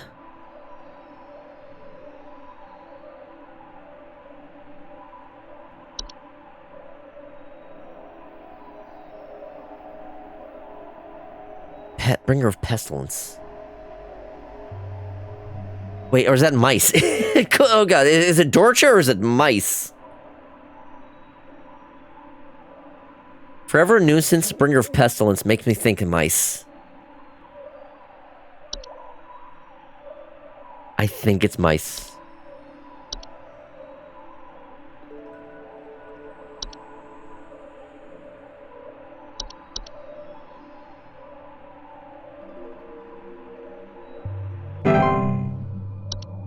Rejoice.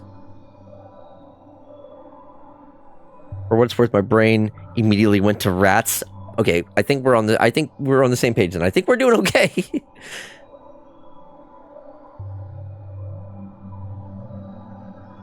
Dorcha delivers. Okay, true. Dorcha delivers, that's right. How could I forget? Where's the next call? There we are.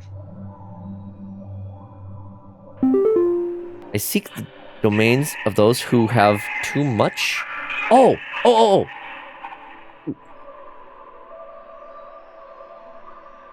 Please hold. That's the closet labyrinth.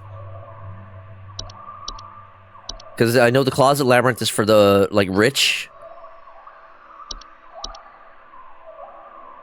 I was like, is this thing really a problem? I was like, can we just, like, let these things do what they need and take care of the rich? Expand thy mind.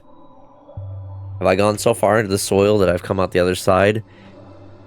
Wait, those are really roots. Mice, rats get a bad rap for the plague, but wasn't it gerbils? Maybe? I'm not well enough.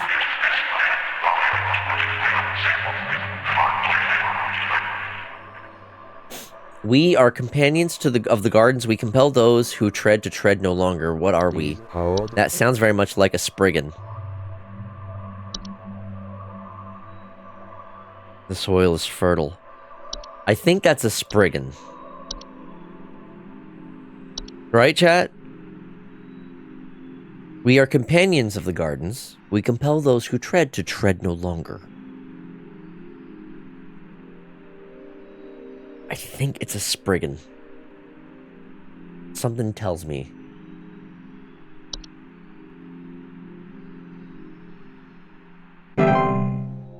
Let go thy stilted soul.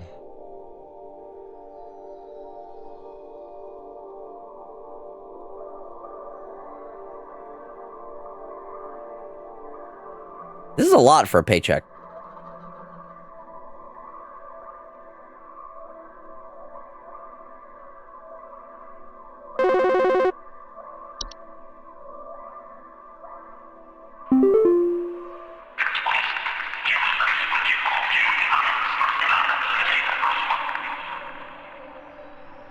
I am the dancer, I am the bringer of destruction. I consume the weak and the reckless. I am the forsaken oil and the careless light. What am I? Please hold. What the fuck? I prefer Sapperlings over Spriggans. Don't think I know either of those. What the fuck? Okay, this one I'm stumped on. The dancer, the bringer of destruction. Better be one hell of a compensation package, I swear. For putting me through all this crap. Yeah. Okay, the dancer, the bringer of destruction, consume the weak and the reckless. I am the forsaken oil and the careless light. What? I am lost on this one for sure. The dancer, the bringer of destruction.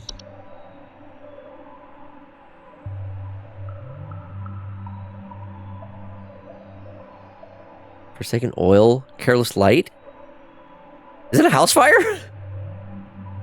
Is that a house fire? I think it might be a house fire.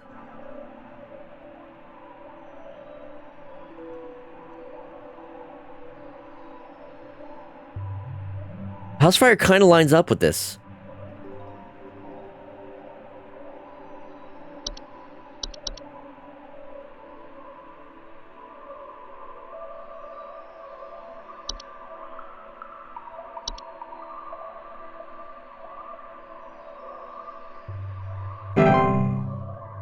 Descend.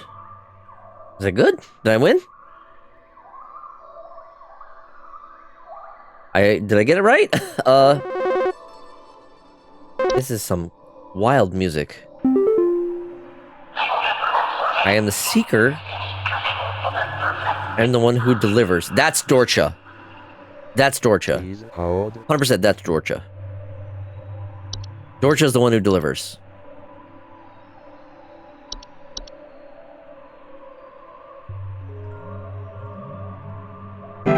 We got Dorcha. Descend.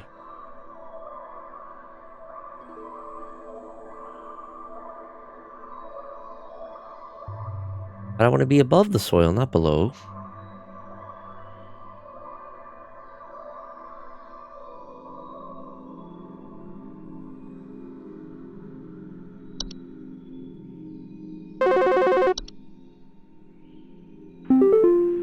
Whoa. Hello. Supervisor Carol here. We've been watching you closely. For all this time, you have been providing excellent and accurate answers to our callers.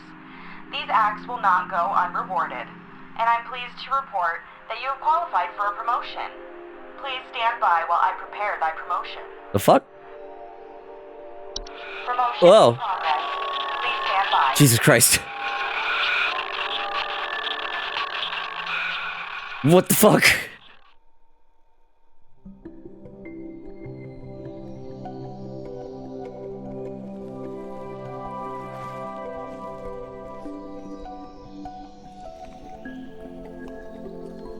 What kind of office is this? Please, be not afraid.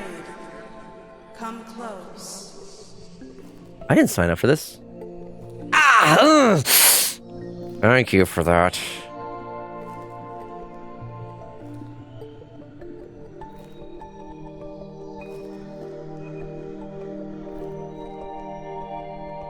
What kind of office attire is this? You were in the employ of a Fae this whole time. I mean, I guess so.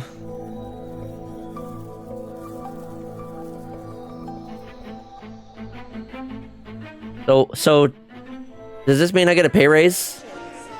All hail our new junior supervisor! I better get a pay increase with this. Okay. This shit is goofy as hell. Oh my god. Well, I did it. The fucking low effort masks that they're using. I love this.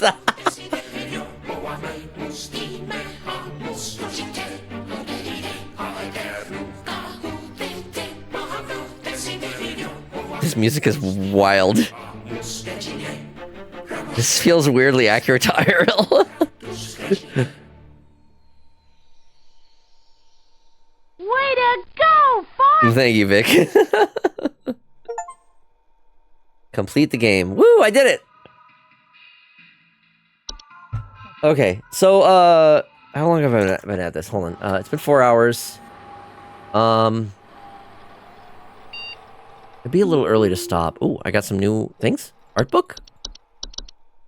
Introduction. Hi, I'm Nick Lives, the creator of Home Safety Hotline. If you're here reading this, it hopefully means you are invested enough in the game to be curious about its development. If so, you've come to the right place. This is a peek into the game's art, development process, and all the human messiness that entails. I hope you enjoy this thorough and admittedly indulgent look into what it went in making Home Safety Hotline the game it is right now. Influences. When I was maybe 10 or 12 years old, my grandmother gifted me a Dungeons & Dragons monster manual she picked up from a thrift store. I fell in love with this book, despite having no idea what its purpose was. I would scour its pages constantly, learning everything I could about its many, many imaginative creatures. Since I started developing games, I very much wanted to make a game about the pure joy I experienced flipping through a bestiary. Many games have featured in-game bestiaries, but rarely is it important to actually read through them in much detail.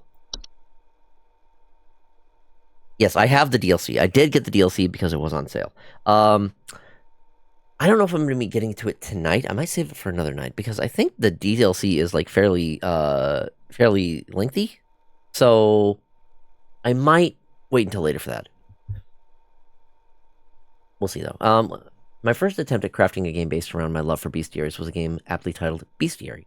Fantasy game in which you would play as a researcher testing the dead bodies of monster corpses with various magical implements in an attempt to write an accurate bestiary entry for them, noting properties as you went. This prototype never really made it past conceptual stage, but because with these concept art pieces and a crude interactable UI being as far as I took it, I wasn't fully happy with this direction as it was rather art heavy, seemed too generic, and felt little like the activity that inspired it. New magic. Oh, thank you for the hydrate. I do need that. Also, welcome on in, Mr. Majito. Lengthy DLC? Girthy DLC? Okay.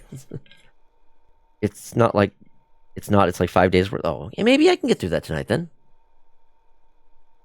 You know what I'm thinking of? I think I watched both Real Hog of DLC. Oh boy. Also, hi Renfier. You know, I've only been well. I swear that like Permavermin had like several streams of this game.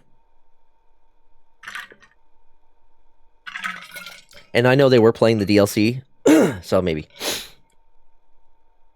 I might need to do a BRB or a little break at some point before I can do it. I can try to get through it all in one go. I want to keep reading this. I'm having fun. New magic. Skip ahead while my wife and I wind up both getting jobs as actors at a local fantasy theme park called Evermore Park, in which she played a playful fairy and I voiced and puppeteered this big monster called the Fey King. Fey King. Fey Whisker, is this the guy that you report to then? Is this your boss? The park gave a lot of improvisational freedom to its actors, and my wife and I both wound up really stretching some creative muscles while we were there. Every day we'd be crafting up stories on the spot for guests and improvising scenes with other actors. Eventually many of the actors quit or were let go, but the park left a substantial creative void within many of the people who worked there, myself included. As time went on, I sorely missed performing and improvising with other actors and the constant but rewarding creative challenge of tale weaving and lore crafting on the fly. Yeah, is that your head honcho? 1-800 Bestiary. During the pandemic, as things felt increasingly dire and lonely, I wrote up a new design document called 1-800 Bestiary, a game about answering calls for a hotline that prescribes solutions to various kinds of monster infestations. The hope was, with the caller angle, I'd be able to wrangle a bunch of actor friends into this fun, quick project, and maybe we'd all get a chance to recreate some of that creative spark, and I'd finally get to scratch my childhood bestiary itch. Alas, other priorities came up, and with other projects I was developing, so 1-800 Bestiary remained on the back burner for another 3 years. Analog horror. At the end of 2022, I released a horror game called Night Signal that I'd been trying to finish for the past few years, and while the game didn't perform great financially, it sure seemed to resonate with those in YouTube's comment sections. Because I'm a weak human who craves validation. Bro, same. Naturally, I'd read each and every single comment as it came in. I'd see some people say Night Signal reminded them of something called analog horror. I gave it a curiosity and started going down this analog horror rabbit hole. Once again, I immediately fell in love, Here was this incredibly fascinating subgenre of horror that oozed with creativity in its secondhand approach to storytelling, all while being wrapped in an instantly recognizable and nostalgic aesthetic. Gemini Home Entertainment in particular quickly became a favorite, with its more subdued approach in presenting its horrors so matter-of-factly, buried inside informational videos about mundane topics like wildlife and camping. Lunar Archives. During my newfound love affair with analog horror, it occurred to me at some point that the game would be a perfect match for 1-800-BCR's gameplay concept, and right away I revived the pitch and started on crafting a working prototype. Yo, Night Signal mentioned. I settled quickly on a Windows 95 inspired interface since analog horror was frequently channeling 90s era media formats, and it's felt like the only natural digital equivalent. I only crafted this quick proof of concept piece before building the interface in-engine and iterating from there. The new working title was now Lunar Archives, as I tentatively decided the new concept would revolve around aliens. At this time, the idea was that aliens/monsters could be from anywhere in the world, since that opened the largest number of creative possibilities. I struggled to come up with interesting monsters in such a broad setting, however, and it didn't really feel scary yet to read about monsters that lives nowhere near me. It lives in your house. The bestiary's entries increasingly felt like they needed to be more personal to be scary. So I decided the monsters should all be things that live in your house. Out of curiosity, I asked my wife one day if she knew of any folklore about monsters that live in your house. The answer was goblins. Oh, hell yes. Now we're talking. I excitedly grabbed one of my sketchbooks so I could doodle up some weird gobos and the new, more fitting title idea. Sorry, I was in a poll. But yeah, that's the big boss. Okay, gotcha. Nice. Gobbing around. As soon as I started reading up on house goblin folklore, I instantly felt like a kid again, and monster ideas just started flowing out. The first monster design I did was the first Hob photo. I dove right into Photoshop and started painting my interpretation of a little goblin into a photograph of a living room, Trevor Henderson style. I gave him little troll doll eyes, troll doll style tufts, and some simple slits for eyes, trying to evoke a Guillermo del Toro-esque spirit of grounded, scary, but whimsical. Hob anatomy. After drawing my first Hob, I got a little carried away in my sketchbook, dreaming up different varieties of these weird little guys and detailing how they would function. Different hair and false faces would denote different species and bring them closer in line with big-nosed goblin designs everyone's familiar with. Ooh, my. Sometimes grow fake nose smile as defense auto mechanism. In sheds when transformed. Ooh, my. Fae for days.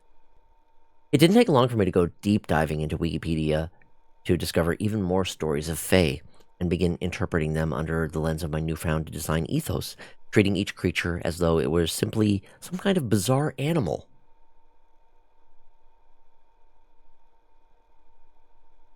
Oh.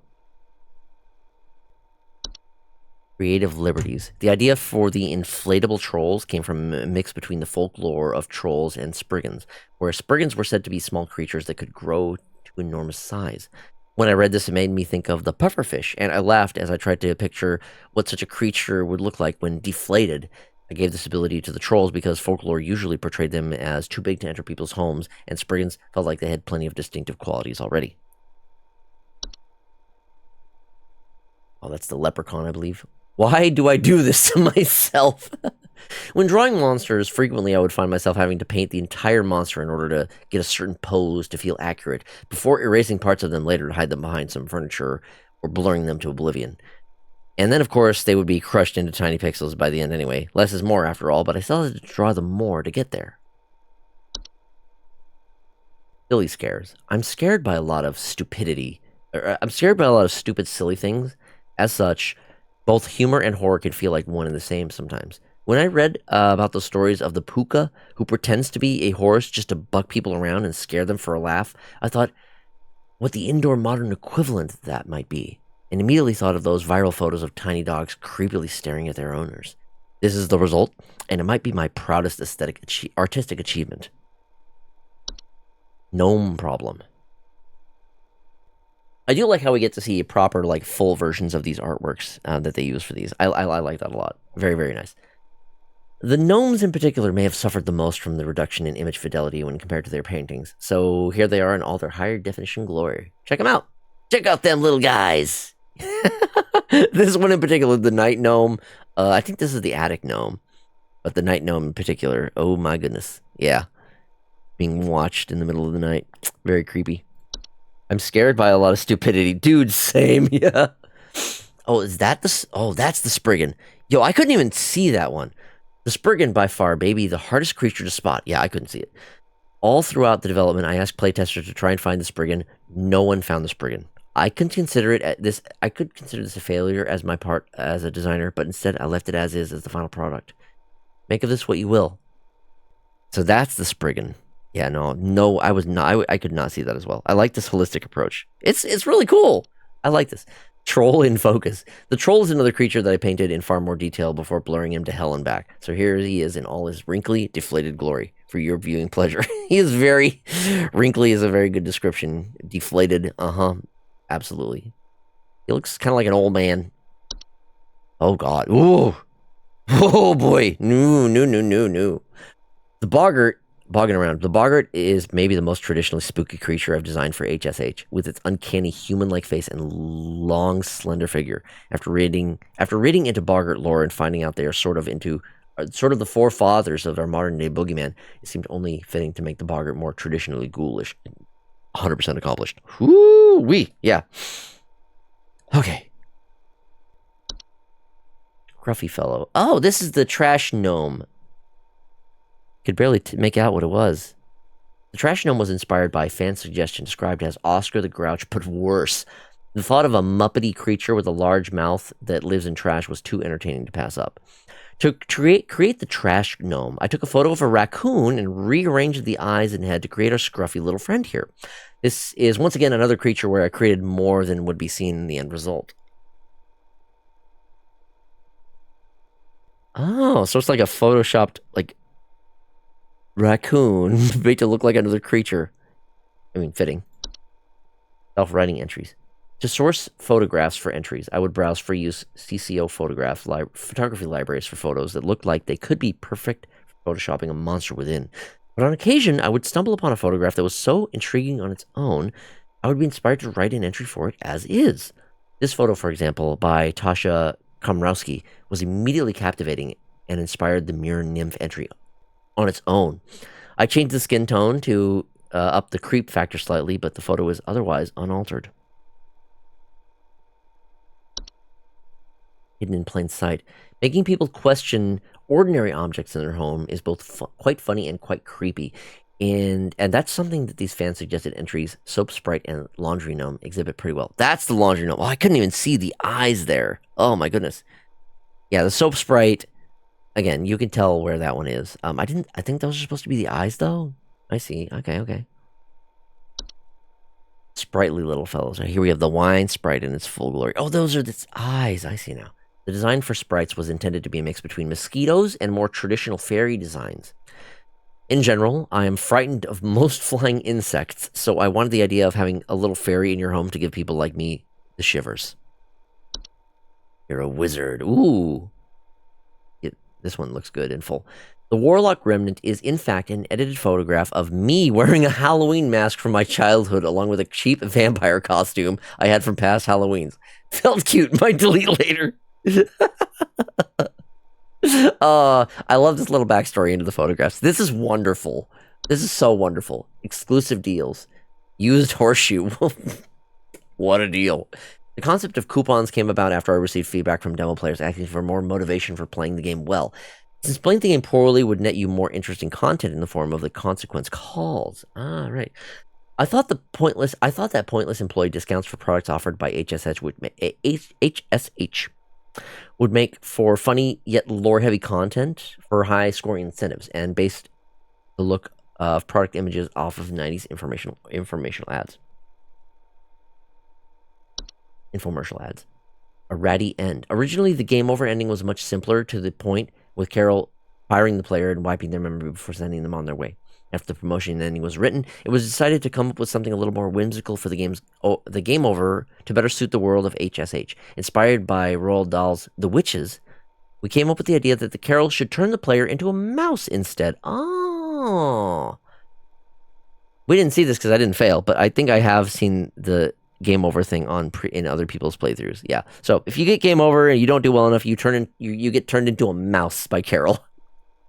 On the morning of the shoot, I molded these props from air drying clay and printed them with acrylic paint, and then hastily glued some faux craft store fur onto them. David then held these in front of the camera while I filmed the ending on the living room floor. That's funny. Oh, that's great. Riddle me this. Originally, the player received their promotion at the end of a shift on Saturday, but I felt a bit too abrupt to go from an otherwise normal workday to the game's fantastical ending in the span of a single call. After a bit of brainstorming, we wound up coming up with a dedicated final trial day, where you would be called by cryptic cloaked callers, testing your knowledge with riddles, all without having access to your database information. Oh, this one was a mole. That's a mole nose. And then we got like a just creepy old woman. Pace yourself. When the game's ending was written, in order for music to be composed for it early on, this crude animated storyboard or animatic was created in order to dictate the pacing and structure of the ending so music could be written for it. The animatic and music would later also serve the guide for pacing of the actual shoot, with David shouting out the appropriate cues as we filmed. The Witches is a really good book too. I love Roald Dahl. Is that the same guy who did Fantastic Mr. Fox? Because I haven't read any of his books, but God, I fucking love that movie so much. The Promotion Crown. The Promotion Crown was a unique prop I hot glued together out of various craft store materials. Hell yeah, that's what I thought. Including a small wreath, little curvy sticks, and fake mushrooms. Given the player is only getting their first promotion, the materials involved are all more crude and common than more lavish crown that fake Carol wears. Fake Carol's makeup. In addition to playing the role of Carol, Courtney also designed the final makeup and costume for Fake Carol in the game's ending cutscene, depicting Carol in her truer, more ancient form. In Courtney's words, "I want to look like a proper swamp witch. Mission accomplished." Hell yeah. Oh, I got an achievement for reading those. Behind the Screams, reading through the art book. Faye Carol's costume. Faye Carol's costume was also pieced together by Courtney herself, utilizing stressed netting, faux moss, a stressed black skirt, and finally topping it all off with a crown fashioned from faux twigs and leaves. Yeah. That's all of that. Something is new in the options. Unemployment immunity. Always display accuracy. Ooh, I think I want that actually. Options that allow for post-descent manipulations available after promotion. Add button to skip call wait time. Yeah, let's do that, actually. I think those are the only things that are new here. Okay, so here's what we're going to do. Do you, CJ, do you love the Fantastic Mr. Fox? Are you surprised? A big shocker there, I'm sure. Okay, and James and the... Oh, right, yeah, James and the Giant Peach. I remember watching that one as a kid. Okay, so here's what we're going to do. It's not... Despite me going for almost 5 hours, I don't feel like I'm ready to stop. I'm really enjoying this game. And I do have the whole of the DLC to do. Hopefully the DLC isn't, like, as long as the game. Otherwise, I'm going to be here for quite a while. But I want to keep going. And if I can get through all of this in one go, that would be nice. He's shifting into streamer mode. That's my secret, Faye. I've always been in streamer mode. Anyway, I am going to go ahead and do a BRB, though. It's a little early for it, but I need to do a little bit of a break since I haven't actually taken that many breaks. So, we're going to do a BRB.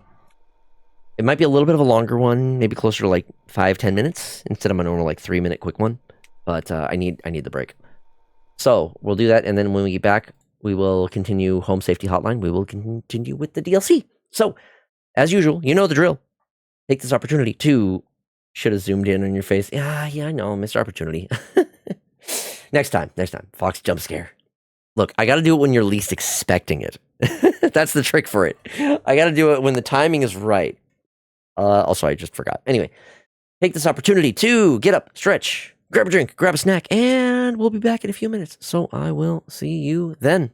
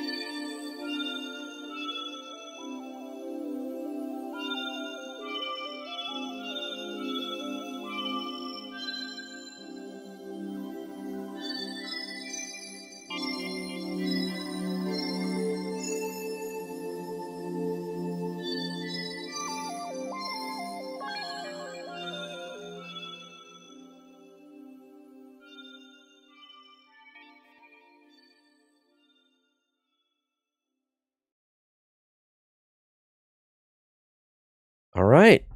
Thank you all so much for your patience. We are back.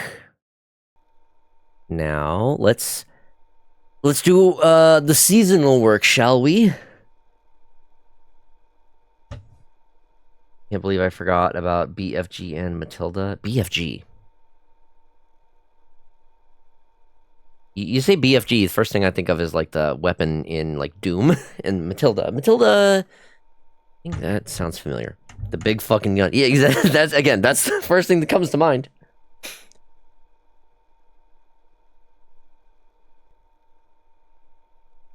Roald Dahl wrote that. Yeah, he wrote the big fucking gun into Doom. That makes sense. That tracks. Anyway, we're gonna do the seasonal worker.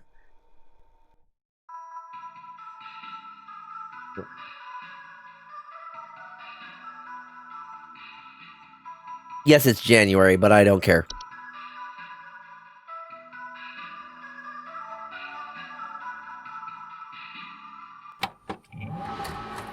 I'm a little late. I had to wait. I have to wait for things to go on sale. I can't afford. You think I can afford to get games at full price and DLC at full price? No, I gotta wait for sales. I'm unemployed. Welcome back, Rebecca. Rebecca? All of us here at HSH are ever grateful for your annual service during one of our busiest and most vital work weeks. While we only get to experience your talents for 1 week every year, we just want to know you are highly valued here and an important member of the HSH family. Best of luck this year, Rebecca. I guess I'm Rebecca now. We're all counting on you.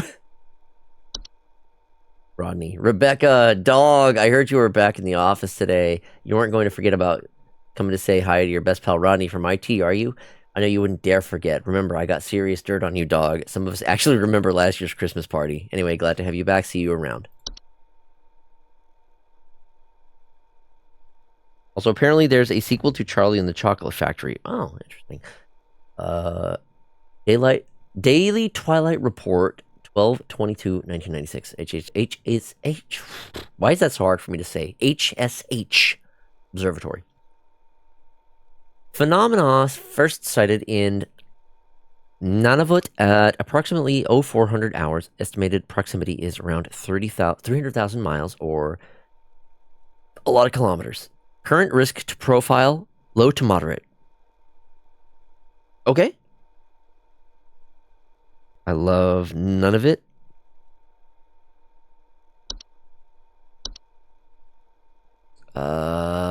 Work time. The seasonal work, i.e. some of the worst times to work. Oh my gosh. I guess I can give a little bit of like backstory. So, oh god, that's so loud. When it comes to Nintendo, the busiest time of year is the day after Christmas. Nintendo was so serious when it came to the consumer service parts. Like, day after Christmas is an all hands on deck day. If you do not work, or if you do not perform well enough on the day after Christmas, your ass can get fired for that. They were they made very sure, like, the day after Christmas was kind of like the determining factor of whether or not you stayed to continue to do your work there. Fun fact, my roommate also actually worked alongside me. He worked in the, like, back office group. And I guess he didn't do well on the day after Christmas, because there was a lot of, like, shit that happened in our household at the time. I don't want to go into a lot of detail, but, like, there was some shit that happened in the household, and he wasn't feeling too great when we had to work the day after Christmas. But because of that, he actually ended up getting laid off after Christmas, because I guess his numbers were just, like, he didn't get through as many incidents as he needed to for that day. So, you know, that just goes to show how serious Nintendo was about, like, performance. That was also, like, before the pandemic, so I feel like they kind of, like, lightened up a little bit. But in a case of, like, Nintendo hires a lot of people leading up to the holidays because they know how big of a time that is. And unfortunately, because of just how the game is, like, you know, they don't need all of those people after the holidays. So they kind of tend to keep some of the best of the best, people who do perform very well after the holidays. So, you know, the holidays are the determining factor on whether or not, you know, they end your contract, or whether or not you get to stay around and keep doing work for them. And I guess I just have managed to do as well as I did year after year. And I think I'm a Nintendo fan at heart, and I know a whole lot. There was a time when I was, like, actually on the verge of getting fired. My performance was not good. I remember that because it was when Fortnite launched on the Nintendo Switch. I was on chat at the time. We were just slammed. We had to deal with so many contacts. It was back to back. I was so stressed. I hated every single contact. It made me despise Fortnite so fucking much because, like, oh my god, there's so many kids that are contacting us because of their Epic accounts and shit. Just like, oh, I fucking hated it. It was by far one of the worst times that I've had working that job. But I had to buckle down. I had to do my best. I had to just like, I pushed through. I made it happen, and eventually things calmed down. Fortnite was not like, I mean, Fortnite was still a very frequent thing that people had, that people were contacting us about, but hello, I got this Nintendo Tamagotchi Wii fidget thing. I'm trying to get this thing rigged to the Wi-Fi, but it won't turn on. I just opened the box and it's dead dongle. Let's let that sexy Foxy guy stay on. I will say, one of my least favorite things to do at Nintendo was network support. Anything that involves connecting a system to the network. Particularly with the Wii, because holy shit, there were so many little things that could fuck up. And the problem with it is like, we have to like assist the consumer in trying to log into their router to try to like, you know, change router settings. And the fact that there were so many different types of routers, it was so hard to get people to like understand how to actually get into their router. And in some cases, people just were not equipped to actually access their routers. So it was by far, all those contacts always took so long. I'm sorry, I was supposed to be playing the game, but this is just me ranting about my work time. Fucking hell. It's been long enough. I can actually rant about this shit. I can safely say I'm not like under NDA or anymore. I can talk about this shit. Tech illiteracy at an all-time low. Oh, yeah.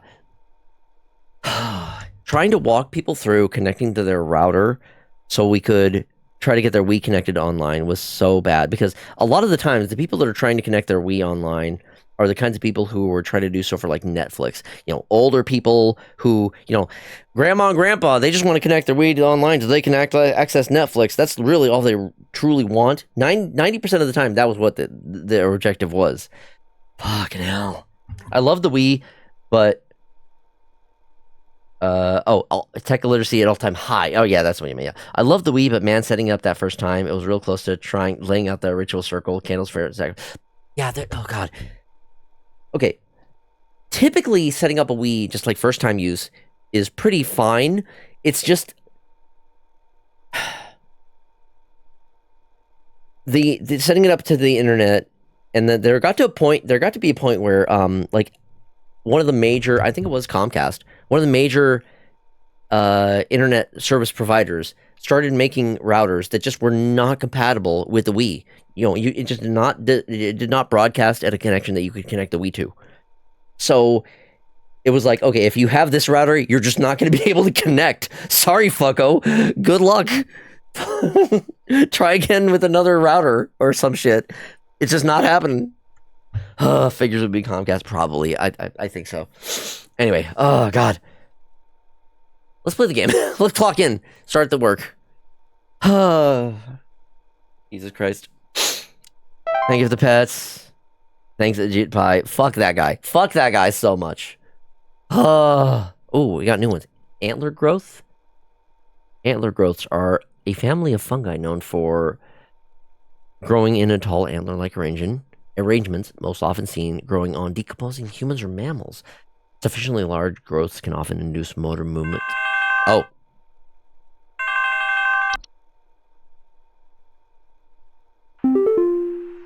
It is I, Carol. It is good to have you back in our employ, Rebecca. Thou art a lifesaver every season, and thy yearly return is appreciated as always. I, of course, have no need to tell you how things work here, but I will remind you that we are hosting our annual office Christmas party again the day after Christmas. It would please me to see you there. We're all counting on you, Rebecca. Okay, so I'm Rebecca now, and I'm a seasonal worker. Thou art a lifesaver. Yes, so. Okay. Sufficiently large growth can often induce motor movement in their hosts. Antler growths are not dangerous on their own, but the movements they induce in their chosen hosts can often result in hazardous behavior towards living creatures in its vicinity, such as clawing, grabbing, or biting. Hold on. So you're... Hold on. Hold that thought. station. Our lights keep flickering off, and we're trying to get our Christmas tree ready for when our folks arrive. What? Please hold. That seems very straightforward. Okay. We're gonna take... Oh. Oh, we get Christmas hold music now, of course. I'm concerned about the entry unavailable. I mean, that's fine. That'll unlock as I play more, I think. I can only imagine how hard it is to work for Nintendo, so consider it lucky at that. God knows, I don't even know where to even start to get anywhere near that opportunity. Funnily enough, I think it was like a Craigslist ad is how I originally found out about the position. And here's the thing is, like, it's not actually like, I wasn't employed by Nintendo. I was hired by a staffing agency to work at Nintendo. There was a thing that Nintendo did to, like, all of their customer service agents were associates, is what they were referred to as. Are you kidding me? No, I'm not kidding you.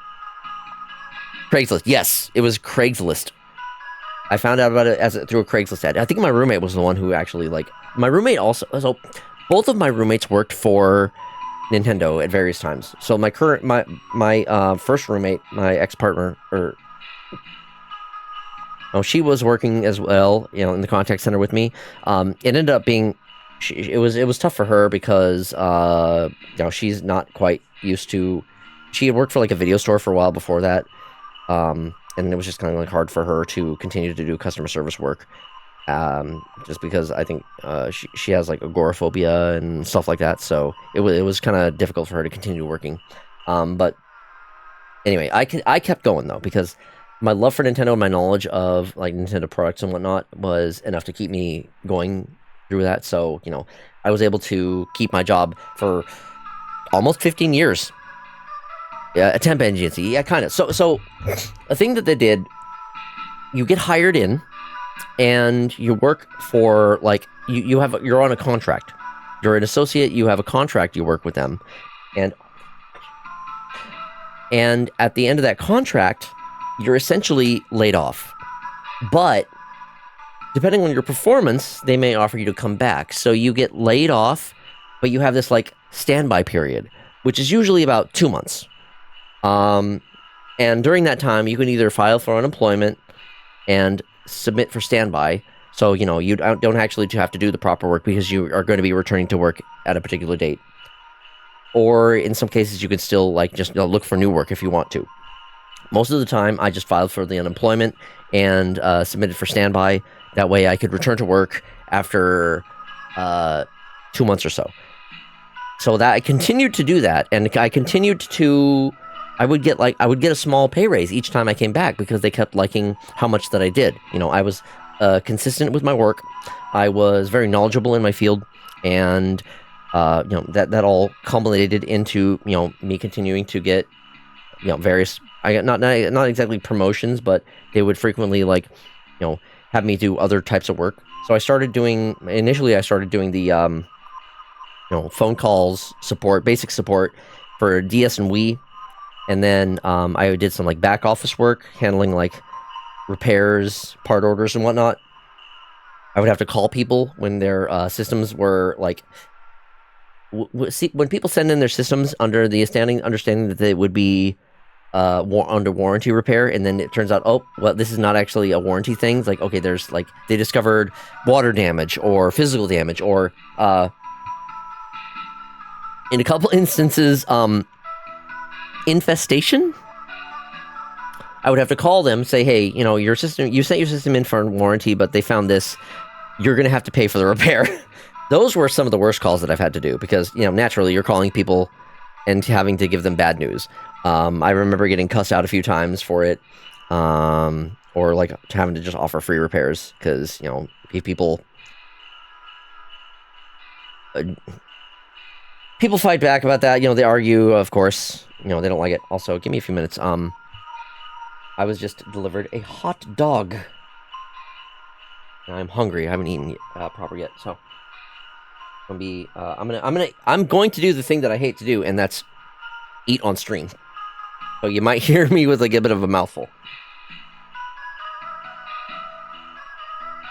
So anyway, hot dog.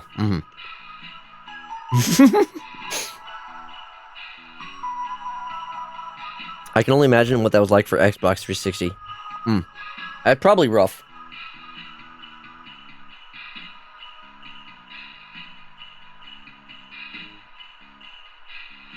Oh, that's a good hot dog.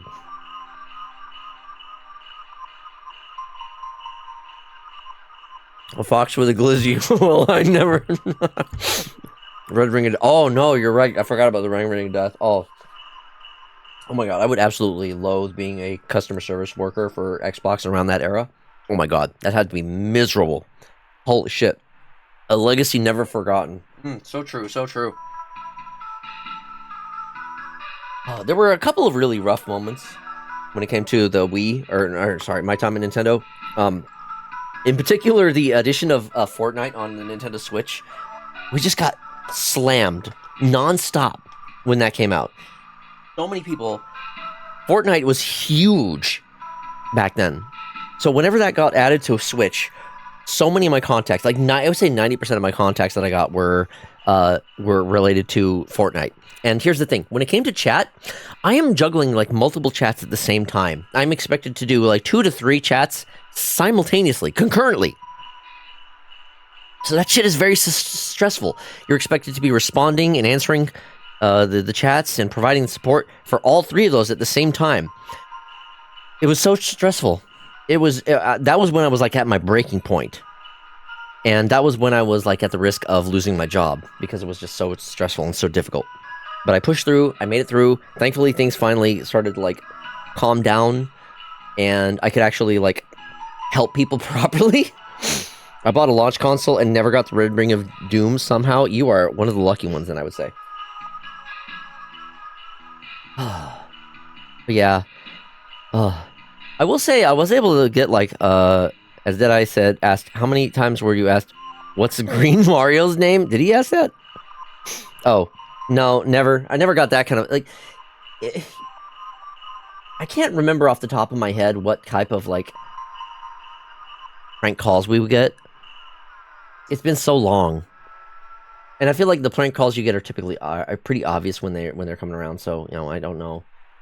I can't remember off the top of my head because so the past few years from like 2020 or from like I want to say 2022 onwards, I wasn't doing the typical like consumer service work. I was on a group called the Consumer Insights team. So our job then was to browse through like social media and like YouTube and and like Reddit to see what types of things people are talking about daily in regards to Nintendo, and then we do quick summations of those stories. You know, summarize the story and also summarize the consumer sentiment, and we also determine how it relates to the consumer service department and how it might like this topic that people are talking about might affect calls in this way is kind of how it came about. So I was part of that team, and I did that for the last like 3 or so years of my time at Nintendo. And it was great because I wasn't actually dealing with people. I was just reading comments, summarizing shit and whatnot, and it was so good. It was so good, so nice, so easy. I loved it. I don't think I'll ever have a job as nice as that, unfortunately.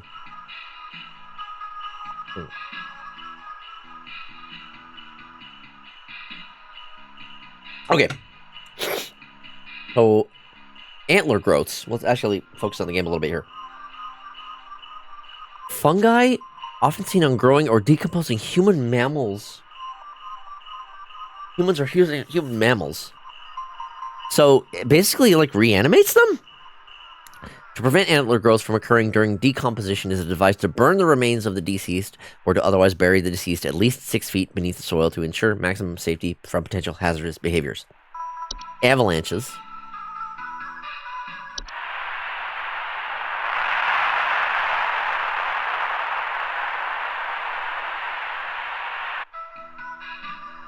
Well, that's what an avalanche sounds like. Avalanches are large quantities of rapidly moving snow, usually occurring in steep sloped environments, such as mountains or hills. Homeowners experience such an avalanche often report shaking, thunderous sounds coming from above, or sudden burials. Avalanches are highly dangerous to most mammals or humans caught in the wake, as direct impact will often instantly crush or maim soft-bodied creatures. Avalanches can also quickly bury or blockade entrances or windows to a home, burying those inside as and potentially leading to asphyxiation. At the first sign of an avalanche, homeowners are advised to stay indoors, preferably away from windows, and wait for the avalanche to pass. If buried, homeowners are advised to make contact if possible and await rescue.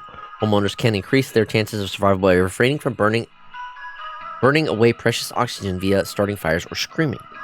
Okay. Clutch? The fuck is a clutch?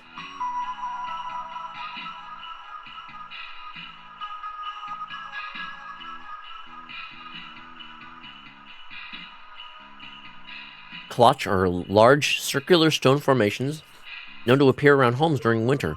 Homeowners with clutch often report clear skies, a feeling of instability and sinking. Clutch are highly hazardous to homes and their inhabitants, as the ground in the center of the formation will gradually sink lower until a deep pit is formed, damaging a home's foundation in the process and preventing homeowner from leaving. Homeowners wishing to prevent damage to their home are advised to seek the aid of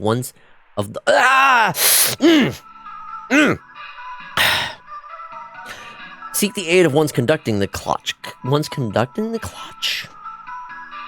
Thanks for that, Jonah. Bringing either an offering of gold or their firstborn child. If no negotiations are possible, it is advised to vacate the home as soon as possible. Dwarves?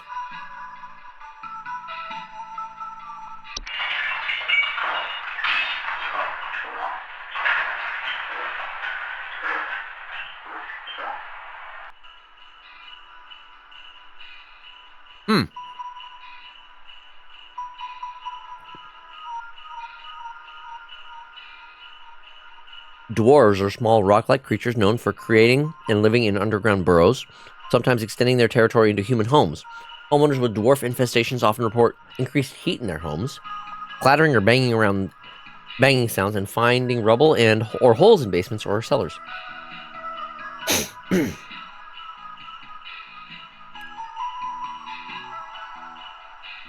did it wrong. You got hit. Yeah, no, that one. The maximum one is 100,000. I don't expect anyone to actually do that one because it is so much, and I would legitimately hurt. That one is truly for the sickos, which, I mean, there might be some. But I feel like most people are going to be adverse to that one. The intense one is like kind of rough. Dwarves are harmless to most mammals, with their diet consisting mostly of insects, soil, and rocks. Dwarves' burrowing activities can often cause foundational problems or structural damage to a home, however. Give me a few months. Oh dear. Dwarves can be dissuaded from tunneling into a home by placing clippings of parasitic plants, such as mistletoe or rattles, in or around cellars and basements. Active infestations should be handled by HSH's pest control services. Elves?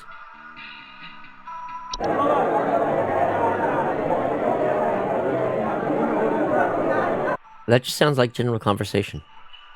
Elves are humanoid creatures with pointed ears that often inhabit large-scale human social gatherings under the guise of being forgotten friends, family, or acquaintances. This is sounding like some SCP shit.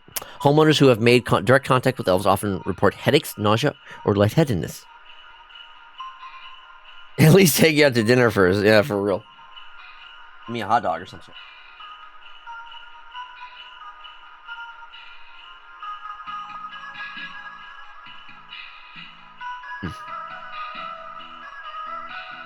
Elves are known to lower the immune response of humans they come into direct contact with, often leading to contracting a variety of illnesses, resulting in long-term hazardous or fatal consequences. To prevent or minimize contact with elves, it is advised homeowners do not interact with anyone they do not recognize at social functions, especially those claiming to have a history or personal connection with them. It is also advised to keep social functions to a minimum or to closely supervise the attending parties to prevent unwanted intrusions. False carolers? Oh, God.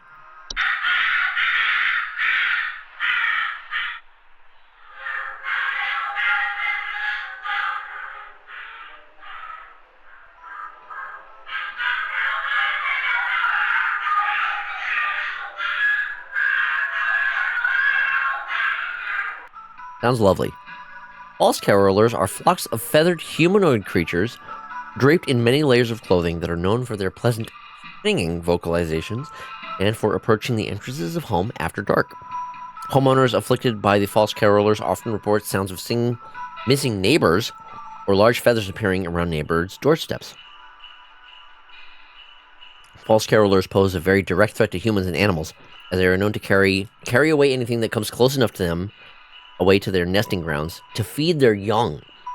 If false carolers are suspected of being present in a neighborhood, all homeowners in the affected area should stay locked inside their homes until sunrise.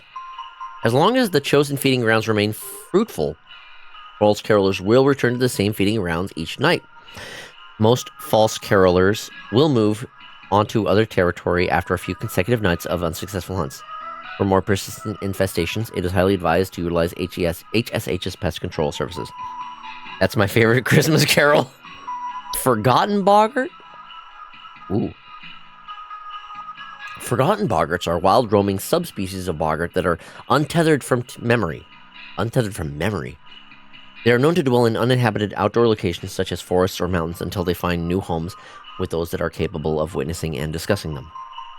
Homeowners that have attracted forgotten boggart often report strange sightings and obsession with discovery. Forgotten boggarts are harmless to those unaware or indifferent to their existence, but are at risk of inhabiting the homes of those with an interest in discovering them and discussing them, thereby increasing the risk of hazardous activities such as flooding, fires, or electrical outages. Images like this do scare the shit out of me. It's kind of terrifying. It's like, okay, there's the creature there. It's very dark. It is advised homeowners do not dwell on the possibility of nearby forgotten boggarts, any forgotten boggart sighting, or any other thoughts of forgotten boggarts, to prevent them from inhabiting one's home. Never speak of the forgotten boggart. Mountain warlock.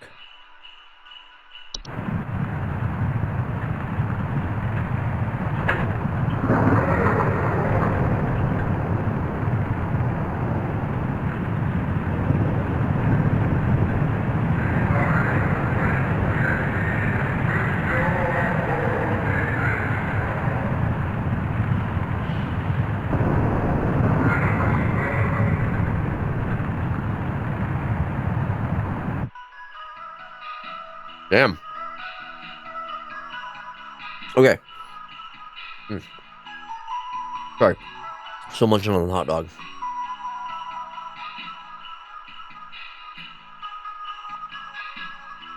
Oh, it's a good hot dog. Okay. Mountain warlocks are humanoid creatures resembling elderly human men. They are known to lie dormant in their high elevation domains until the winter solstice. Upon waking, their thunderous vocalizations can be heard for miles around. Homeowners affected by the mountain warlocks often report echoes, rumbling, shaking, or occasional avalanches. Mountain warlocks are highly territorial and pose a direct mortal danger to any humans or animals that settle or wander near their domain. Their earth-shaking incantations can additionally cause severe damage to a home's foundation. Mountain warlocks cannot be safely removed by humans' force, but due to their severely dangerous presence, it is highly advised that homeowners utilize HSH's pest control services as soon as possible. Pine sprites. We should look up what an avalanche is. You're right. It's important to know that.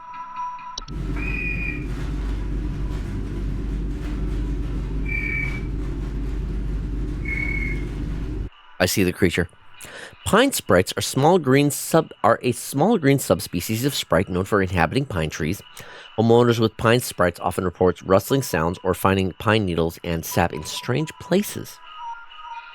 Pine sprites are harmless if left to their own devices, though their behavior can turn hazardous if their home is disturbed.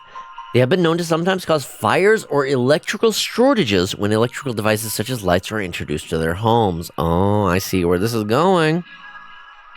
Pine sprites keep their chosen homes for their entire 160 to 180 year lifespans, so it's advised to avoid disturbing them by refraining from decorating any trees that they have inhabited. Homeowners may also choose to safely relocate an inhabited tree away from their home by utilizing HSH's pest control services. Red nose? Oh no, poor doggy. Red nose is a seasonal illness characterized by the primary symptom of a red berry-like growth emerging from a mammalian proboscis. Most commonly occurred in wild animals, but can be transferred to humans via the spores it releases once blossomed. Danger: red nose, while painful during the growth stage, is generally harmless to humans and animals alike with proper rest and care. Okay. Red nose will go away on its own after it has blossomed. To prevent red nose from spreading, it is advised to quarantine the affected individual until blossoming has passed. Sinking foundation? Sinking foundations are structural problems in a home's foundation with a wide variety of causes that can lead from homes becoming damaged over time or eventually sinking and collapsing entirely. Homeowners experiencing sinking foundations often report cracks in walls or ceilings, uneven floors, or drains not working properly. Sinking foundations represent a severe and mortal danger to both the home and its inhabitants, as their inability to and eventual collapse can cause a wide variety of hazardous situations to those entrapped within. Homeowners with sinking foundations are highly advised to immediately utilize HSH's foundation repair services to prevent further damage or collapse through situations may vary. Those situations may vary depending on the root cause. Snow golem. Oh, look at that. We got a lot of them here. Snow golems.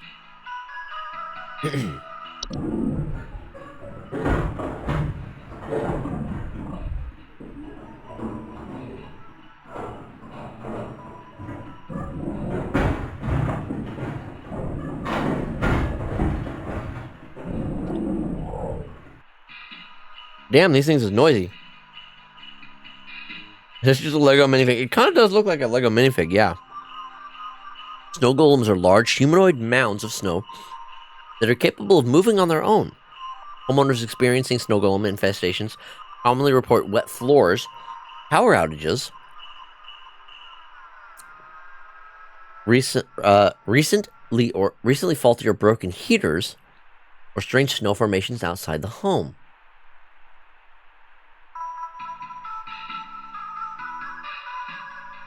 Snow golems can prove hazardous to humans in a variety of ways. Their tendency to target home heaters, especially during hazardous freezing weather, can cause medical issues such as frostbite or hypothermia in the affected homeowners. Direct contact with the snow golem while it is in pursuit of its target is also frequently fatal. When caught early, snow golems can simply be removed from a home by turning up the heat in a home to speed up their melting process and blocking easy access to home heaters or fireplaces. Snow golems succeed in removing potential heat sources from a home. It is highly advised to utilize HSH's pest control services. Sugar wisps? Where? This just looks like candy. Sugar wisps are an invisible subspecies of wisp known for its sweet plum-like aroma and its ability to influence the dreams and appetites of humans. Just feed them a delicious bowl of Campbell's chicken noodle soup. Oh, I remember that commercial. Homeowners afflicted by sugar wisp often report an intense craving for sweets, dreams of dancing orbs, and malnourishment.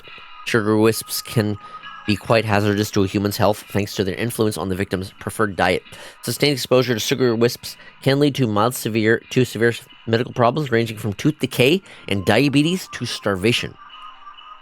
Sugar wisps can be dissuaded from influencing their chosen victims by blocking access to their victim's sense of smell.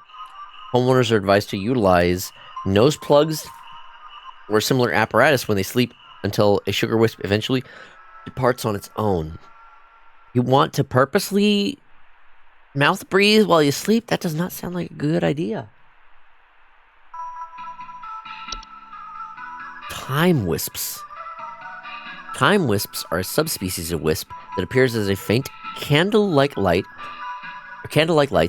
with a friendly visage. In the bottom leftish? Wait.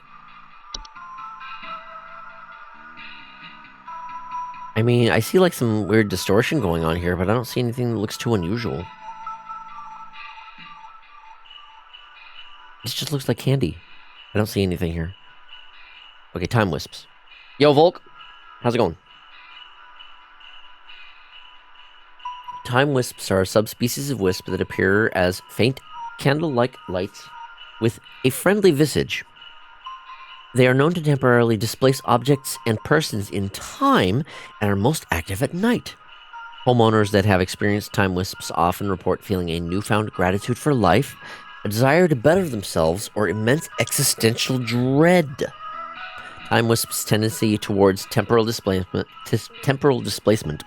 while sometimes beneficial, can often result in causing intense anxiety or stress in those that have witnessed their fates to be. Time wisps will pass on their own in the course of a single night, and no further action is required. They're just about to eat some shrimp up noodles. Nice, nice. Those are okay. The Twilight. The Twilight is an annual recurring phenomenon, known for its diet of fear and suffering. Should it find sufficient satiation in these cravings during its time spent in our cosmic proximity, it will proceed to consume all things that dwell above and below the soil. Oh. The Twilight is a severe existential threat to all living things, so long as it finds sufficient feeding material. Its hunger should avoid being sated at all costs. The Twilight should be kept from its desires at all costs until it moves past. To prevent its feeding, all manner of fear, agony, and suffering should be avoided or mitigated when at all possible on the calendar days of its proximity between December 21st and December 25th. Oh, buddy, do I have some bad news then? Oh, no, we are fucking doomed then. It is also advised to spread as much cheer, celebration, and merriment during this time as possible, as feasible. I don't know, man. I don't know. Like, yeah, I get the intent, but like, oh man, if this is happening, then fuck me, I guess. Okay. Give me 1 moment. I'm gonna have another bite of my hot dog, and then we'll figure out what is going on with this dude.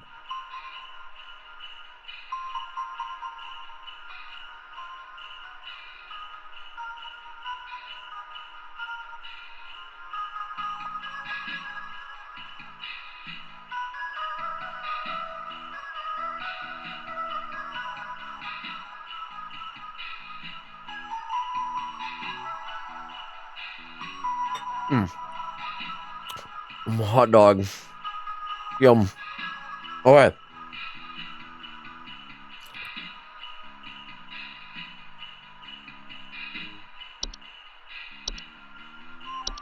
Can you send over an Oh no. Send over an electrician? Our lights keep flickering off, and we're trying to get our Christmas tree ready for when our folks arrive. That's it? Flickering lights? Was that the, hold on, okay, let's see here. We had a couple new ones here. The first one, was it the Pine Fae? What was it? You know, that's what I'm thinking. Pine Sprites.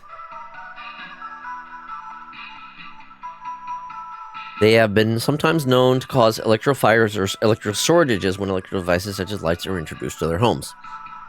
Yeah, I think that's going to be the play. Pine Sprites.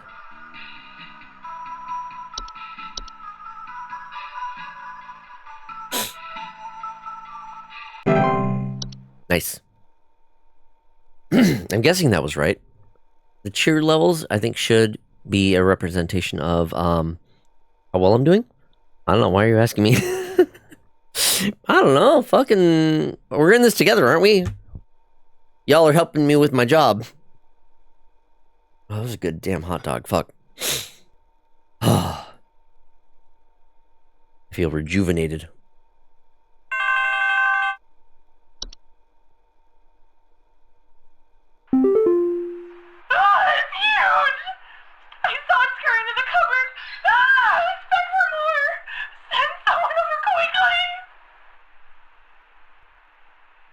What the fuck? That's all you're giving me? Please hold.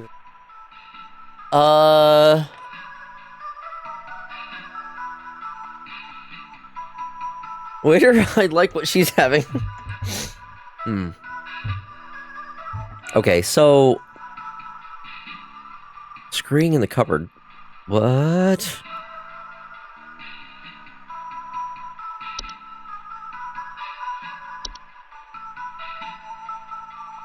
What the hell would be in the cupboards? It's huge and it's under the... It's in the cupboards. Cupboards. Invisible? No, it's not the sugar wisps. Is it something... No. And it's coming back for more? What the fuck is it? Cupboards? Yeah, cupboards. Not covers. Cupboards. The fuck could this be? It could be any of the old ones as well. It's not necessarily the new answers. Mice?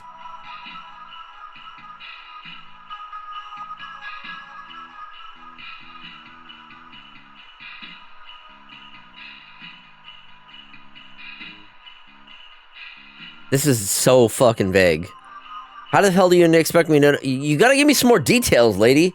Like, what the fuck? What does it look like? What does it sound like? Tell me something. You've given me nothing to work with here.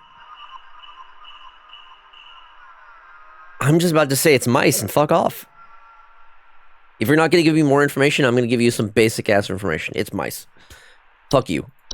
Play it again.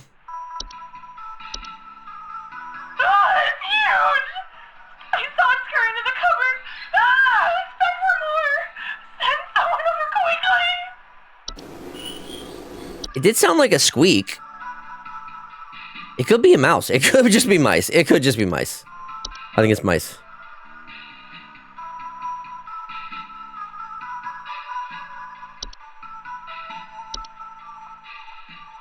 It's an avalanche. You're right. Cheer levels are still 100%. I think it was mice. I think it was mice.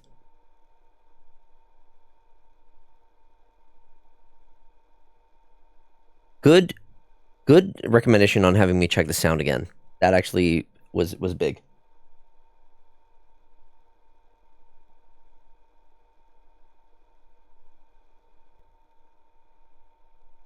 Mice can be in cupboards too, so you know that tracks. I think some kids are building some forts on our property. I'm looking at a bunch of big tall mounds outside our house, just coming from about every angle. I need someone to come and take these down for me. I'd do it myself, but I'm currently recovering from a back injury after slipping on something wet in my living room this morning. Oh. Please hold. Okay, that sounds like oh, what was that one? It was the snowman.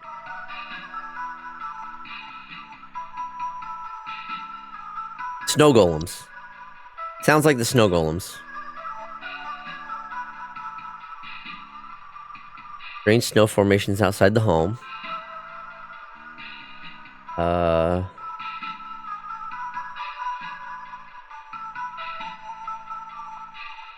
Yeah, that seems to make the most sense. Yeah, I think it's the snow golems.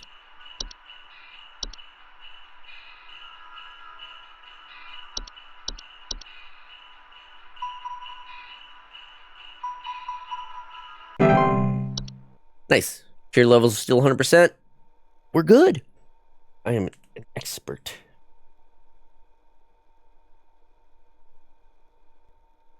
I see Permavermin is playing Animal well. I really hope they're having a better time with it than I did, because my goodness. This is like their second stream or so, maybe second or third. I managed to get through that in one go. The wild man is real. I've seen him. I've seen him. I know you people know about things like this. I know what you really do. I have photos. We can get these out in front of the public. The people need to know. Please, help me get this out to the world before it's too late. I know he's been tracking me. Please hold. The wild man is real. I've seen him. What? Wait, is that, Oh no. Forgotten Boggart? Yeah, okay, that's what I'm thinking, yep.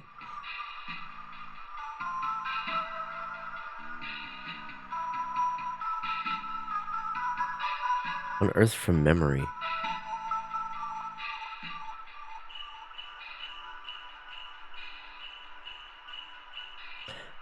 Homeowners that have attracted a forgotten boggart are often report a strange sightings and an obsession with discovery. Yeah, that sounds like it.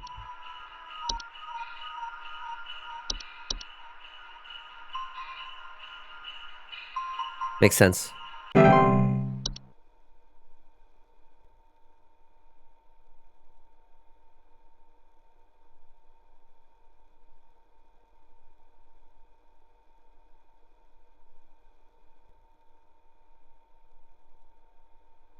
Next call, please. Wait time is inaccurate. Please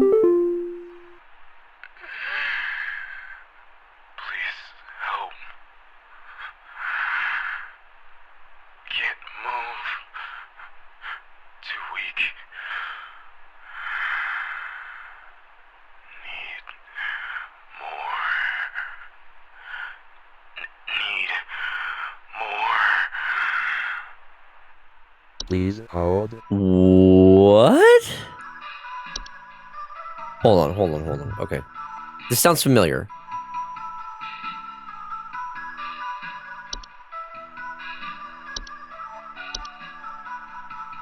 He needs more, yeah. Not the Twilight. No.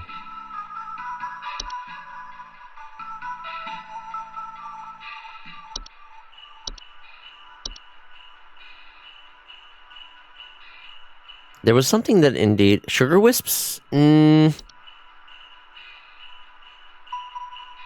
craving for sweets, dreams of dancing orbs, and malnourishment. Maybe, but I think there was another thing that was more relevant.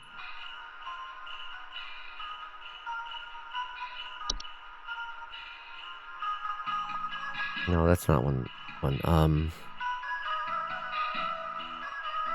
Not false carolers.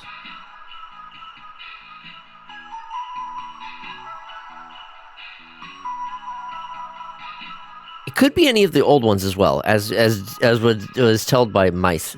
There was another one that like had oh fuck. You know what? You might be right. It might be the sugar. It might be the sugar things. Not pine sprites. Not red nose. Nightmare. There's nothing, just nightmare. Avalanche? Oh, you're right. It's avalanche. You're right. Yeah, that tracks. Okay, no. Okay, I'm gonna take your word that it's the sugar wisps.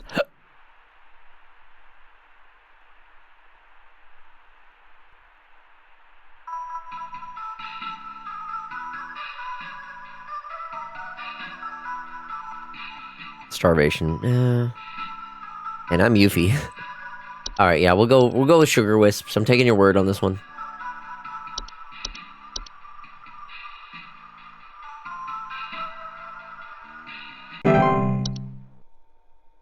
Looks like that was good. Good call.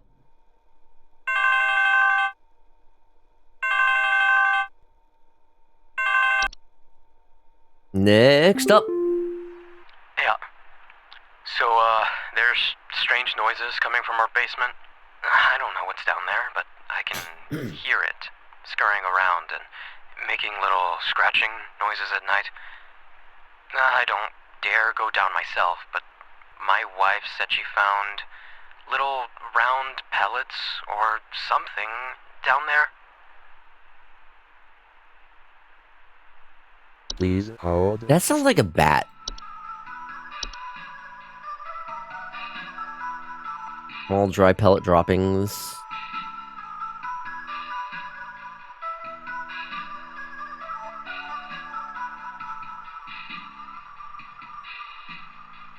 What sounds of scratching or flapping? Scurrying. Scurrying and scratching. I don't think it's gonna be mice again. We had mice earlier in the same day. I don't think it would be mice again. I think bats are more likely.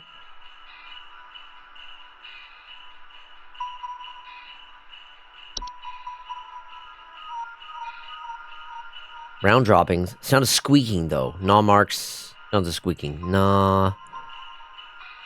No mention of squeaking. They mentioned like scratching and scurrying. I think bats are more likely.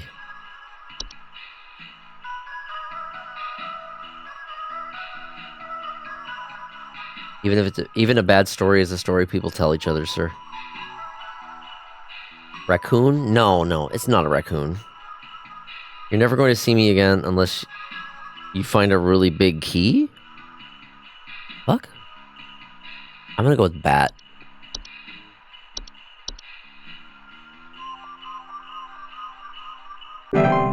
Oh, that was not right. Fuck.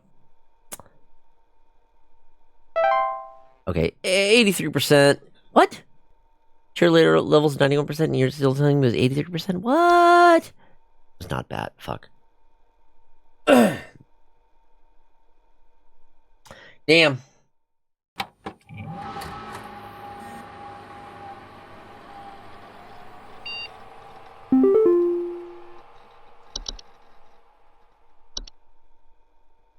Rodney, dude, did you see this yet? Everyone keeps forwarding this to me. I can't tell if they're taking it seriously or not, but either way, it's hilarious. I thought you'd get a kick out of it, Rodney. Forward.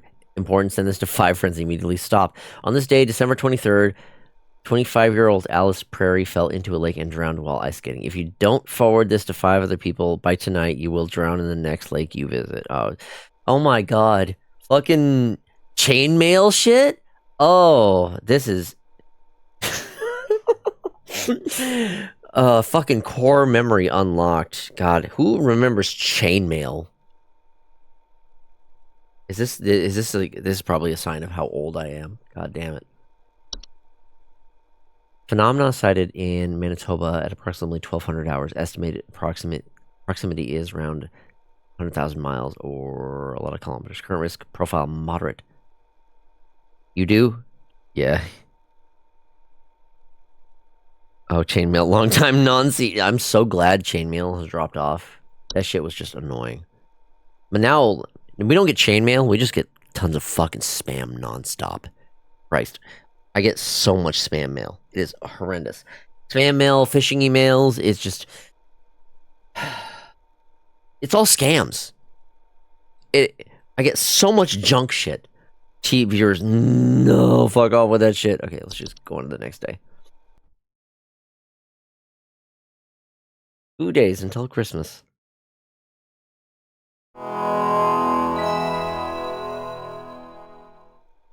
It was not bats. You could understand how I could think it was bats, though. Yeah, seriously, I'll take chainmails over what we have now. Honestly, yeah. Do we have new entries? I lost my blue sky in a horde of fishing accident. Man, that sucks. Chainmail, send this to someone who needs armor. Nice.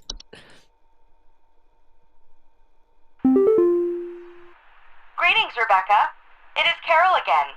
There have been reports of some new activity, so we have gone ahead and made some new information available to thee. I pray things are going well thus far. Thou knowest as well as I what is at stake. I do hope to see thee soon, Rebecca. Stepped away for a couple hours. Did you save the world yet? I am continuing to... I need someone to come fix our windows. I fear there's a terrible draft coming in, and I wouldn't want anyone at my second family gathering to catch a cold. I'm hosting at least 20 additional family members, and I need this place locked tight for their sakes. I've already caught something dreadful during our last hosted function, and I don't intend for it to happen again. Oh, that sounds like an elf. Or elves? Was it? Elves. Yeah, that sounds like elves. We're continuing to do our job. We have finished the main game. I did well enough to get a promotion, and now we're doing seasonal work. This sounds like elves.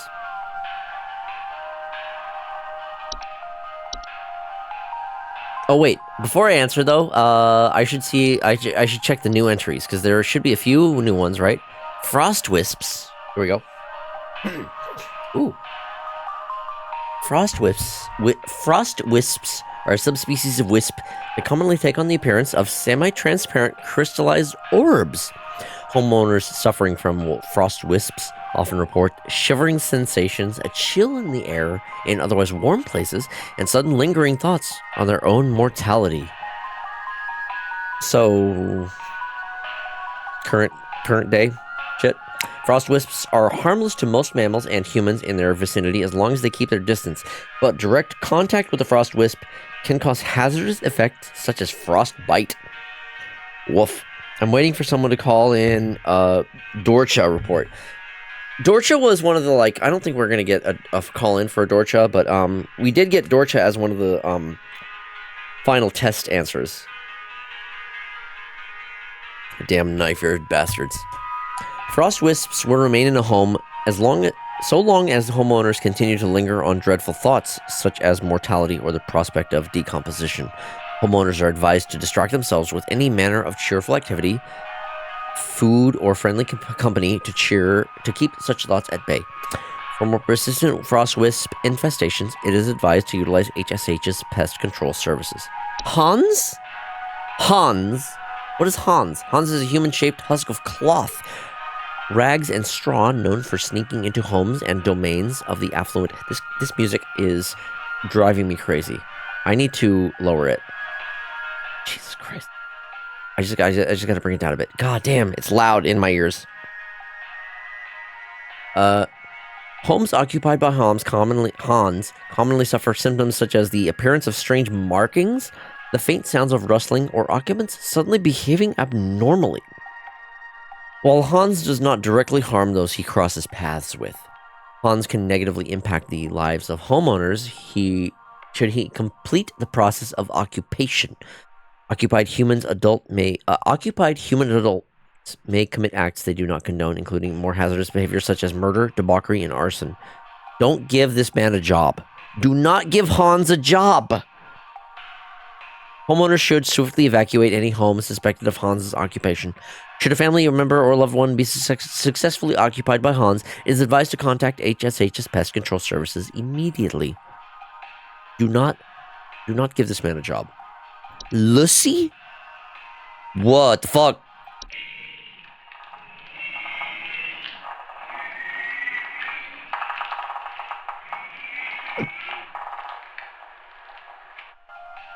Well, that's horrifying. Lucy is a semi-solid humanoid creature, vaguely resembling a pale human woman, known for slipping inside homes during hailstorms. Homeowners often report a slimy, semi-transparent substance near openings such as doors, windows, air ducts, and chimneys. Lucy can be quite hazardous to any humans or pets that cross its path, as Lucy is known to steal the warmth of warm-blooded mammals, often leaving behind their crumbled, frozen remains. Yeesh. Woof. It is highly advised to quietly hide all warm-blooded inhabitants of a home if Lucy is suspected to be present, and wait patiently for it to pass through on its own. What the fuck? I knew a Hans once. That he met a freaky lady offering sweets in the forest as a kid. I see that. I get that reference. The mayor? Ooh.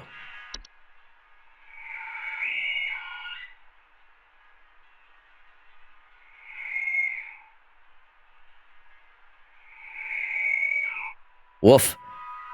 The mare is a skeletal horse-like humanoid draped in a variety of tinsels and fabrics.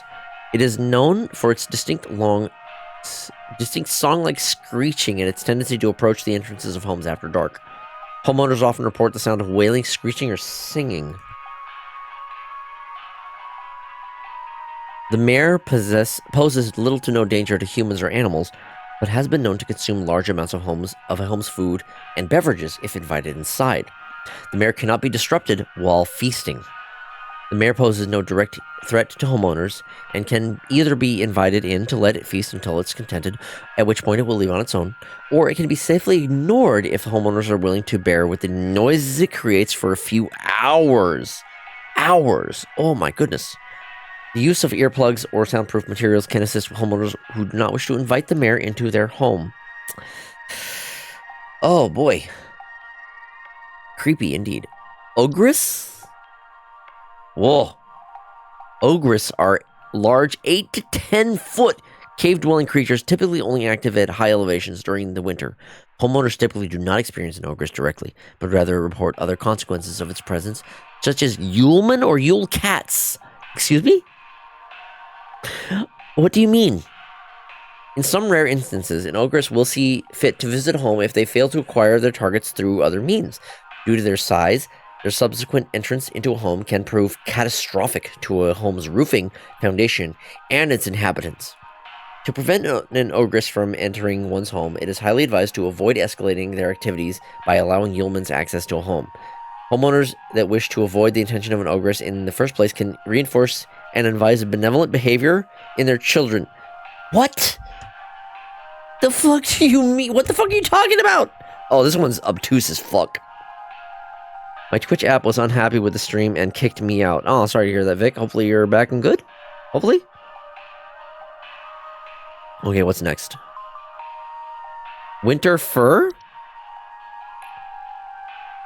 Winter fur is a highly contagious seasonal virus known to cause the rapid growth of white hair-like follicles across an infected individual's face, body, and eyes. Oh no.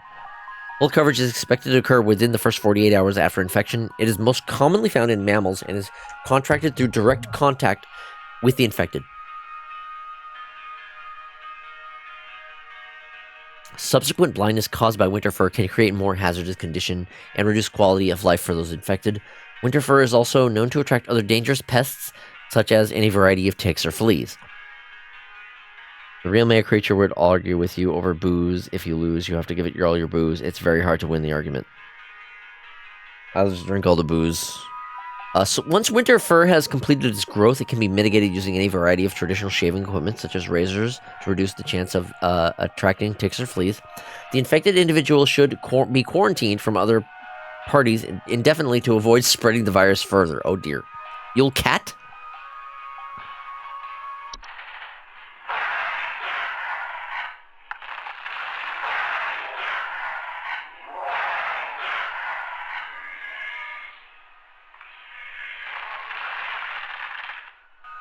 Oh, I don't think this is the TF fantasy people typically have. Yeah, not true. Scary. Yule cats are large feline-like creatures known for prowling populated high-elevation areas during the winter. They feed primarily on various textiles and fabrics. Homeowners experiencing the Yule cats often report sounds of hissing, growling, large paw prints in the snow, and missing clothes or neighbors.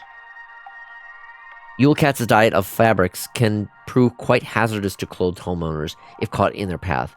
And due to the size and speed, most human adults and children will not survive these sorts of encounters. Oh, hello! Oh my goodness!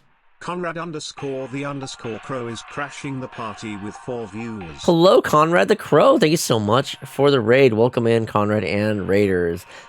We are playing... You're playing Dota 2. Hell yeah. Nice. Hello. Welcome on in, everyone. For those of you who are new, hello. Welcome on in. I am FoxyDude. I also go by CJ.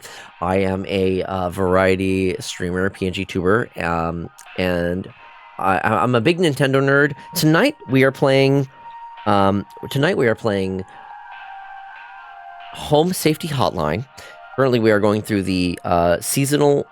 What was it called? The seasonal employee DLC? Wait, aren't missing neighbors also tell for false carolers? Yes, the IRL Yule cat will eat you if you don't get new clothes for Christmas. Yeah. So yeah, we're going through some of the new entries. A lot of these are going to be like seasonal themed, you know, holiday, whatnot. But I just got done with the base game a little while ago. I did okay. I did well enough. Welcome on in, Parfait Fair? Welcome on in. Yeah, false carolers leave feathers. Apologies if I'm kind of like slurring my words a little bit. I may have had a bit to drink tonight. It's a good night, you know. I'm having a good time. This is a very interesting night. Okay, I'm currently reading through the description of the Yule cat. Yule cats' diet of fabrics can prove quite hazardous to clothed homeowners if caught in their path, and due to the size and speed, most human adults and children will not survive these sorts of encounters. Yule cats' strength also allows them to easily break into homes in search of food if sufficiently hungry, damaging doors and windows in the process. If a Yule cat is suspected to be active in the area, homeowners should take quick action to leave out a variety of fabrics and textiles within a safe distance outside of the home. it is advised to deliver these fabrics completely unclothed. Yeah, I'm just gonna go out in the winter, nude, and drop off some clothes to deal with this cat that might show up. This is a weird game. It's very interesting. Horror themed esque. So for those of you who are unfamiliar, the prospect of this game is we are a responder for Home Safety Hotline. People are calling in with these various issues, and we need to diagnose what issue they're having and give them the proper response based on the issue that they're having. I'm currently going through some of the new entries because as the game progresses, you get access to more and more of the entries in the database. And a lot of these are like, imagine it kind of like a bestiary of sorts, which is kind of like what we just got done going through some of like the backstory of the game. The idea of it is it's kind of like a bestiary. Hey, Salt! Oh, hell yeah, fantasy customer service rep dealing with fantasy creatures and eldritch abominations. Exactly. So I'm gonna play the current caller's call. I need someone to come fix our windows. I fear there's a terrible draft coming in, and I wouldn't want anyone at my second family gathering to catch a cold. I'm hosting at least 20 additional family members, and I need this place locked tight for their sakes. I've already caught something dreadful during our last hosted function, and I don't intend for it to happen again. So I already know the answer to this one. It's elves. Elves are humanoid creatures with pointed ears that often inhabit large-scale human social gatherings under the guise of being forgotten friends, family, or acquaintances. Homeowners who have made direct contact with elves often report headaches, nausea, or lightheadedness.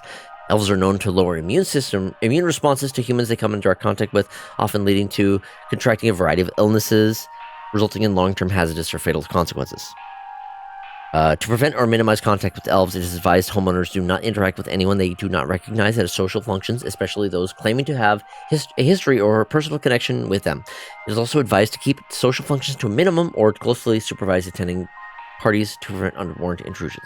This is the answer to that question, but before I get to that, I am going through some of the new entries, because sometimes as you progress, you do unlock new entries. So there are a few entries that are inaccessible.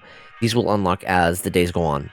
So I have a few more that I'm going to read, and then I'm going to submit this answer. Yule Goat. Yule goats are goat-shaped apparitions that can sometimes occur in a home during the winter.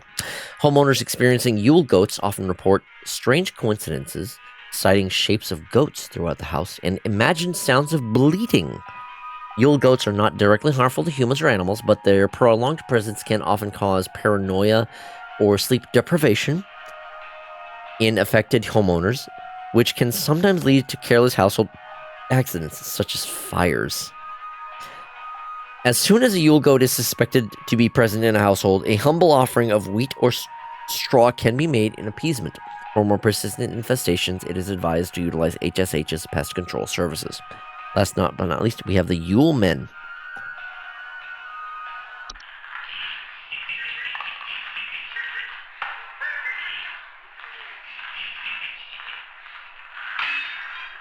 Fucking conehead looking asses. Yulemen are a subspecies of gnome that appears as a small, hairy humanoid with pointed craniums that are most often seen traveling in packs of 13 or more.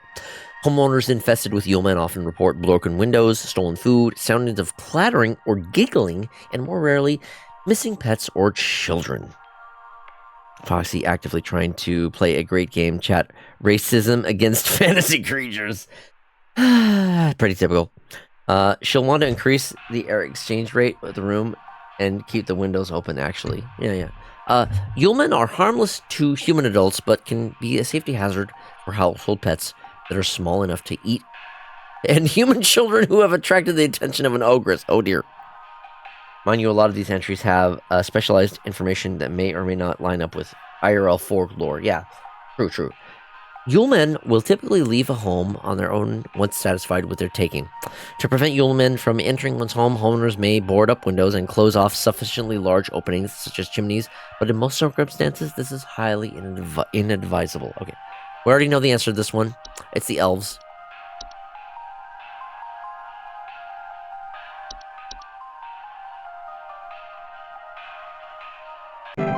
Yes. Cheer levels remain at 91%. We are good to go. Fucking gnomes digging up my lawn. They are not full of whimsy because they keep trampling my petunias. How dare they? You were talking about chainmail showing your age. Freaking mentioning coneheads. Oh, fuck, you're right. God damn it. I'm dating myself more and more. I need to shut the fuck up. Focus on playing the game. This packet you sent doesn't make any sense. Shit. And there is still something in our basement. I'm calling Papa Paul's pest control from now on. Whatever that one was, I fucked it up. I see the gray hairs already, buddy. Don't be calling me out, man. Not cool. Look, I know you don't need to be reinforcing it. Had a serious scare, but home now. Went to the ER. Oh gosh, Kane, I'm so sorry.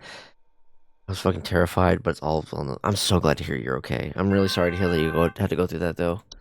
Welcome back. I'm glad to hear you're alright. Oh, God, I'm dead. I'm dead and I'm only 33. Please say I can change this. Please say I can change it. Please hold. Oh, one of these did mention existential dread. Oh shit, which one was it?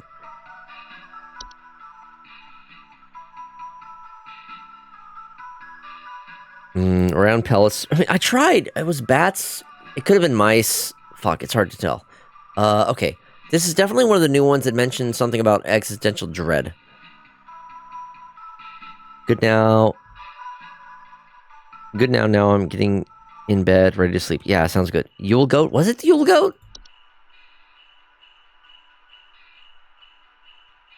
No, the Yule goat doesn't mention anything about existential dread. Not the goat. The Coneheads were unironically some of the best neighbors in all of movies. I mean, yeah, it was just like an uninteresting movie from what I recall. It is not Yule Goat. One of these had something to do with existential dread. Time Wisp? I don't think it's a Time Wisp. I'll check, but I don't think it was the Time Wisp. It was a new one. I think it was a new one. Time Wisps. Hold on. Homeowners that have experienced time wisps often report a newfound gratitude for life, desire to better themselves, or an immense existential dread. Ooh, okay, you know what? You might be right. Time Wisp is a new one. Right. I don't think it's the mare.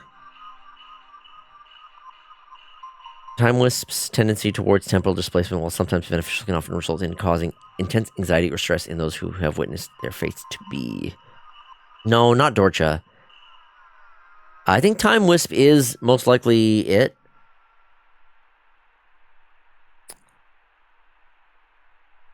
I'm going to check the mare.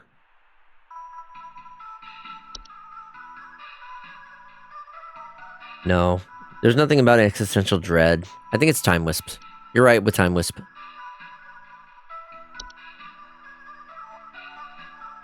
The old one? You gotta be more specific. The Time Wizard fucking with people by spawning orbs of pure existential crisis.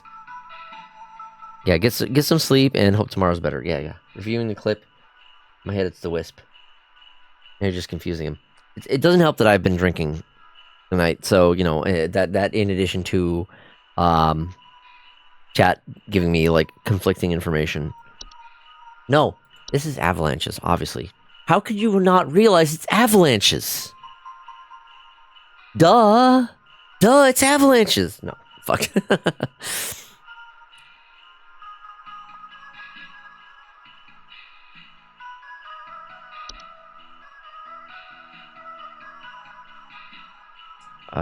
It's not the Forgotten Bard. We had that one already. It's not Hans. No. You know, I think you might be right. I think the Time Wisp is the most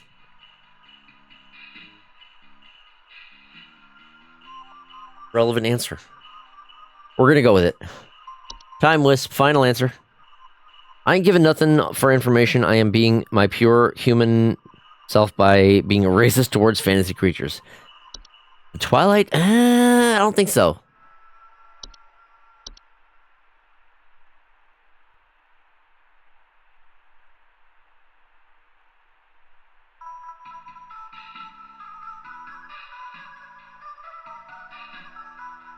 The Twilight is kind of like an overarching danger. I'm not seeing any kind of like direct actions, you know? A plague sweeping through the inner city streets, avalanche. It's 10 p.m. Do you know where your kids are? We're gonna go with time wisps. Final answer. Time wisps. Final answer, Regis.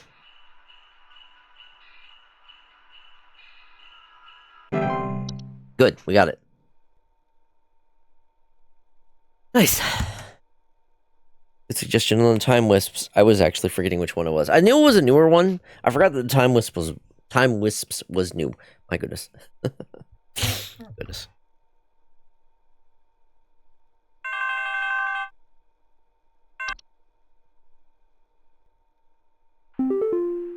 There's some kind of dying animal in our yard. Can you send someone out to put it out of its misery? It's been screaming like hell for the past hour, and I'm far too squeamish to go look at it or touch it myself. My son is only 10 years old, and he's very worried about the poor thing, so please hurry. Oh, okay. I gotta hear the sound of this thing. Please hold. Okay. There are a couple of... this could be... Is it the Yule Cat?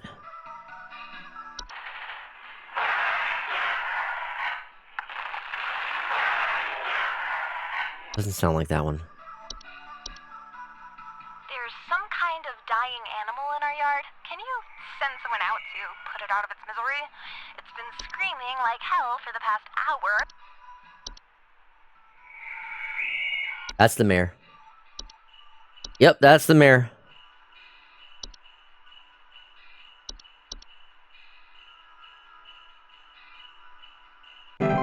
Nice.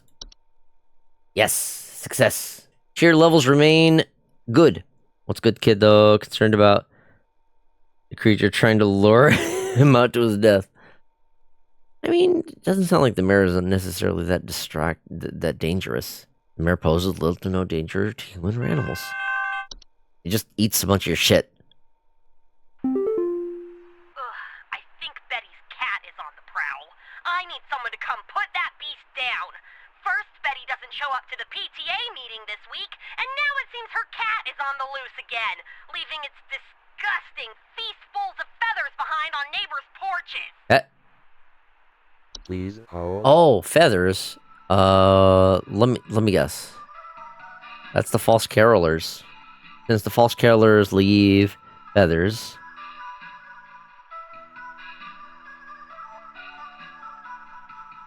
Where was it?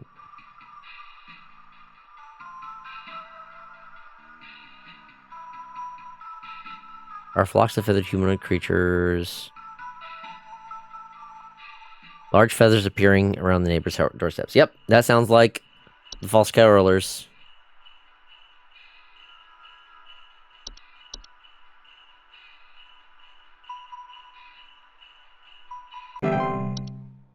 We're good. What cat leaves feathers? I guess her idea is like the cat is the one that is like catching birds, and then those are where leave the feathers. That's my thoughts on her thought process. The logic, leaving a bunch of Sabrina Carpenter songs everywhere. I think there's some kind of mold problem in our house.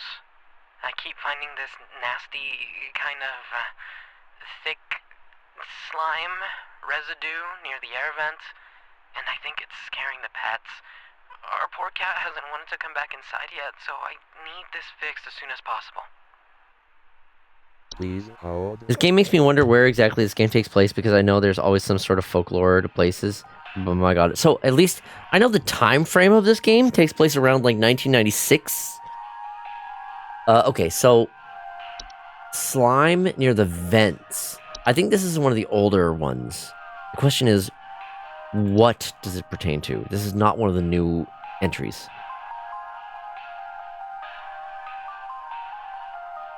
The Lussie?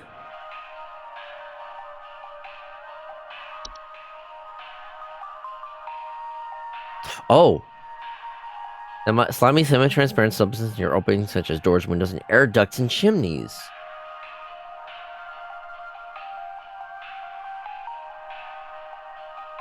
That makes sense. Okay, good idea. Not older. Yeah, okay, yeah, fair. Lussie, okay. It's the Lussie. Thank you, chat.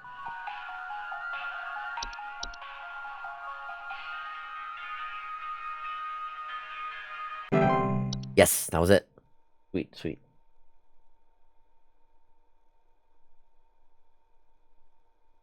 Hey. Mishmash of folklore. The Midwest. Some of these illustrations remind me of the bedtime stories. I think there's an avalanche outside! Our home is right below the mountain! Please send someone over before it's too late!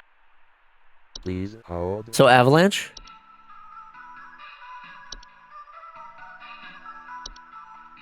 Oh my god, I think there's an avalanche outside! Our home is right below the mountain! Please send someone over before it's too late!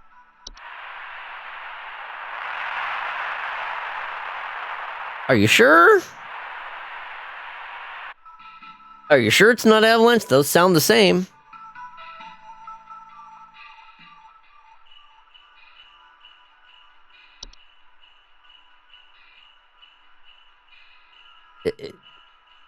Always those pointy knife-eared bastards.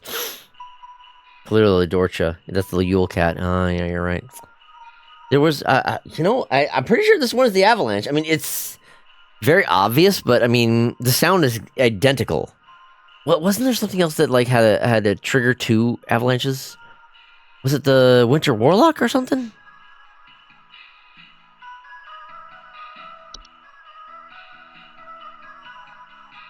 What was it?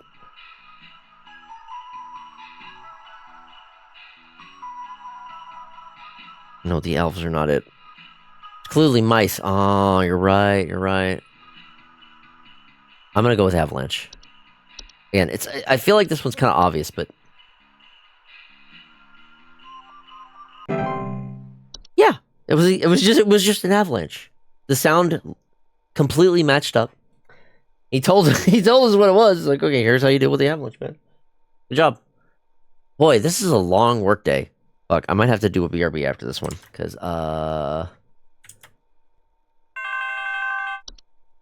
we'll rip that poor motherfucker. He's fine. We gave him the instructions. The doctors told me to call here. I think I caught some kind of dog disease. What? My neighbor's freak dog sneezed on me or something, and now it's growing on me. Oh. I can feel it underneath my skin, this horrid little bump forming. It's hurting very badly. Please, can you tell me what to do? Well, that certainly sounds like, the red nose.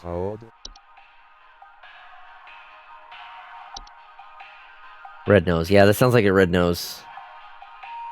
While painful during the growth stage, is generally harmless to humans and animals. Ask a vet.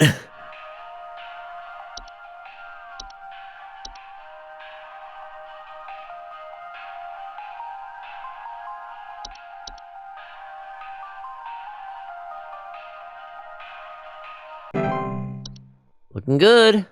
Looking good. We're doing good. Oh my god, what a long day. Jesus Christ. Someone is coming into my home. Your security cameras broke on me, so I can't see who it is. I can hear their shoes squeaking or something in the footage when they came in to steal my Santa outfit. Do you have some kind of policy compensating your customers for selling them faulty equipment? What? Please hold. Hold on. Squeaking or something when they came into Santa outfit. What? Hold on. There was something that involved stealing clothes. Wait, not the Yule cat.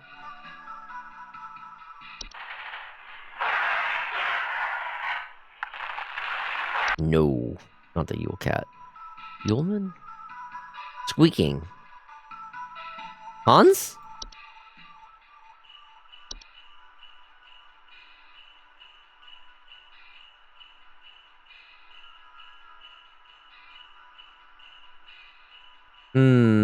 No? Someone's coming into my home. Your security cameras broke on me, so I can't see who it is. I can hear their shoes squeaking or something in the footage when they came in to steal my Santa outfit.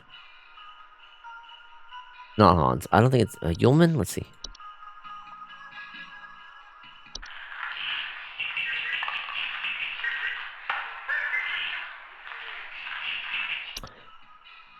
Homeowners infested with Yulman often report broken windows, stolen food, sounds of clattering or giggling, and more rarely, missing pets or children. No, I don't think it's the Yulman.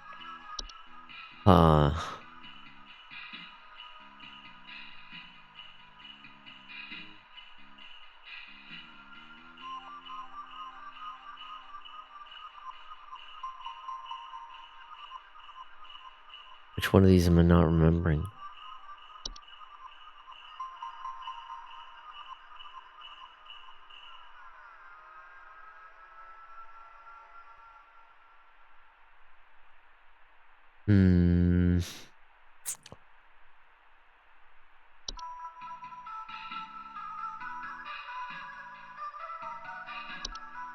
This one's tough, actually. I'm not sure. Squeaking. On a completely different topic, I love the Irish folklore of the werewolf that gives starving families fish/bread to make sure they can survive. That sounds awesome. We need more entities like that, honestly.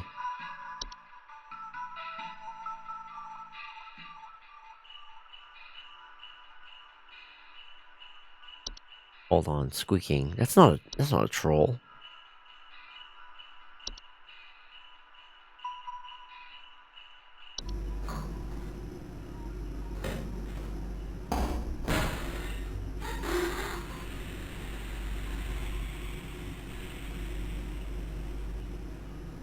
No, that's not the troll. We just don't talk about the Japanese yokai. I'm open to suggestions on this one, chat. Just reminding me of the access program grid, beep access security, beep access main program grid, beep, you don't even say the magic word activated. Hi Mega Man Stitch, welcome on in. Where the fuck? Someone is coming into my home. Your security cameras broke on me, so I can't see who it is. I can hear their shoes squeaking or something in the footage when they came in to steal my Santa outfit. Do you have some kind of policy compensating your customers for selling them faulty equipment? Yo, Toru. Boggart? I don't know if it's Boggart. Boggart doesn't usually involve squeaking.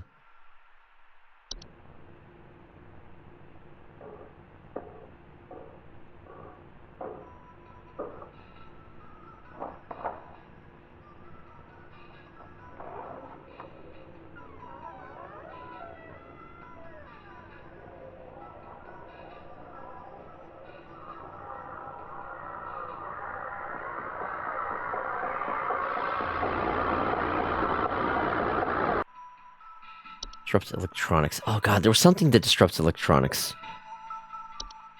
Was it the pine? It was the pine sprite, I think. We're being racist against fantasy creatures. I was just spamming you some art I did today and realized you were still streaming.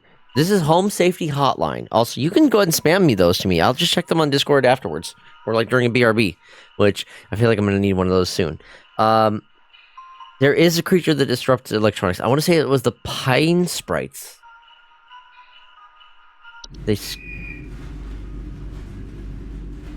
Rustling sounds. I don't know if this is it though.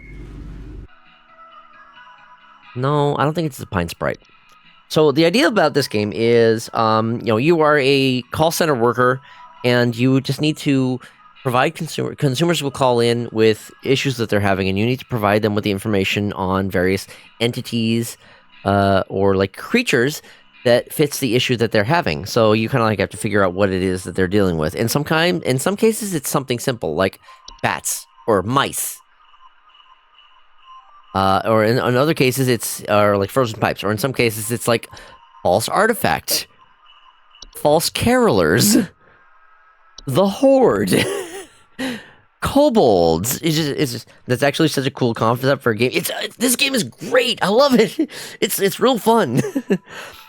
Something simple like Avalanche. Yeah, it could be simple things, or it could be fantasy things like horror elements, like lamp sprites. Some squeaking. The kobolds do not look like or think. Look at the kobolds.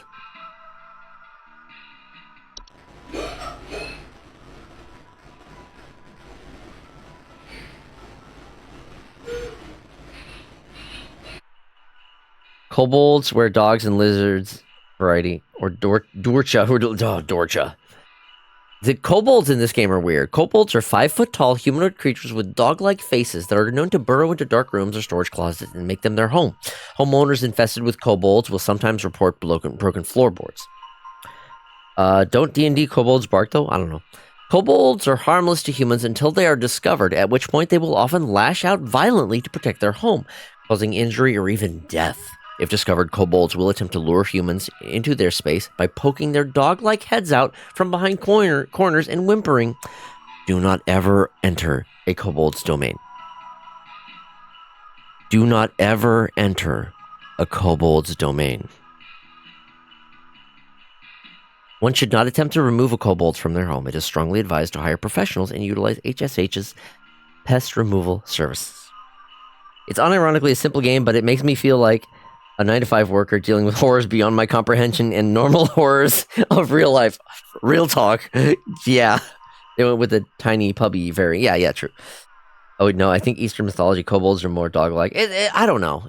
There's a lot of inspirations on different types of creatures in this game, so it's very cool. Okay, we're looking for some squeaking and something about stealing a Santa outfit. And maybe some issues with electronics, but I don't know how relevant that is. Do not let a kobold seduce you. I'm really unsure on this one. Squeaking. What the hell? Which of these involves squeaking?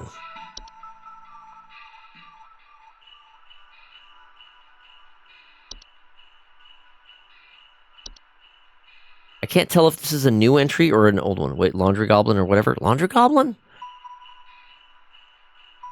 Laundry Gnome? Homeowners with laundry gnomes often report loud rattling or banging sounds coming from their washing machine or missing socks. Yeah, no, that's not it. That is not the option. Go for electronics first, then you should be able to find your answer. Electronics. Which of these affect electronics? Is it, the only other one I can think of maybe is the lamp gnome? Or lamp, sprite. Having played the beginning of Vindictus with a lot of characters, I think Musing Corvid is right about kobolds. I don't know.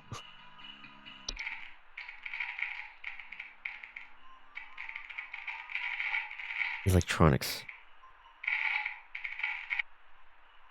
The only ones that I can think of that involve electronics are the lamp sprite and the pine.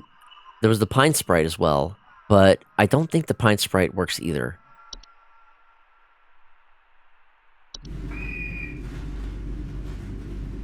Rustling sounds and pine needle and sap in strange places. I don't know. Do you think so?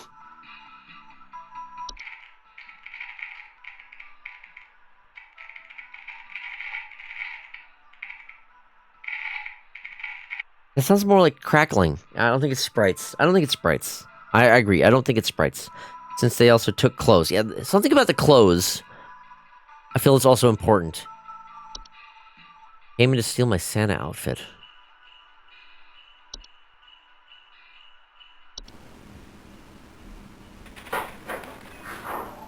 No.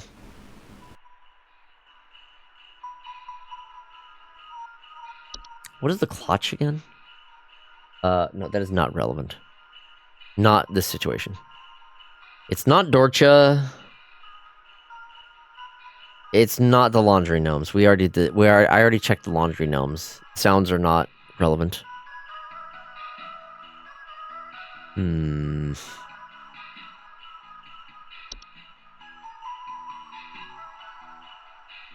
the frost wisps. Not Hans. Homes occupied by Hans commonly suffer symptoms such as appearance of strange markings, the faint sounds of rustling, or occupants suddenly behaving abnormally. No. What do they do for future reference? God, fine.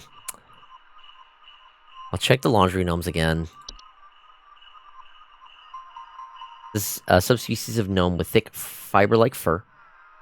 They can fold their bodies into various shapes and often resemble dirty towels. Homeowners with laundry gnomes often report loud rattling or banging sounds coming from their washing machine and missing socks.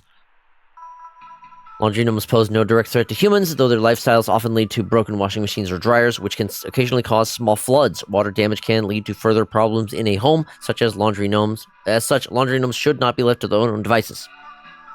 Happy? No, it's not. It's not the laundry gnomes. Yeah, if you lose your socks, the laundry gnomes are the one to blame. Fuck, I don't know about this one.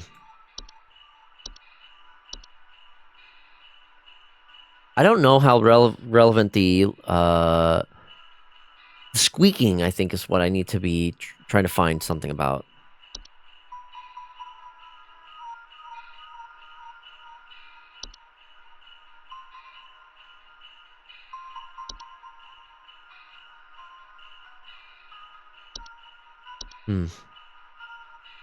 Missing clothes or neighbors.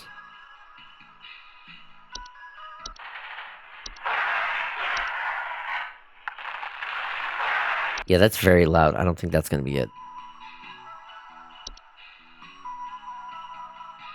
Fuck, I don't know about this one.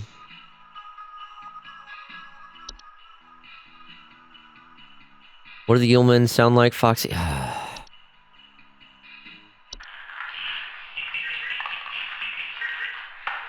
Clattering or giggling? Not squeaking. Not squeaking.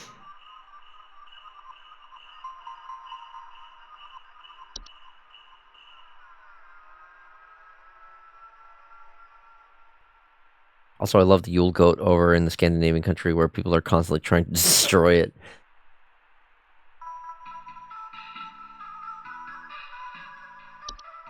It's carbon monoxide. Yeah, you're right. Carbon monoxide.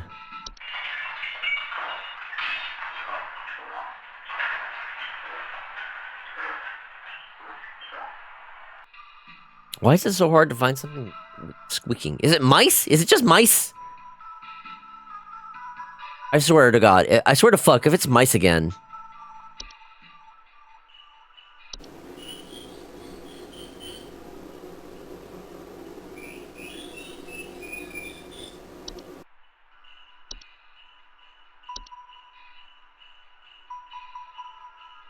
Fucking Christ, if it's mice again.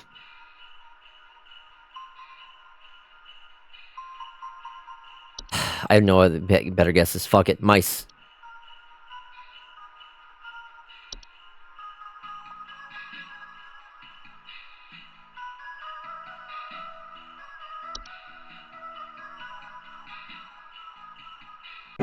Nope. That was not right. Whatever. Moving on. God damn it.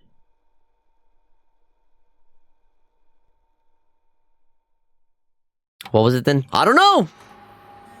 We don't get to find out. I just know what my guess was wrong. That's it. I don't get to know.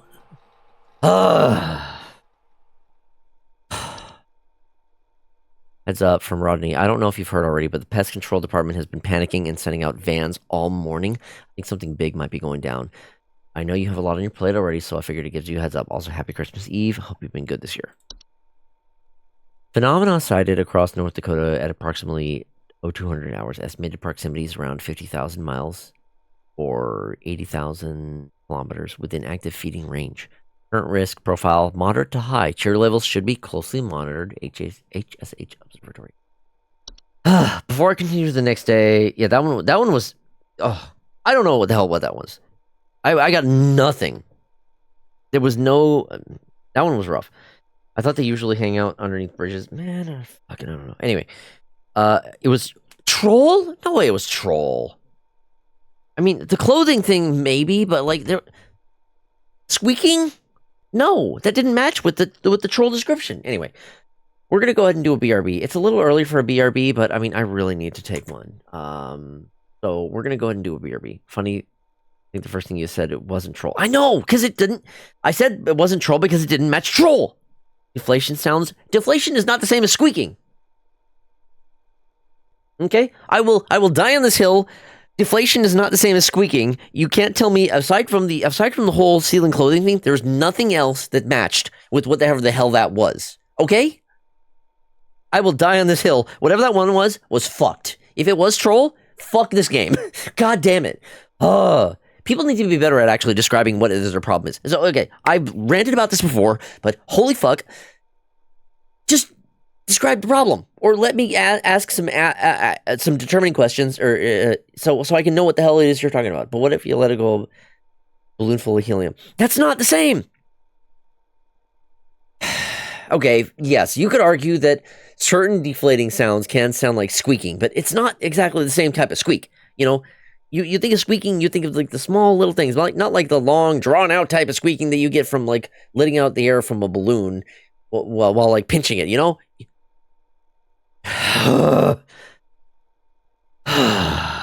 Anyway, I am for sure just busting your balls. Whatever. Either way, I need to take a BRB. We're gonna do the BRB. Take this opportunity to. I blame the old man. We're gonna kill him.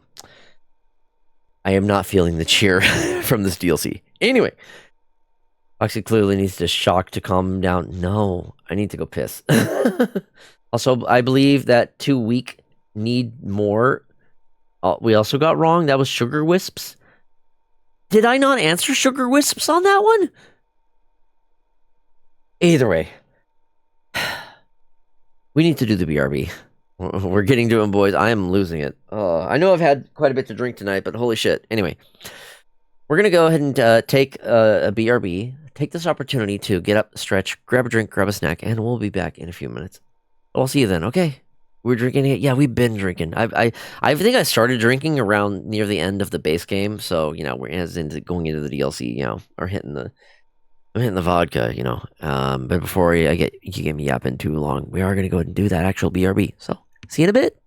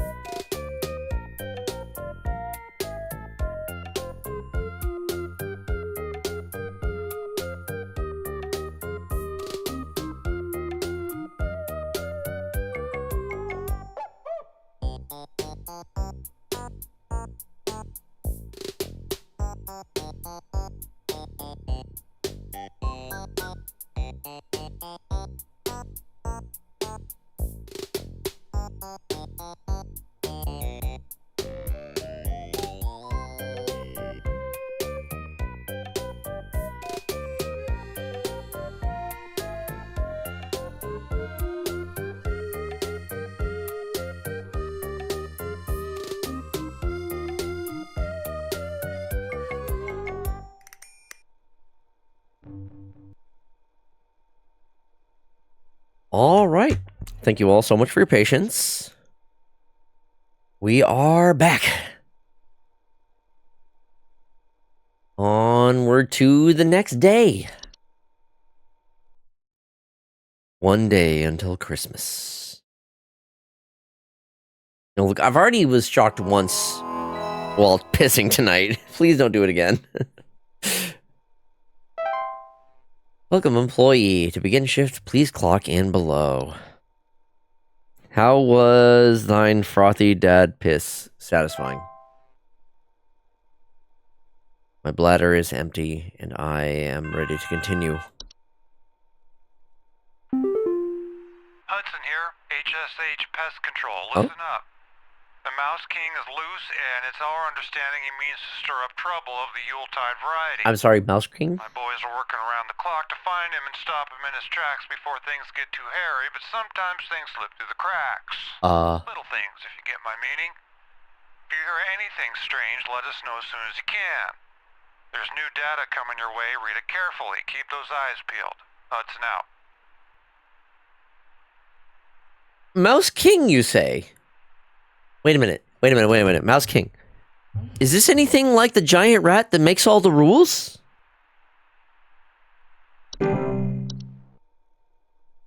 Bill Snickle? Oh, dear. Hey. We need someone to come check our house for damage. I think I felt an earthquake last night. And this morning, I noticed those godless Hendersons across the street crying about something with the police. Oh, dear. So I'm fairly sure whatever happened must have been enough to damage our property. Oh, that's so fucking vague. What the fuck? Okay. Well, I guess I got some new rats. We're the rats. We hunt at night. We stalk at night. We're the rats. I'm the giant rat who makes all of the rules. We love a good German reference in this house.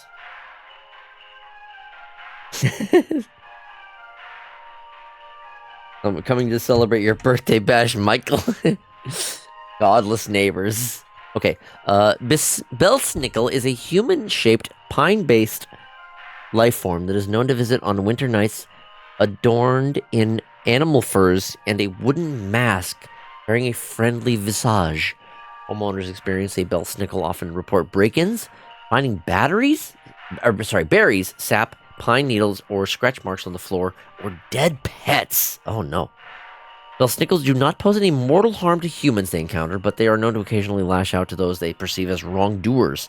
Their presence can be highly hazardous to any furry mammals or pets in the house. Oh no. Should they require more pelts? Ugh. The berries they occasionally leave behind are both safe to eat and delicious. Belsnickels will usually pass through a home and move on to others by the end of a single night. Multiple visits to a single home are rare, but more persistent visitations may be a sign of troublesome moral activities occurring in the home. We need to run, everyone. Oh no. Oh fuck, he's a furry. He's after my pelts. Watch out! Making me think of the Trapper character in Inscription. Oh, you're right. Yeah. Okay, what else do we have for new entries? The gift tag?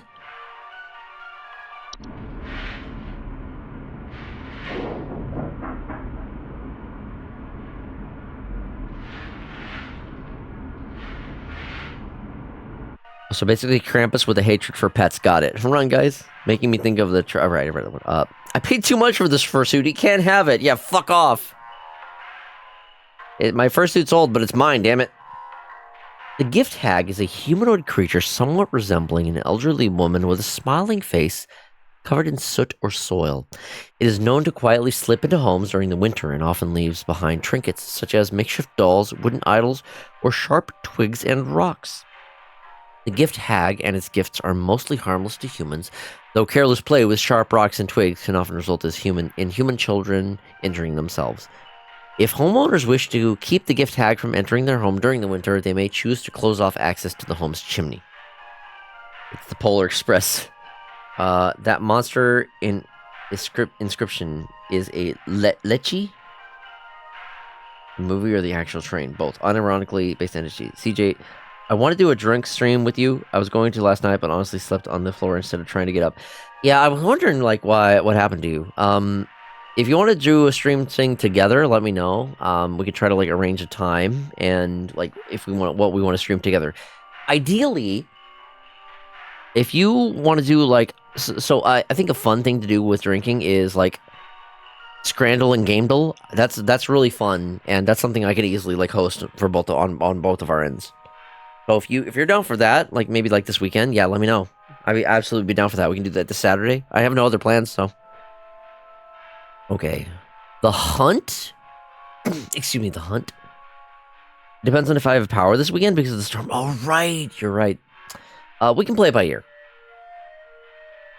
I hope you don't lose power. I hope I don't lose power. I hope you don't too. I hope none of us lose power, honestly. I don't know what the weather's looking like in my area yet. I need to double check it, but we'll see, I guess. The hunt is a storm-like fungal weather phenomenon that carries with it large quantities of infectious snow-like spores.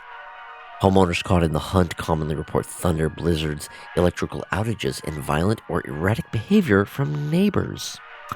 The hunt's powerful winds can often cause trees to break or fall, which can lead to dangers such as property damage, electrical outages, or fires. The hunt's spores, if ingested, can also cause unpredictable and hazardous symptoms in humans, such as color blindness, physical deformations, and cannibalistic desires. Oh, lordy, what the fuck? Oh, this is freaky as hell. If the hunt is expected to pass through one's neighborhood, homeowners can take measures to keep safe by quarantining themselves within a basement, cellar, or otherwise underground shelter until the storm and ensuing panic passes. It is advised to keep an emergency supply of food, medicine, and water stocked for such an occasion. Wow, this one is fucked. Holy shit. But as of right now, I have Saturdays off, so either tomorrow or the day after, I'm totally fucking down. Okay, so let's shoot for Saturday, because tomorrow I think I want to do more Mega Man Battle Network 4. I want to keep the progress on that one going. And I will probably also continue to play it on Monday, maybe Sunday as well, but yeah. Alright, moving on. The Locomotive?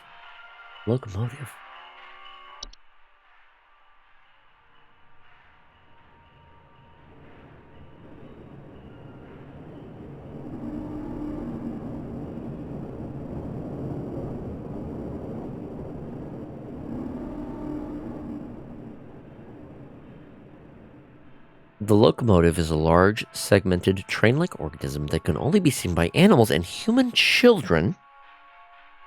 That is straight up a Polar Express reference, probably. It is known only to appear after nightfall after the 21st of December. Homeowners affected by the locomotive often report floor rumbling at night, distant whistling, snow falling in strange patterns, or missing children. Earthquake. Henderson's cross the streets. I'm fairly sure whatever happened must have been enough to damage our property. The locomotive is harmless to humans and adults, but can particularly be harmful, even fatal to human children if they choose to enter its domain. The children bearing sufficient faith are known to return the following morning, however. Is this the one? He mentions property damage. This doesn't say anything about property damage. There's no known solution for removing the locomotive from an occupied area while it has stopped. However, the locomotive only remains in one location for a few minutes at a time to attract its prey before it will move on to other territory of its own. To prevent harm, children and pets should be supervised and kept indoors. The Mouse King.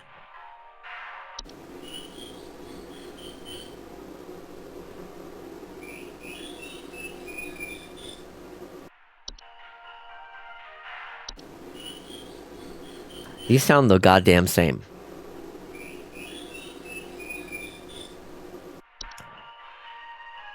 The Mouse King is a prominent member of a traitorous clan of mice. Excuse me? Known for recruiting and leading them in nefarious activities such as riots, heists, and assassinations? Whoa! Homeowners with the Mouse King often report sounds of squeaking, scratching, and seeing strange mice behaviors such as mass coordination or attempts at communication. The Mouse King poses an incredible threat to all living things, and its destruction should be immediately prioritized. Whoa! Oh my. The Mouse King should be stopped at all costs by any means necessary. Homeowners are highly encouraged to use lethal removal methods, including but not limited to mousetraps, toxic sprays, sharp implements, or any licensed firearms. If homeowners will not oblige, they are advised to utilize HSH's pest control services. Whoa. Perkta? Oh my.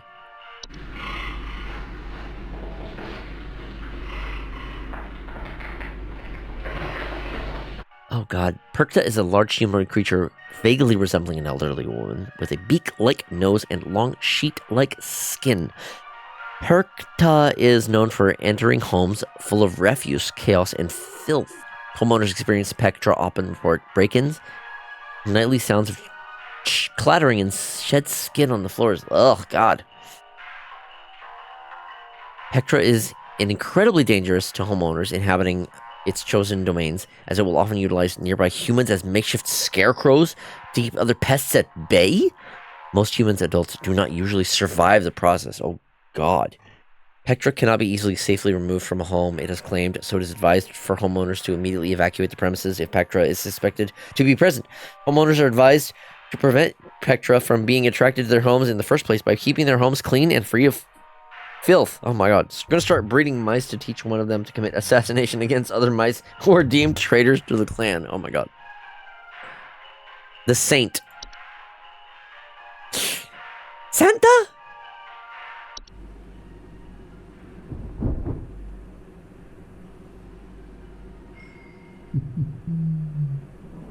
Oh, that sounds like Santa. But like an evil Santa?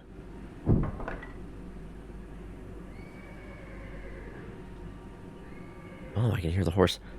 The Saint is a warlock, sometimes resembling a bearded elderly human male adorned in thick robes, often seen riding a pale, horse-like creature.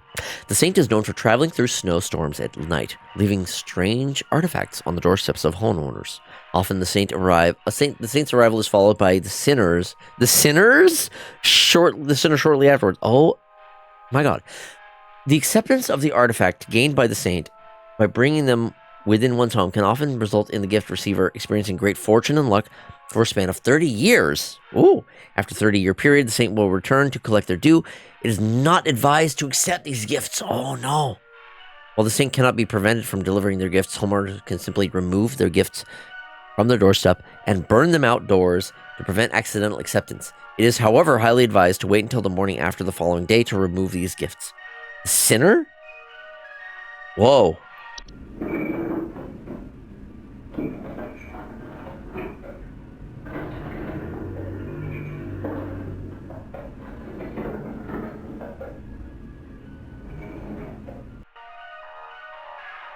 The sinner is a large bipedal goat-like creature known for breaking into homes and devouring human children. Whoa. Usually arriving after a snowstorm has passed. Homeowners often report the sound of chains or hooves, broken doors or windows, and missing children. Krampus. The sinner is highly dangerous to human children that cross its path, as it is known to ravenously attempt to devour them on sight. Human adults that are too large to eat are not usually at risk unless they attempt to come between the sinner and its feast. The sinner will not enter the homes of those with a gift from the saint at their doorstep. As such, it is highly advised not to remove these gifts on the night of the snowstorm. The sinner will continue to move from home to home once it has successfully fed. Oh, God. White?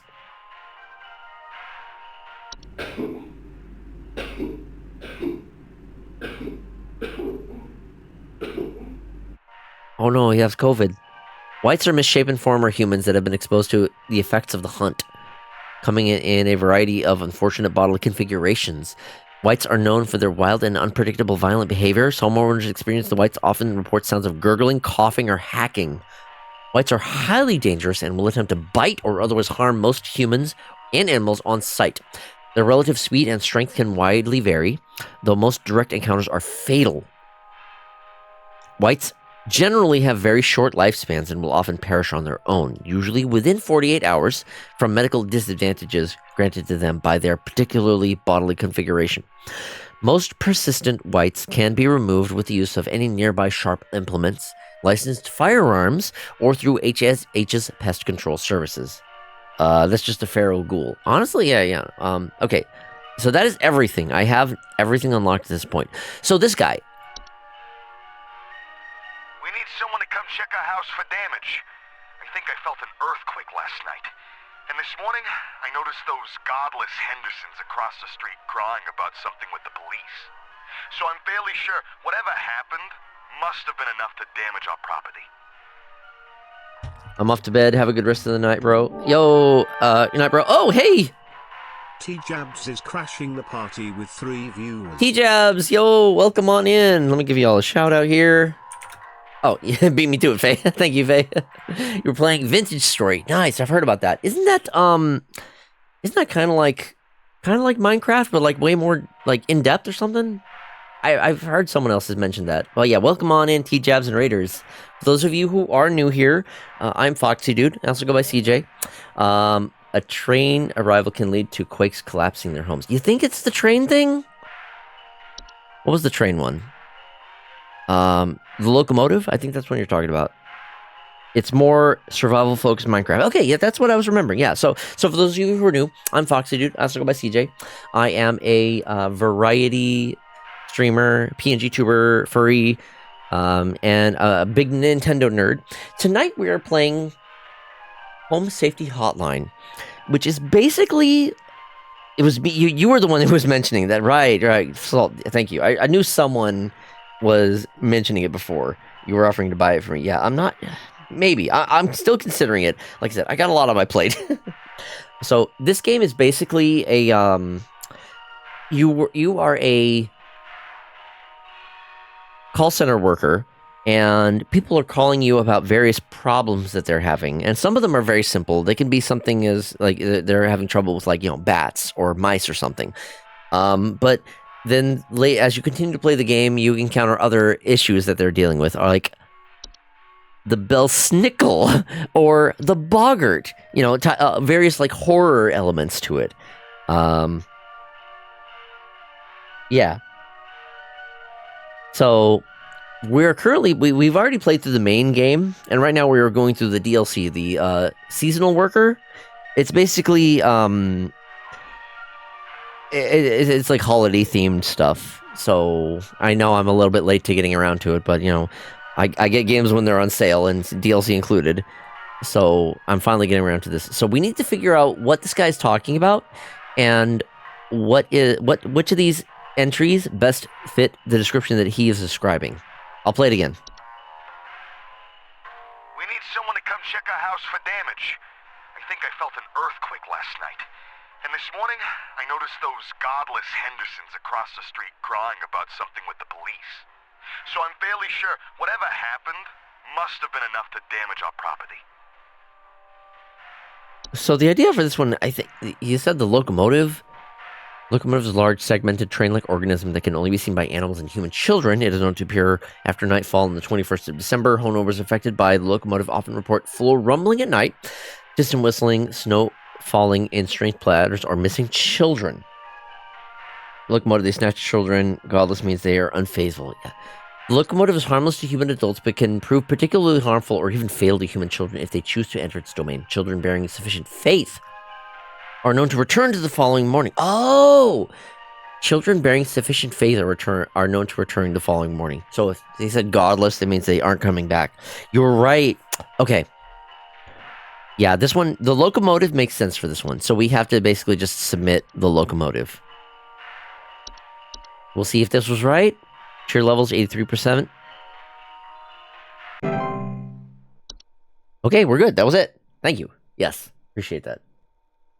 So now we wait for the next call and rinse repeat. We're trying to keep the cheer levels as high as possible, because I think if they get below a certain percent, then, you know, we lose. Oh my god, they're hideous! Your info package was no help at all! That disgusting, sagging thing came back and I saw them take away my blankets! I'll be seeking business elsewhere! Thanks for nothing! Okay, yeah, that one was the troll, and I got that one wrong. So yeah. Sometimes if you get a wrong answer, people will call back and basically say, hey, you fucked up. I have been robbed. Someone broke into my house and completely cleaned out the fridge and cabinets last night. There's wine all over my floors, discarded milk jugs. It's absolutely disgusting. I demand a refund for this useless home security package you people sold me. It's only good for hearing thieves cackle after the fact. Cackling. Ooh, okay. I feel like that's a hint. Okay, so something about stealing food and then cackling. Is that the Yuleman?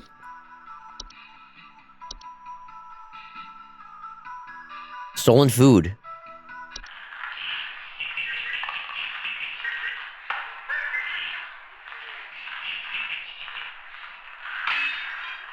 Very much sounds like the Yuleman.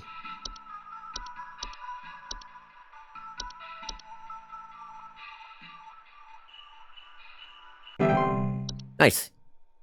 Your levels did not go down. I guess I was right on that one. Thank you, chat. I appreciate the help.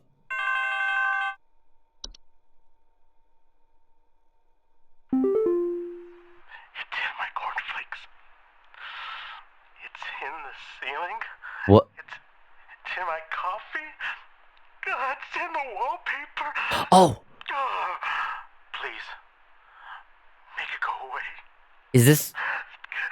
Make this godforsaken demon go away. Is this the Yule Goat? Please hold. Yule goats are goat-shaped apparitions that can sometimes occur in home during the winter. Homeowners experiencing Yule goats often report strange coincidences, exciting shapes of goats throughout the house, and imagine sounds of bleeding. Not directly harmful. Their prolonged presence can often cause paranoia or sleep deprivation and affect the homeowners. I think this is it. I think this is it. I mean, just... the fact that he's seeing it in a bunch of different places, this is the one that seems to, like, line up with that. I think it's the Yule Goat. Haven't had this response yet either, so... okay. That was good. We got it. We'd love to see it. Someone visiting his cornflakes. Seeing goats in your cornflakes, my goodness.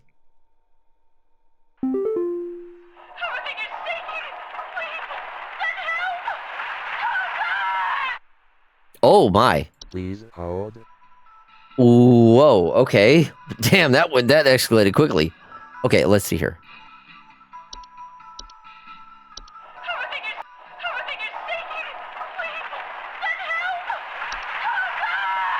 Is that another avalanche?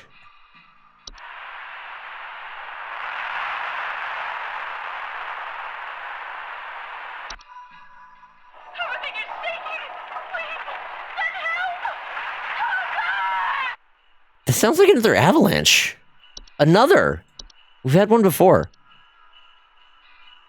Yeah, that sounds like an avalanche.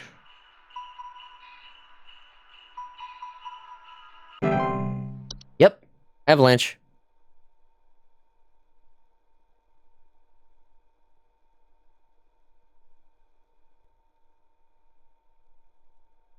Now we wait for the next call. Oh yeah. For those of you who are also new, I need to tell you about a little fun thing. Okay, I'll get to you in a moment. Hudson here. Pay attention. I've got word from the boys that the Mouse King was last seen wearing a disguise. I repeat, the Mouse King has gone incognito. Be on the lookout for any conspicuous individuals of a rodent-adjacent variety. What do you mean?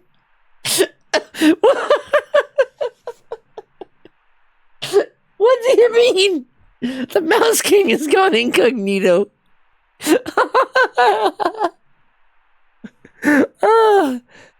Oh, fuck. That should not be as funny as it is.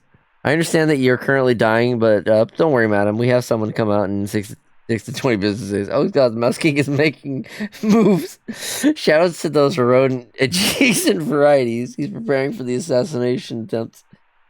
We have to kill the mouse. Yes, look, the Mouse King is very dangerous. We do not want to be making jokes about the Mouse King. The Mouse King needs to be dealt with as quickly as possible. Okay? So look, I'm not trying to diminish the Mouse King's intent, but you know. The Mouse King has gone incognito. That line kind of got me. Fuck. Shit. All right. We're fine.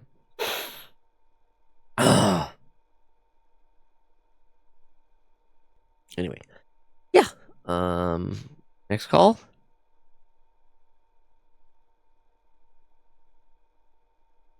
Next call. Thank you. Hey, I think some kind of wild animal's in my house. Our poor wooden floors are scratched to hell and back, and there's a bunch of sap and needles and stuff littered around the place.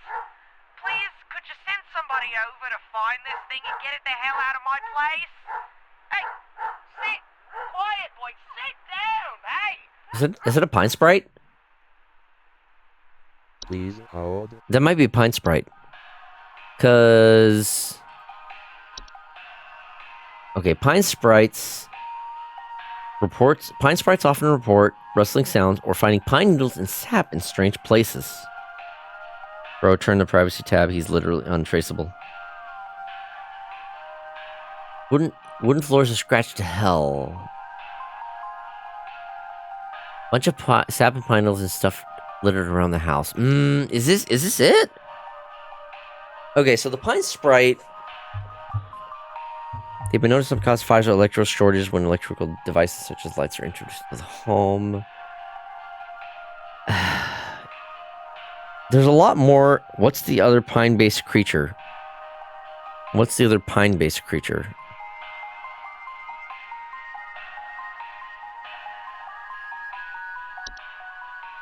Belsnickel?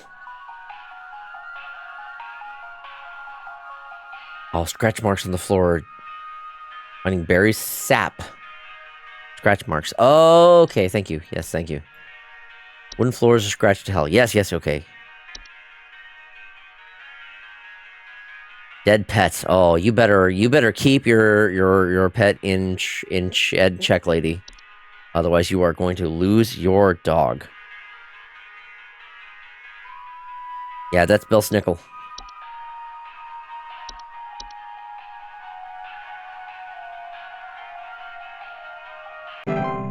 Yep, that was it.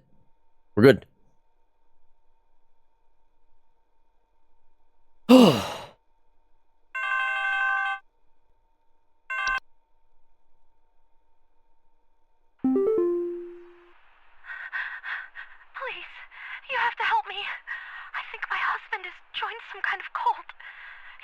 acting like himself lately, and I found what looked like satanic symbols in the attic, along with what looked like a scarecrow in the center.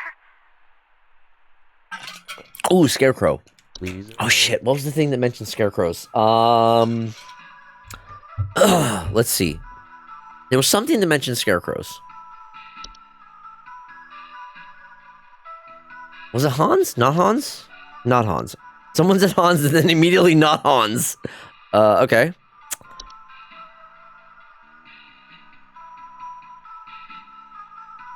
Yeah, Hans does not mention scarecrows. It was one of the new things. Definitely one of the new things. You're right. Is it the gift tag? Shift dolls. Mostly harmless to humans. No, it's not the gift tag.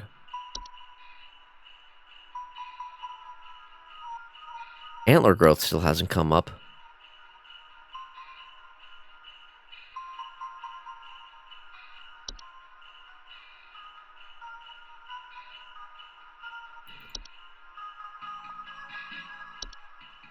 Sinner?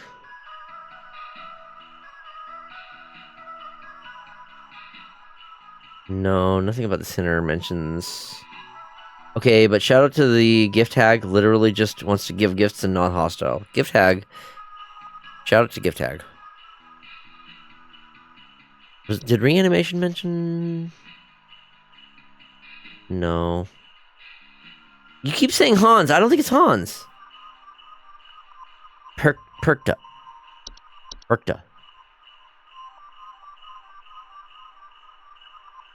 Perkta is incredibly dangerous to homeowners inhabiting its chosen domains, as it will often utilize nearby humans as makeshift scarecrows to keep other pests at bay.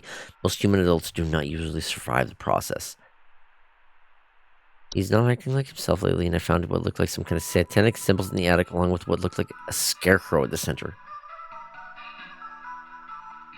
Picture as a humanoid creature, largely resembling an elderly woman with a beak-like nose, a long sheet-like skin, entering homes full of refuse, chaos, and filth. Break-ins, nightly sounds of clattering and shed skin on the floors.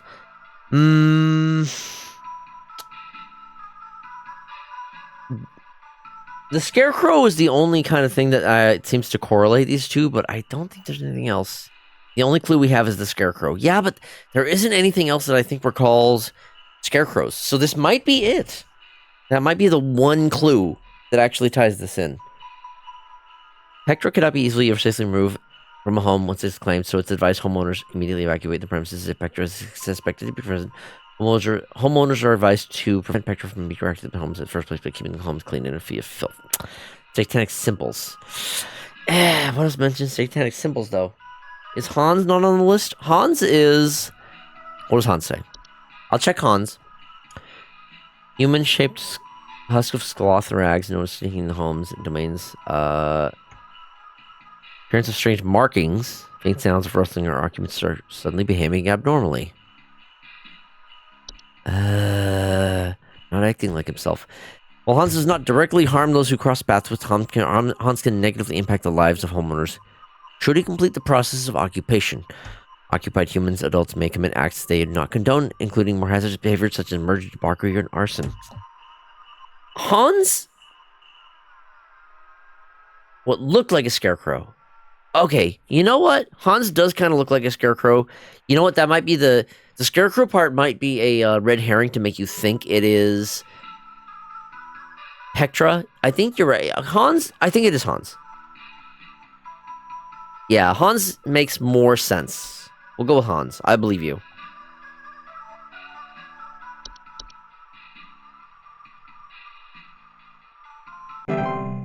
Good job. That was it. Because the cure level did not go down. Oh yeah, something I was wanted to mention for those who are new. I do have a thing called a Pi Shock. Basically, it is a shock device. I have it attached to my arm right now. And if you want to give me a bit of a jolt, you can do so via bits of any amount or certain channel point redeems labeled Pi Shock. Our house is falling apart. The floorboards are cracking. The doors aren't closing properly, and nothing is Your sweat is so shiny and beautiful. Oh fuck. Strange is happening, and I suspect it has something to My neighbor's running Ah! this project. There it is. I've been seeing people hauling around giant rocks all week. Who knows if they damaged something on my property? Well, I got the light shock and then the beep redeem or the beep for the random. Okay. Before I get to the next one, I do have to do 10 push-ups. Yeah, I have a shock collar. Oh god, I need to be shocked. Alright, let me do the push-ups. Shit. You heard the beeps? Yeah, I think I have to be talking in order for that to actually pick it up. Otherwise it wouldn't, otherwise I think the suppressor I have on my mic will not pick it up. But anyway. Push-ups time. Okay. 1, 2, 3, Your 4, sweat is so shiny and beautiful. 5, 6, 7, 8, 9, 10. Fuck. That. I gotta do squats as well. God damn it. Fuck. Thanks, Salt. Keep me going here. Alright. Oh, shit. Okay. 1, 2, 3, 4, 5, 6, 7, 8, 9, 10, 11, 12, 13, 14, 15, 16, 17, 18, 19, 20, fuck. Way to go, Fox! Thanks, Vic. Gotta work out the alcohol. Yeah, true.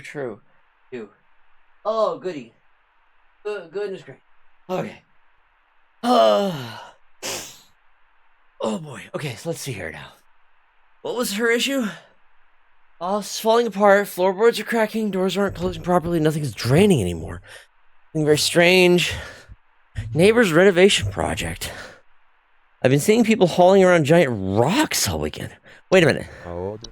Is that, what was the other one? Cloach? Cloach are large circular stone formations known to appear around homes during the winter. Homeowners with Cloach often report clear skies, a feeling of instability and sinking. Hydrate, yes. I'll do that now. Oh boy.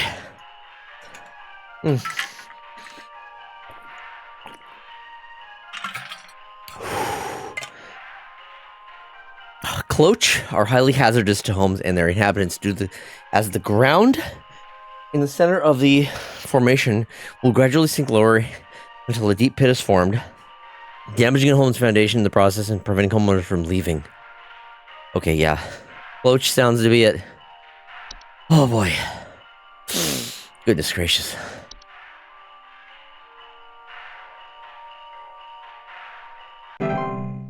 Yep, that's Cloach. Thank you, Chad. Oh boy. Oh gosh. How close am I to being done with the DLC? Fuck. This has been a really long stream. Thank you for the pets. Someone stole our competition out from under us. I know it's those no-good Derricksons. They've always been jealous of us taking the annual Grand Gingerbread Master Award. Oh, rather than improve their own skills, they decided to break into our home last night and steal our post office. I found poor little postman Peter collapsed in pieces on the floor, right next to a big hole with the burned remains of our post office inside. The police won't do anything. Can you come and perform a citizen's arrest? I fucking love this voice acting. Incredible. Please hold. Okay, what the? So, break into a home and steal our post office? Poor little postman Peter collapsed into pieces on the floor next to a big hole where the buried remains of our post. What the fuck are you on about, lady? What? Amazing voice work. It is a good one. Yeah, I'm responsible for a lot of these creepy crawlies. You're not getting this one? Oh no. Animation? You think? Animation. Homeowners with animations most commonly report hearing clattering noises at night and missing a stolen household object. You think?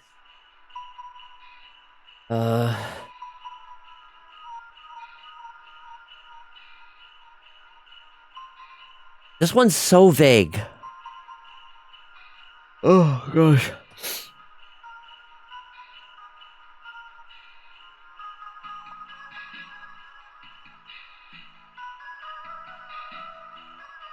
It's clearly a fake call, so Mouse King. I mean,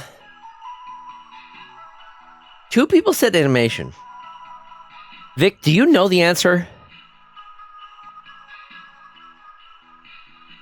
Your wording makes me think you know the answer to this one. You do, okay. Is it animation? You can just tell me. The Mouse King is actively gathering materials to commit his assassination attempt. Okay, we're animation. Thank you. I don't think I would have gotten that one without chat's help. It's so vague. Like, what the fuck? Yeah, no, I would not. Thank you. Definitely would not have gotten that one on my own. I think Mega Man Stitch also has the answers. Okay, you know what? I'm glad that several people have the answers. If I need them, I can ask. I usually want to try to figure them out on my own. I'm not sure who else to call about this, but, something very weird is going on in our neighborhood. Some strange man in a large trench coat and Halloween mask is going around ringing neighbors' doors, carrying some kind of paper or note. He hasn't come to my house yet, but I'm very afraid of what they might be up to. What the fuck? Pepper, stop scratching the door. He's going to think we're home. Ooh. Please hold. Okay. A strange man in a large trench coat wearing a Halloween match. Snatch thing? I want to be here and... Wait. I want to be here as the unfortunately was actually troll of all things. Welcome to the average customer service / IT person dilemma. Look, I've been there. I've lived it. For like 15 years. Okay, well... Probably closer. So, of all my 15 years working at Nintendo, I would say maybe like 8 to 10 of that has been the cat meowing at. I know the cat meowing at it. It's not the Yule cat. The cat might be relevant. Why is the cat yelling at the door? Not a Yule cat. No, it's not the Yule cat. It's not. Is it a Bill Snickle? The pets thing, 8 to 10 years of meowing. The Saint, man in a large trench coat. Saint of the Sinner, maybe? Let's see. The Saint.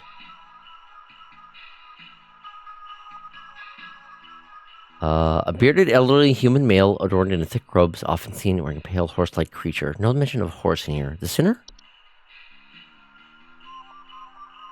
There's a large bipedal goat-like creature.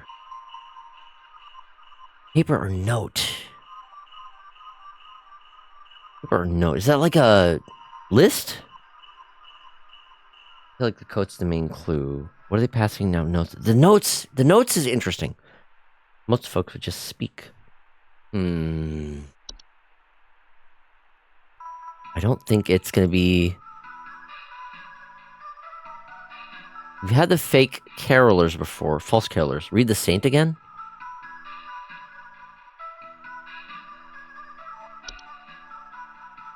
The Saint is a warlock, sometimes resembling a bearded elderly human male, adorned in thick robes, often seen riding the pale horse-like creature. The thing is known for traveling through snowstorms at night, leaving strange artifacts on doorsteps of homeowners. Often, saints' arrival is followed by the sinner shortly afterwards.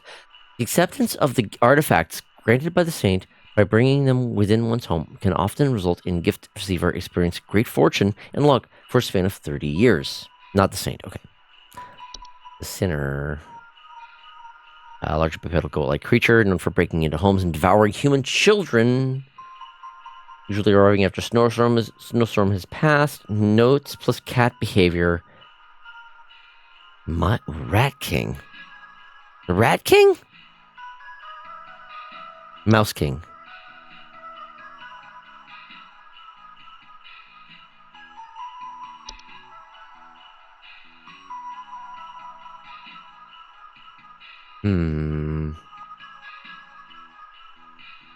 Is incognito.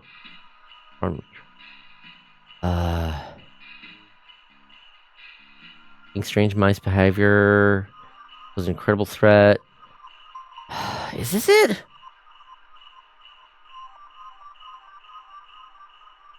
Oh. Some strange man in a large trench coat and Halloween mask is going around ringing neighbors' doors carrying some kind of paper note. The Mouse King is incognito. We have determined that much. But why would the Mouse King have a note? There's nothing here in the note in the description about the Mouse King that indicates about notes. Fuck it, would be funny. I mean, I guess I have no better guesses, honestly. To start a riot. Fuck it, we'll guess Mouse King. I have no better guesses. Fuck it, we ball. Mouse King.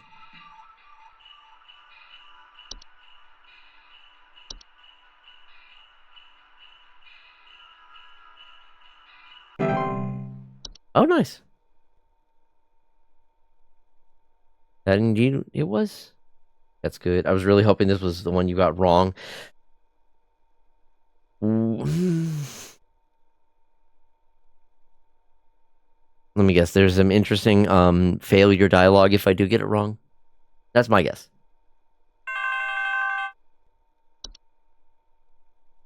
I need you to send out someone to change out our locks.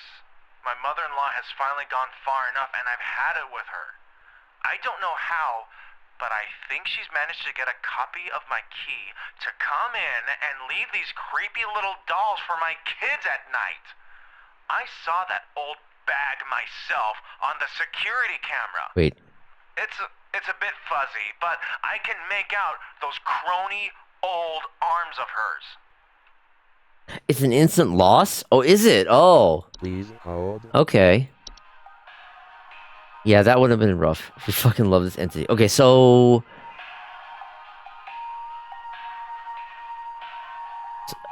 Hold on. The dolls. Dolls. Which one of these involve dolls? Gift tag.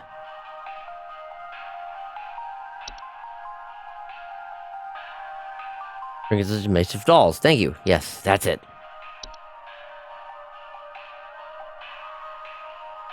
Give it up for the hags, chat.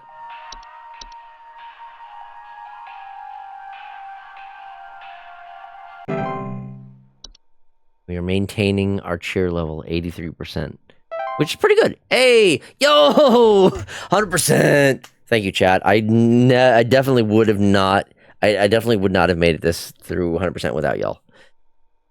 Gosh. I would have absolutely lost it at the Rat King one. Or the Mouse King, excuse me. Mouse King, not Rat King. Gotta make sure we are maintaining the respect of the Mouse King. I'm your help. I'm your help served to detect it. I appreciate that thing. Let's check the mail. Daily Twilight Report. Phenomena cited across all northern territories at approximately 600 hours.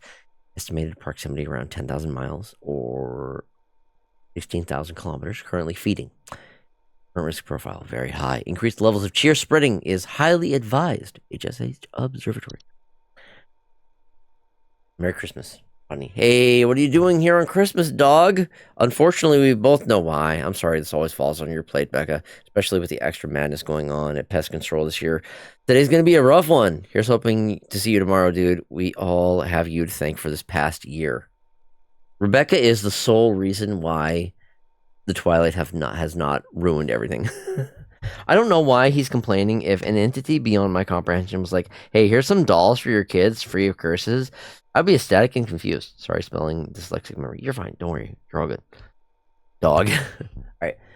I think, is this the final day? Christmas Day? Christmas Day.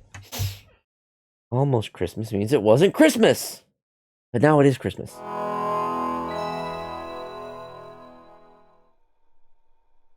All right. Lock in. Please let this be the last day. I'm tired. Okay.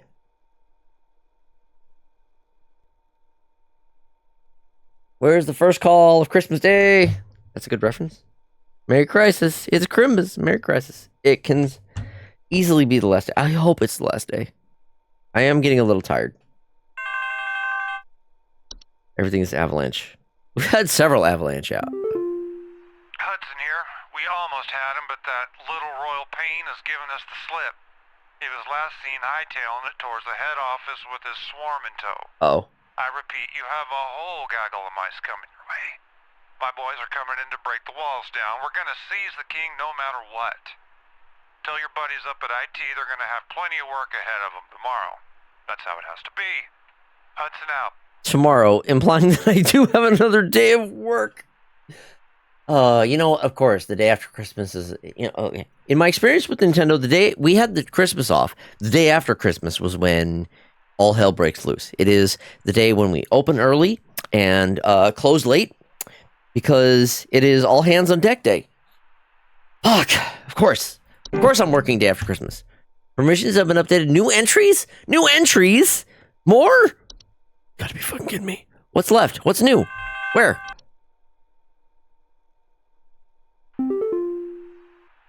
Greetings, Rebecca. I'm certain that you've seen the skies today. The light's gaze has fallen upon us. I'm calling to wish you and the rest of the caller response team the best of fortunes. I know I need not remind thee that this day is one of great import, and is to be treated with the utmost gravity. Spread much merriment, and cheer to all you can, and I hope to see you all on the morrow. Bitch, I am at 83% cheer levels. I don't want to hear it, okay? I'm doing all the fucking work here to keep everything cheerful and merry. I know how important this day is. I don't need you to remind me. Take you and your big ass green crown and do some fucking work instead of putting everything on my shoulders. Lazy bitch. I hope the Mouse King wins. Are you wishing for my downfall? Whose side are you on? Foxy, what if the Twilight saves us from the Mouse King? Nothing can be bad as the Orange Menace. Nothing can be bad as bad as the Orange Menace. If you know, you know. Some Christmas-hating hooligan has broken into our house. I heard them fiddling around last night with God knows what and came downstairs to find they disappeared. They even drank all the milk we left out for Santa. Thankfully, my kids are none the wiser. What? Please hold. Who be drinking Santa's milk? Wait, is this the saint?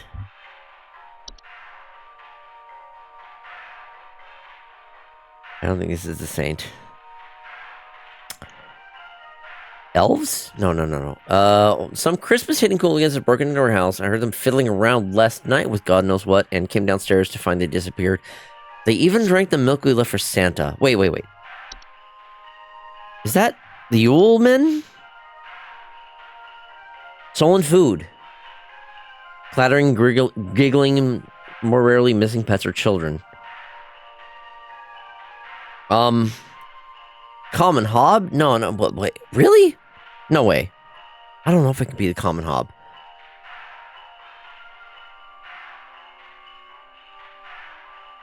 Common hob makes sense.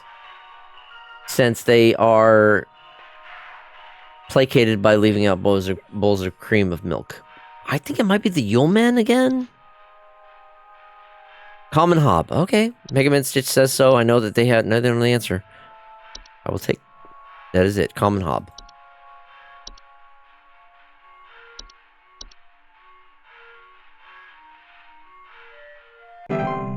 You alright? Sounds good. I believe it.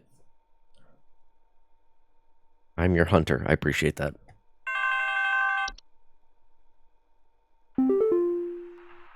Is it normal for a northern lights to show up in broad daylight for us folks in Texas? The sky's been looking real strange all day. Could a power plant be leaking nearby or something?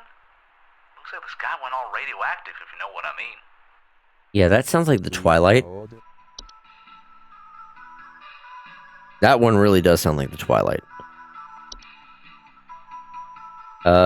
Salt says Twilight. You know what English kids leave out for Tenta? They leave cognac. I tell you, but I'd have to kill you at Twilight. Let the Rat King be smitten by licensed firearms. Oh, that's just Twilight.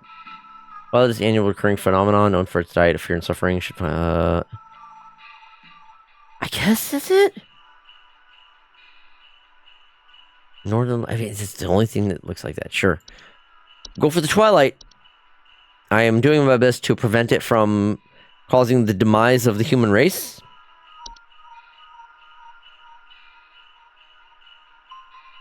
Just maintain merriment, my friend. That's all you gotta do.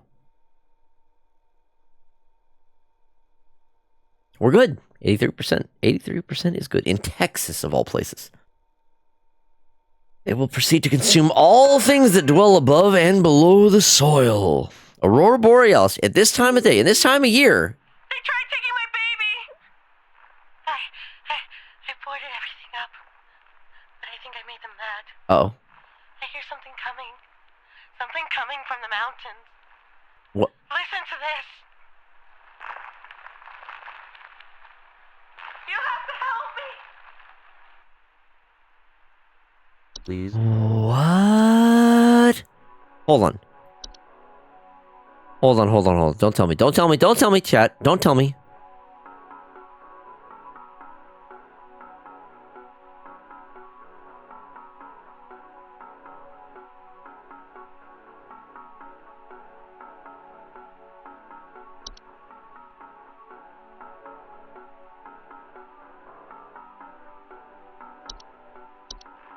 They tried taking my baby! I boarded everything up, but I think I made them mad. I hear something coming. Something coming from the mountains. Listen to this. Oh, fuck. You have to help me! Oh, no. Of all the times for this to fuck up. I think it might be the Mountain Warlock. Something coming from the mountains. I think it might be Mountain Warlock.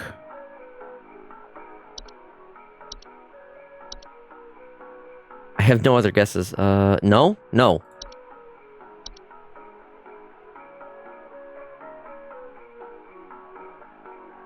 Ogress?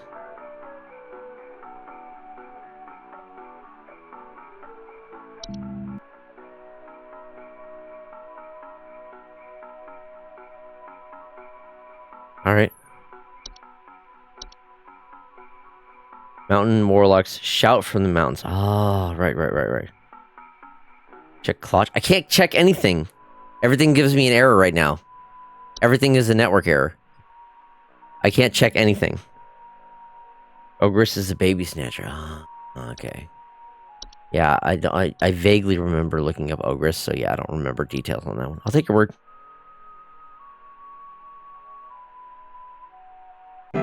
Cheer levels maintained.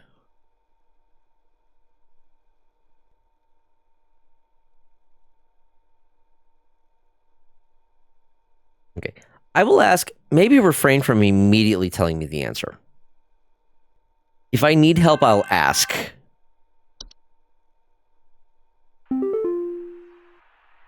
a nudist in our neighborhood.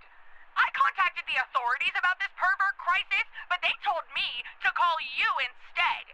Last night, I saw my neighbor darting through the neighborhood completely in the nude. The pervert looked like he was terrified of being caught, as he's right to be. I need you to send someone over to arrest this nuisance right now. What the fuck? Please hold. Okay, I can view these. Okay, so nudist, terrified of being caught. What the fuck?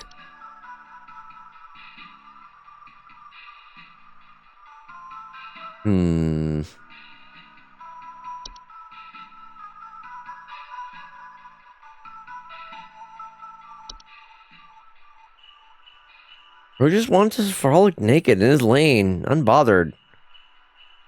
Not the center. Why doesn't antler growth come up? Come on, man. Clutch? No, it's not the clutch. Maybe this one is more about what the man is dealing with rather than the man.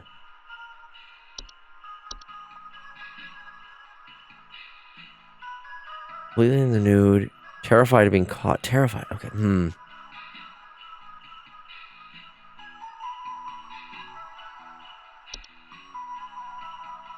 There probably would be running naked in public. Yule cat? Oh! Yule cat does make sense. Terrified of being caught. Yeah, and the idea is,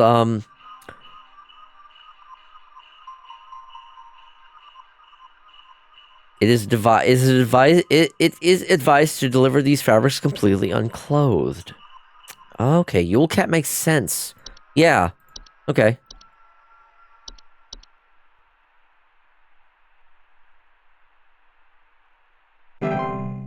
Nice.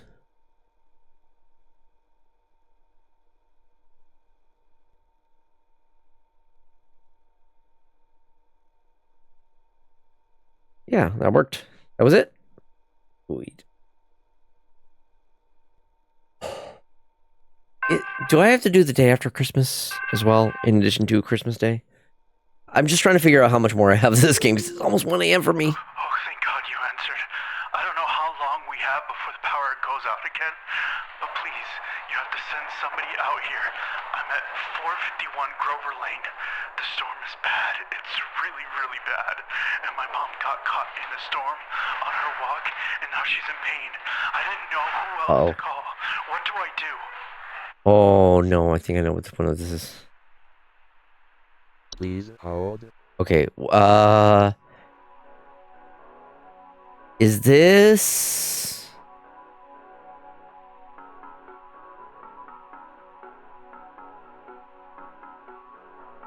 Where is it?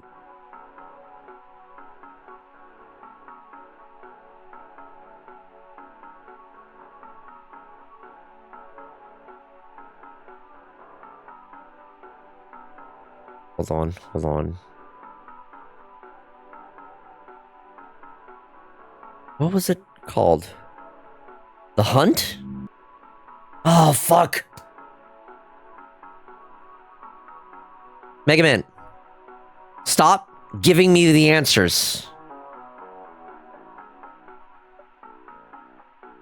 I told you I don't want you to give me the answers. If I want the answers, I will ask for them. Please. I appreciate the help, but let me at least try to figure it out on my own before you just straight up give it to me. Yes, I remember it's The Hunt, yes. Okay, this one's The Hunt. I remember that. Thank you. I appreciate the help, but again, give me a chance to guess it for myself before you straight up give it the answer to me.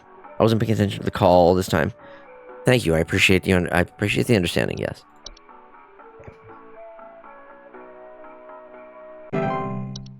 Okay, I remember that one okay.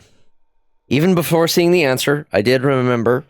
I just couldn't remember exactly what the name of it was until I saw it. But we're good. Still network error.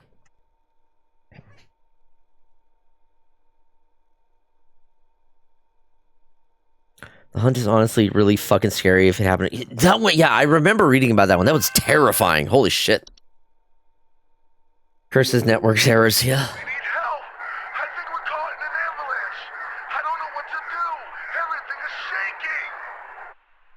Is it literally another avalanche?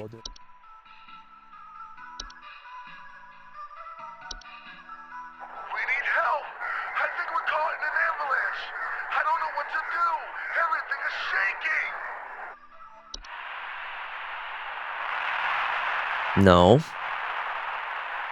Not an avalanche. There's something else that can cause avalanches. What one was that? Warlock? Wait, was it the Mountain Warlock?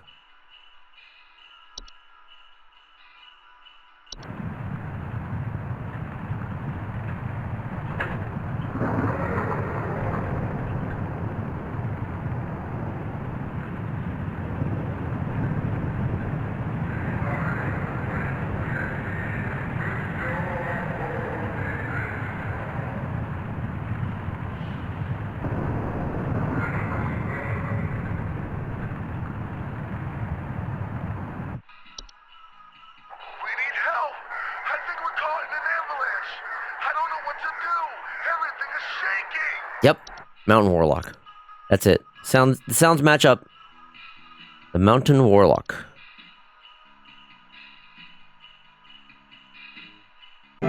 Yes. All right, cool. It doesn't sound like it, but it kind of does. No, it is. It is. Again, it's tied. It's not an avalanche, but it's tied to avalanches, which is why it's a trick. Hey, yeah, there's something real strange happening outside our house. The sky looks all green, and I have a bad feeling about it. A real bad feeling. Is that just the Twilight again? Please hold.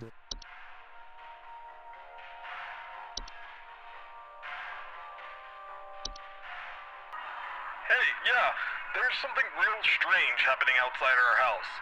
The sky looks all green, and I have a bad feeling about it. A real bad feeling. It certainly sounds like the Twilight. Twilight is beckoning the end of humanity. I already told the guy in Texas about this. I got it. Yeah. Exactly.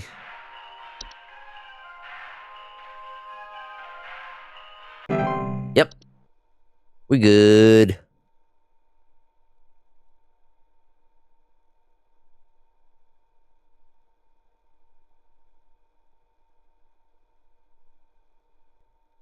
Gosh, is this the last day or is there one more day after this? You can tell me that much. Just so I have an idea of how much more time I'm going to be spending. It's almost 1 a.m. for me. I'm getting tired.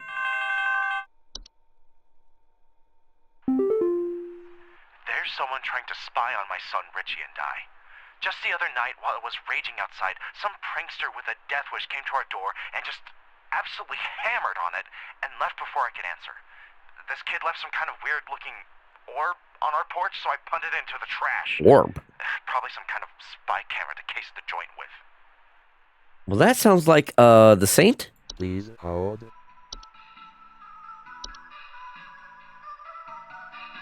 Yeah, dude, I know you're having an existential crisis, but you gotta be happy and jolly.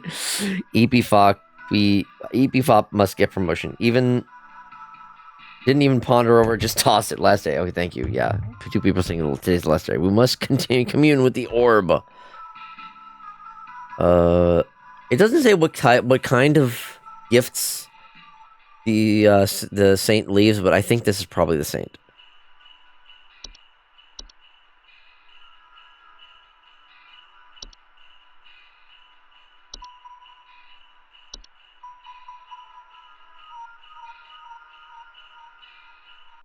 Yep.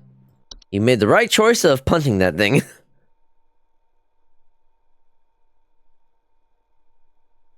Luck for the span of 30 years, which isn't a bad idea if you know you're not going to live 30 more years. Or longer than 30 years. Orb. Gotta be nearing the end, right? Some kind of insane drunk man is in our neighborhood, limping around and trying to bite people. Bite people? Please send help over. The children can't go outside anymore with this lunatic lurching around and chasing the neighbors while wearing this stupid little reindeer headpiece. Ooh. Hold on. Reindeer. Oh, no! I have a feeling it's the antler growth.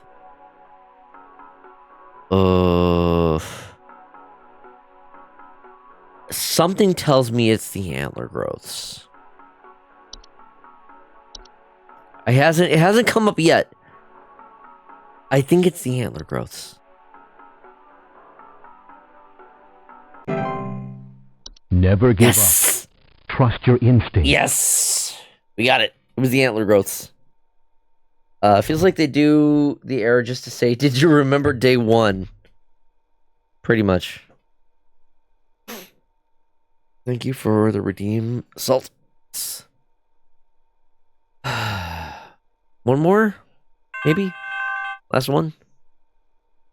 Hello? Are the lines still open? We just spent the night in our bunker during last night's storm, and it sounds like a ghost town out there. It's dead silent, save for the sound of some wandering souls coughing their lungs out. Coughing. The commies drop a deuce on us. What? Please confirm. Over and out. Excuse me? Please hold. Coughing.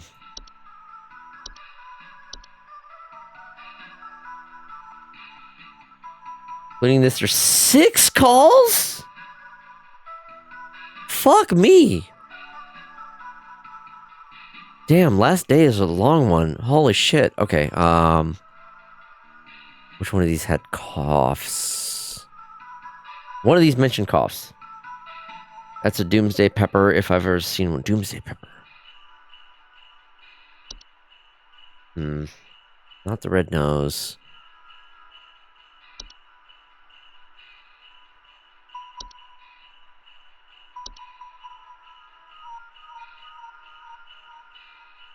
Doomsday Prepper,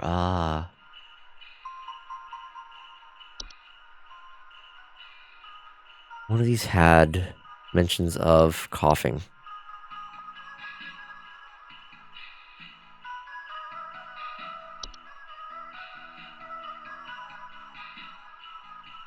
A typo, and it's not on the list. What? Closer to the bottom? What?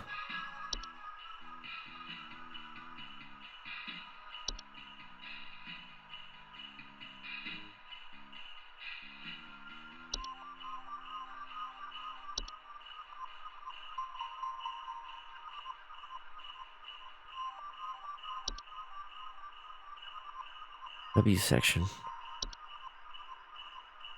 Oh, the white.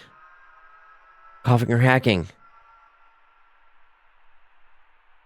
Right, okay, thank you.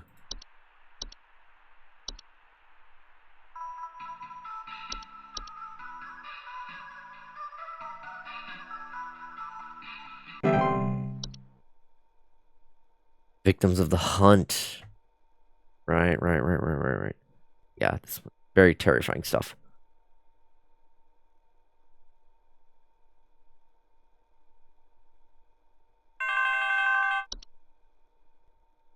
Fancy name for a ghoul.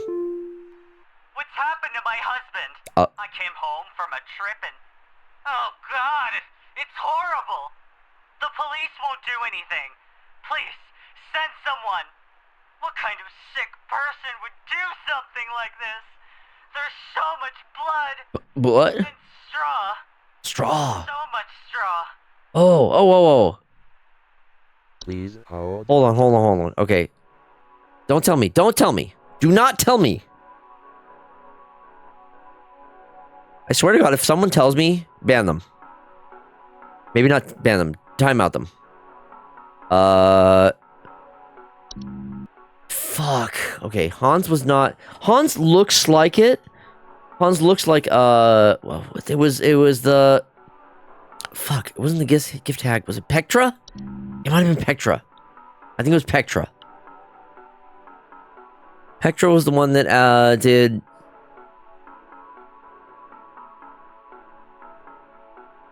I think it was Pectra.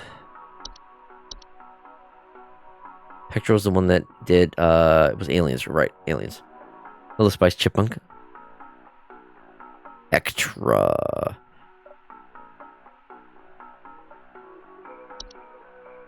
Want us to confirm the making of the scarecrows? I'm gonna go with it. I'm good. Didn't need help. I had it. Whomst will I be banging? Did not need to ban anyone, thankfully.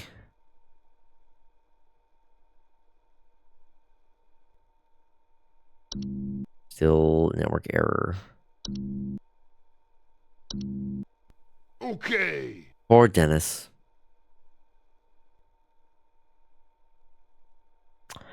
Where's the next? Disappointed noises. And then there's Chunky. He's dead. The lights. They're so beautiful. Oh. Chunky's dead. Please hold. What the fuck?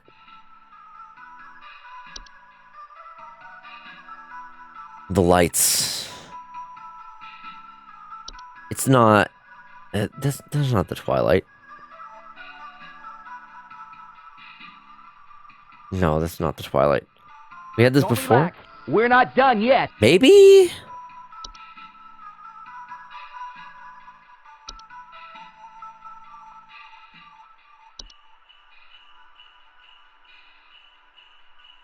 Lights.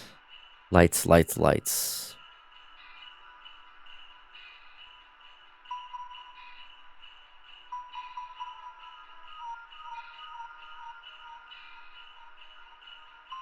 I don't think it's the Mouse King.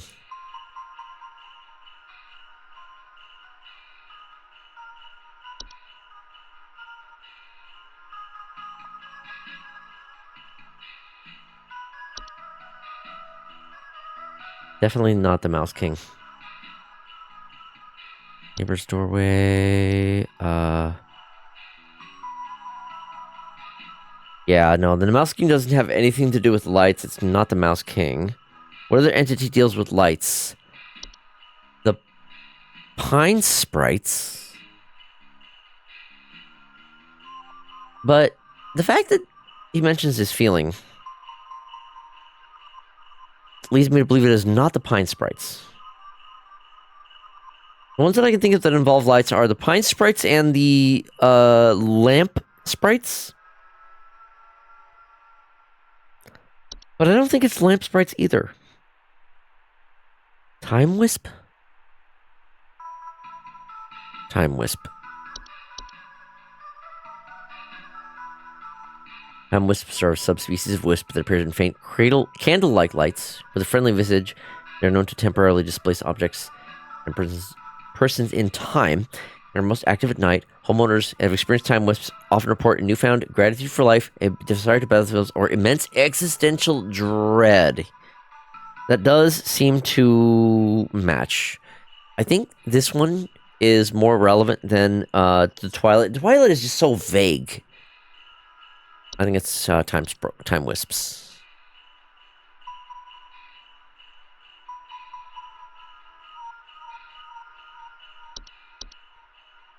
I want you to be the trash in them. No way. This seems to be most... It was not the time wisps. Oh. It was not the time wisps. Was it the Twilight? Fuck, it might have been the Twilight. It was not time wisps.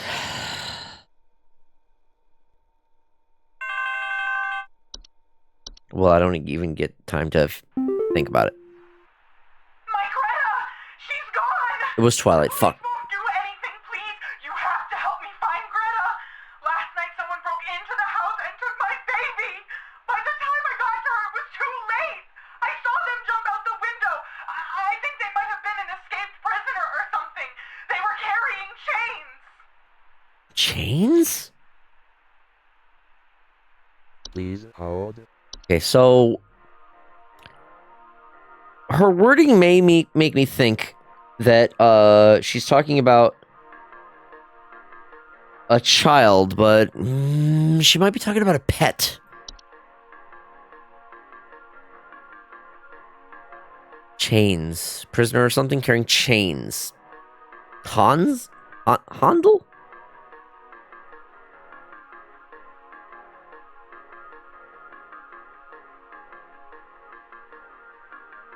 Hans?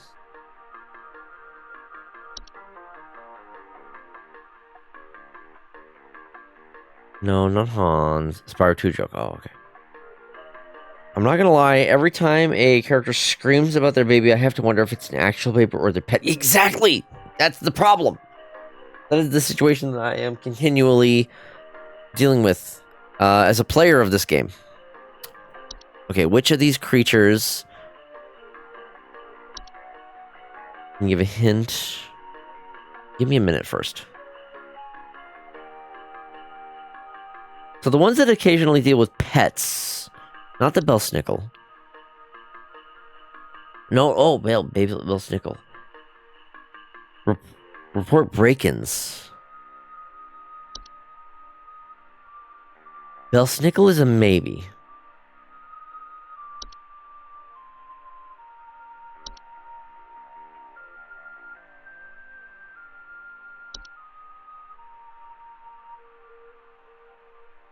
Homeowners often report the sounds of chains or hooves, broken doors or windows, and missing children. Ooh, okay, maybe it is the sinner then.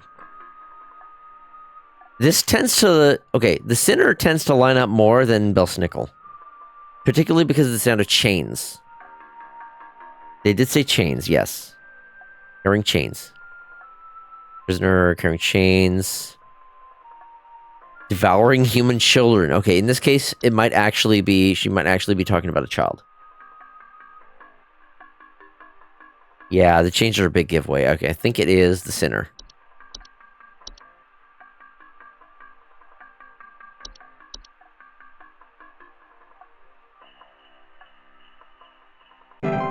Yep, nice. Cool. Baby back ribs. Even hydrate. I do need that, actually. Also, welcome on in, B-Bumbles. Solution to this... It was the sinner. Look, if she's already dealing with the ads... Oh, no. Are ads going on right now? You're right, they are going on. I'm gonna pause. Fuck. I think there's something wrong with our heating system. We have all the windows open right now because we're just boiling alive. I've gone to the basement to manually turn off the heater, but somehow it keeps getting turned back on and cranked up way too high. Well, B-Bumbles, you have a subscription, so of course you're not going to be dealing with ads. Whereas Mega Man does not have a subscription, so that's why. Yeah, there are ads going on right now, so I'm gonna give it a minute before I continue. Yeah, you know what? I think it's gonna be break time. I just need a few minutes. I'm gonna go to the bathroom anyway. So, this sounds like a good moment for that. I'll be back in a few minutes. Take this opportunity to get up, stretch, grab a drink, grab a snack, and we'll be back soon. See you in a bit. If you give us your left kidney, you will no longer have to deal with ads. For the low, low price of $5.99 a month, you too can not have to deal with ads on twitch.tv/FoxyDude. Anyway, yeah, welcome back. I see ad breaks are still going to be going on for about a minute. I do need to do a BRB for my own sake. So, see you in a few minutes. Be right back. Money in this economy? Look, I'm out of a job. Okay? Any support y'all can give me is super appreciated. I don't expect it, but I do appreciate it. Anyway, for real though, I got a BRB. See you in a bit.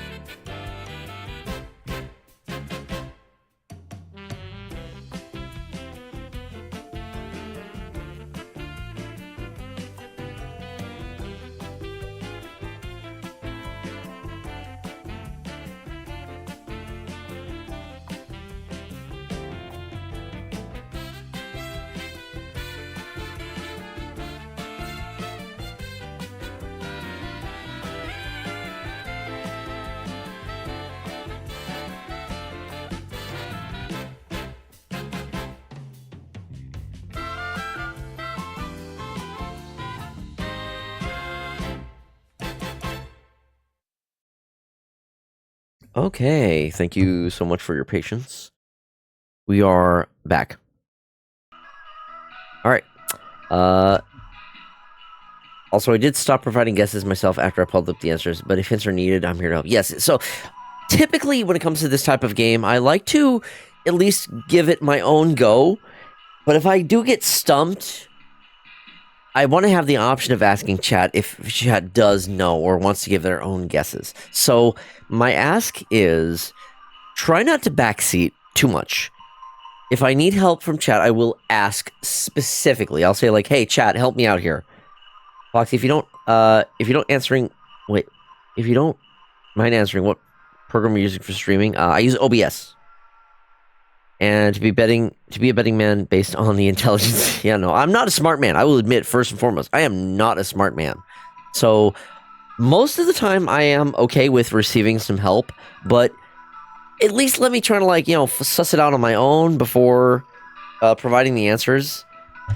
I sometimes ask aloud about something in a game, but luckily I don't have people in chat actually answering all the time because it's not a question for chat. Yeah, so there's a difference between, like, wording out my own answers type thing. Like, I'm when I'm talking to myself to try to, like, figure things out. Trust your instincts. Versus straight up like, hey, chat, help me out. I'll usually specifically ask if I want chat to help me. Let me go back to this one since I forgot where I was. I think there's something wrong with our heating system. We have all the windows open right now because we're just boiling alive. I've gone to the basement to manually turn off the heater, but somehow it keeps getting turned back on and cranked up way too high. Okay, something with the heater. I got 2 brain cells. They're starving in fight for 3rd place, especially at 4 a.m. Directly call on a chat member. If they get it wrong, ban them. Maybe. I have been tempted to do that when it came to blueprints. No shocking midstream. Pissing is a sacred thing. Another. Okay, so boiling alive in the Christmas season. They're just in Australia. Okay, let's see here. Behold the answer. Space Jam DVD, Space Jam DVD, Space Jam DVD, Space Jam DVD, Space Jam DVD, Space Jam DVD, Space Jam DVD, Space Jam DVD, Space Jam DVD. Thank you so much for that insightful answer, Burke. I super appreciate it. Also, let's take a moment to shout. I want to take a moment to shout out Burke. Burke is one of our resident artists of the chat here. For those of you who were here yesterday when I was playing, for those of you who were here yesterday when I was playing Belatro. No, wait, no, Burke didn't. No. The other day, before that, when I was playing Mega Man Battle Network 4. Yeah, that's right, Mega Man. Shit, I have a lot of artists that I've been working with. Yeah, my bad. No. Mega Man, yeah. Can you tell I've been drinking tonight? Fuck. When I was playing when I was playing Mega Man Battle Network 4, Burke was the one who helped make a new emote for me. Or not emote. Well, yes. Burke did the shocked emote, which ties in well with my Pie Shock. But also, yes, the shocked emote for my Pie Shock. So, the lovely animated emote. They did that in 45 minutes. Can you believe that? The fact that he can manage to do that in 45 minutes is insane. Also, another big thing that he did, for when I do play Mega Man Battle Network 4 and other Mega Man games. Ah! Shit! Oh, God! Fuck! Wonderful timing as I switch over to this, oh, God. Ooh. Duration 60, intensity 49, duration 4. Fuck! Oh, man. Yeah, so this is my net navi switching PNG hertz. It's a hurt. It is a fuck. I cannot talk. Okay, so this is the PNG tuber that Burke did for when I play the Mega Man Battle Network games, and as well as I plan to use whenever I play other Mega Man games. Based off of Burke, remind me what were the inspirations for this one? I know you said like it was. This is what jacking in feels like. Oh no. And intensity 69 should shock the chatter as well. If only that happened during a BRB. The problem is, like, you typically wouldn't hear Lamp Wisp. Right, I got distracted. Buzz and getting shocked, not a good mix. It's an interesting combination. It's not that bad. Heatman, Fireman, and Beastman. Beastman? What does Beastman EXE look like?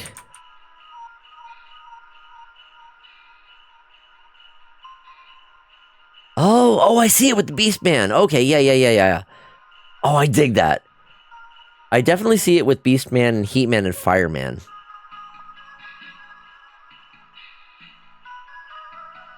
I love Heatman so fucking much. The eyes in particular, the face of Heatman is so goddamn good. And yeah, oh, hello? Chizo just followed. Chizo, yo! Thank you so much for the follow. Welcome on in. Heatman is the best. Heatman is so good. Heatman, Fireman, and Beastman in specific. Yeah, out my handle. You okay, Umberlon? What happened? Let me switch back to my normal PNG tuber. There we go. Yeah, that PNG tuber is going to be reserved for the Mega Man streams. Mega Man Battle. Hey, yo, you popped up on my suggestion and thought I'd pop in and say hi. Yo, welcome on in. Thank you so much for stopping by. So, we are playing Mega Man, or sorry, fuck. I may be a tad drunk tonight.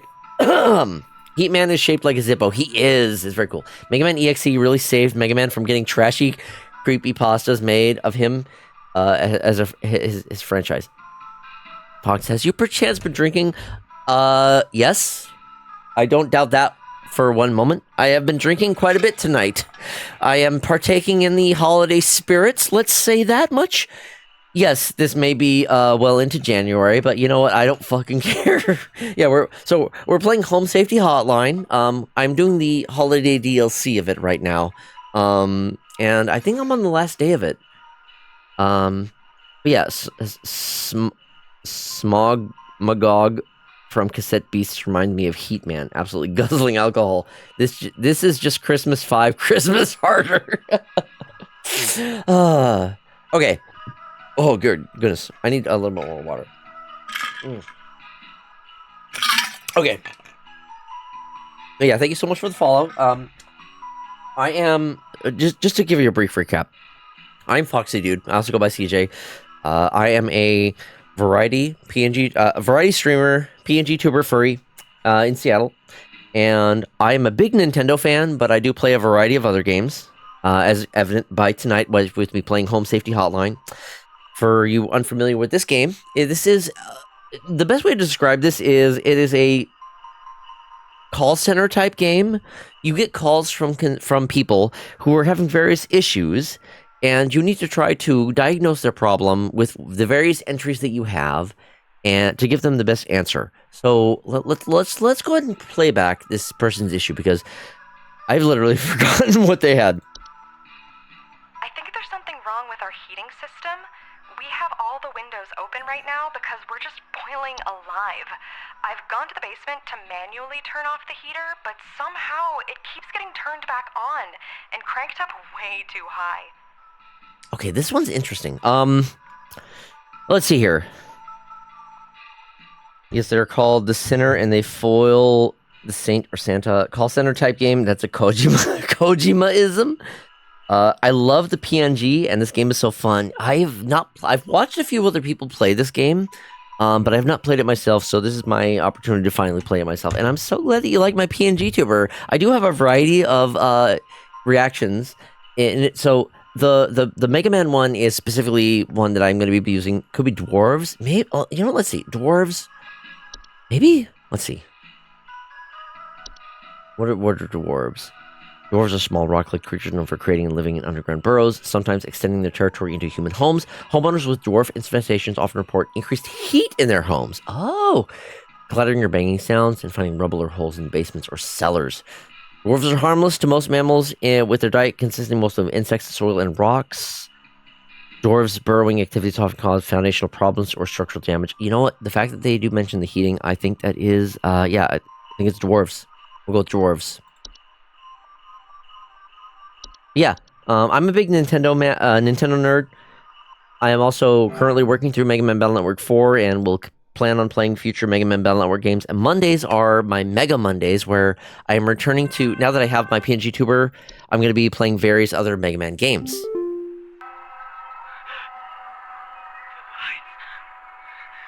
getting closer. I can't bear it. I can't bear it. I can feel it. It's coming for us. For all of us. Oh, dear. Well, Please hold. okay, is that the Twilight again? Something with light. What could it be indeed? Ah! Thanks, Deadeye. Appreciate you keeping me on my toes with that.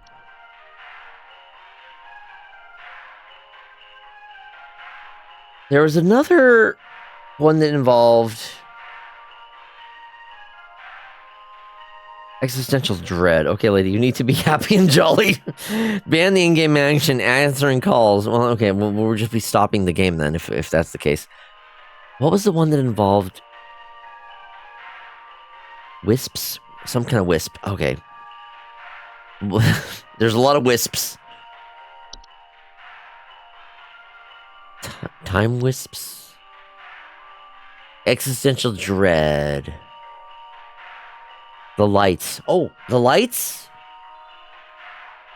Yeah. Again, hello, ma'am or sir. I know the world is ending right now, but you need to ignore that and be happy. If you don't, you will die. Oh, God. I don't know, man. The existential dread kicks us in the balls last time. It could just be Twilight again. It's hard to tell sometimes. Time wisps? Yeah, thank you. Time wisp is the one I was thinking of. The existential dread combined with the lights, I think time wisps makes the most sense here. So I think we're going to go with the time wisps. Mega Man believes it's time wisps.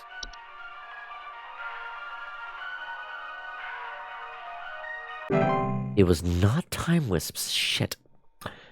Surely they don't do it 4 times. You never know. Fuck. It was not time wisps. Ouch. We're still at 67%. 67.5% cheer level. I think that's sufficient levels. Fuck. What was it then? Was it Twilight? It might have been Twilight. Hudson here. First off, you're welcome. Me and the boys had to make quite a mess to do it, but we've finally done it.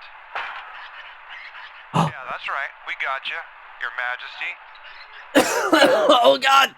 They got him! The rest of them scattered to the winds as soon as we captured their not-so-mighty leader. Spread the good news around the office and maybe call the IT department, some carpenters, and a plumber as soon as you can. Pretty sure that pipe is going to burst one way or another anyway. Happy Yuletide, season's greetings. Hudson out. The Mouse King has been captured.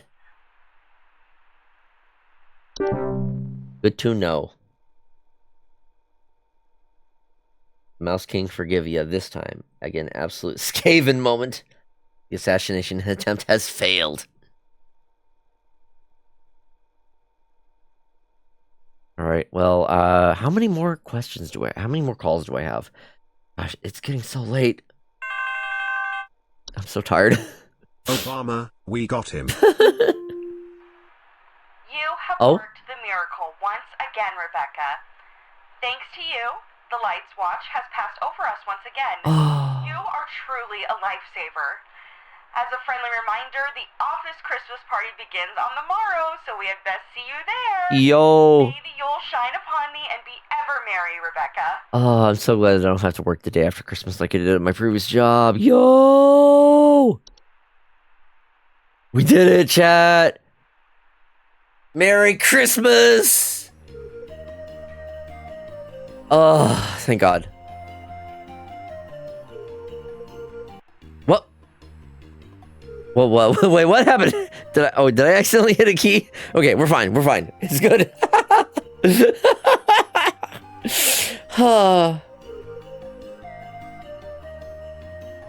I love these photos. It was Christmas after all. Marcel Foxy, if all the people who died to the Twilight won't call us again to complain about the mess. That's the thing. The Twilight happens, everybody's dead. It's not just the people who are calling, okay? It's everybody. I'm guessing this is Rebecca, who we were... Whoa, what the fuck? What is this creature? What the fuck? What the hell's going on?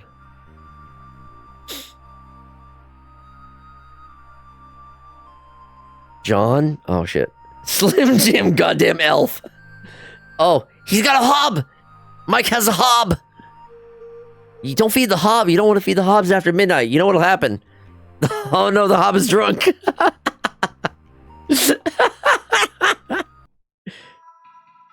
What? I feel like that ended soon. What the fuck?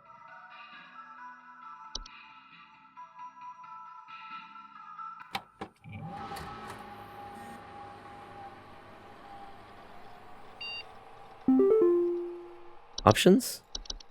Add button to skip tall by time. Critical cheer immunity. Okay, nothing else new here. Okay, right. The other options with the previous game. We're good. We're done. Credits. Weekly report. Is this my progress? Tony? Oh, I missed Tony. Okay. Okay, I only missed one on day 2 and one on day 1. That's not too bad. That's not too bad. That's good stats, I'd say. I missed 2 on day 4, though. Alright, that's fine. Okay, I think I'm done. Wow. Wow, indeed. Goodness gracious. Day 1 miss was also mice. It was mice? It was just mice. Both Twilight confuses wisps. Man, was Twilight probably good work performance? Thank you, I appreciate it. Overall good results. This is a good game. This is fun. This is a good game. Highly recommend checking out. Here's the thing. This is unfortunately one of those types of games. Yeah, 2 mice on day 1. 2 mice on day 1, 4 Twilight on final day. Oh, okay. That's I often forget that they can do multiples of the same ones, and that's probably why. It is to be a problem hunter. Can't wait to give my common hob a fuckton of alcohol so he can enjoy life. You just gotta spike a little bit of his cream with some alcohol, and he'll have a real good time. Anyway, I'm tired. I need to find someone to raid. It is 1:30 a.m. for me. I'm quite tired. Let's see. Who's live? Who can I send you all over to tonight? Is there someone new, maybe? Anyone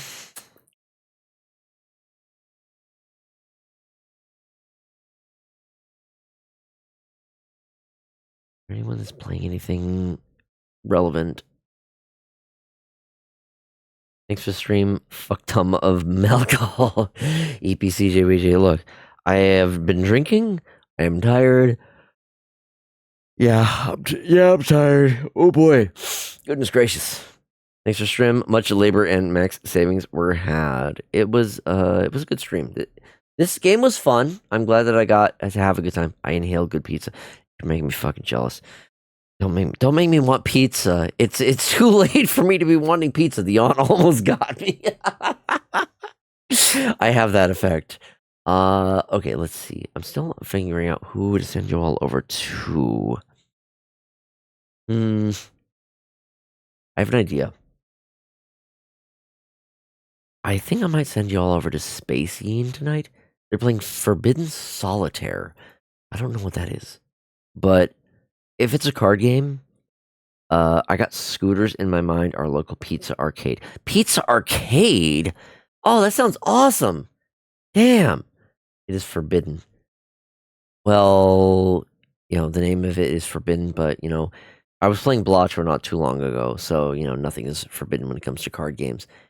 I got Rambo, the arcade game. Oh, it's got Rambo. Oh, that's one of those. I think that's one of those shooter style games. It's been a long while since I've been to an arcade. I would love to go to an arcade again, but I certainly cannot be going to any arcades as long as I do not have a job and or stable income.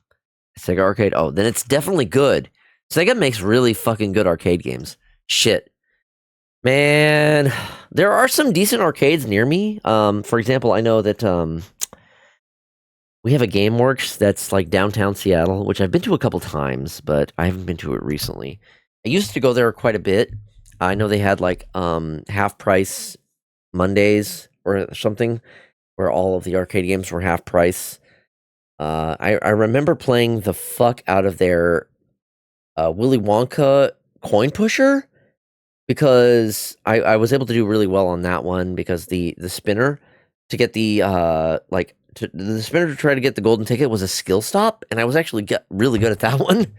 Me and my partner slash roommate at the time were really good at it. Anyway, I'm gonna send you all over tonight to Spacing because I'm tired. I need to wrap up for the night. It is that time of night.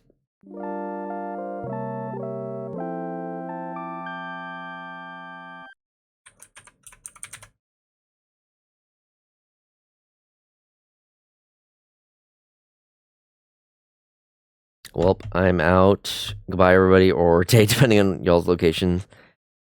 Night until next time. Yeah.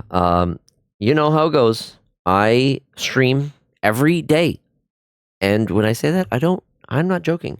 I go live every day around like 5 p.m. Pacific time. I've been very consistent. Thanks for the funny CSR stream. Yeah. I'm glad I was able to get through the whole thing in one go. This was a long stream. Oh my god, 8.5 hours. Jesus Christ. That's a whole ass work shift. Fuck me. Oh, lordy. Wow. Yeah, I definitely need some sleep after that. Full day at the Stream Factory. Mm-hmm. No joke. All right. That's it for me. Thank you everyone again for watching. And until next time. Bye.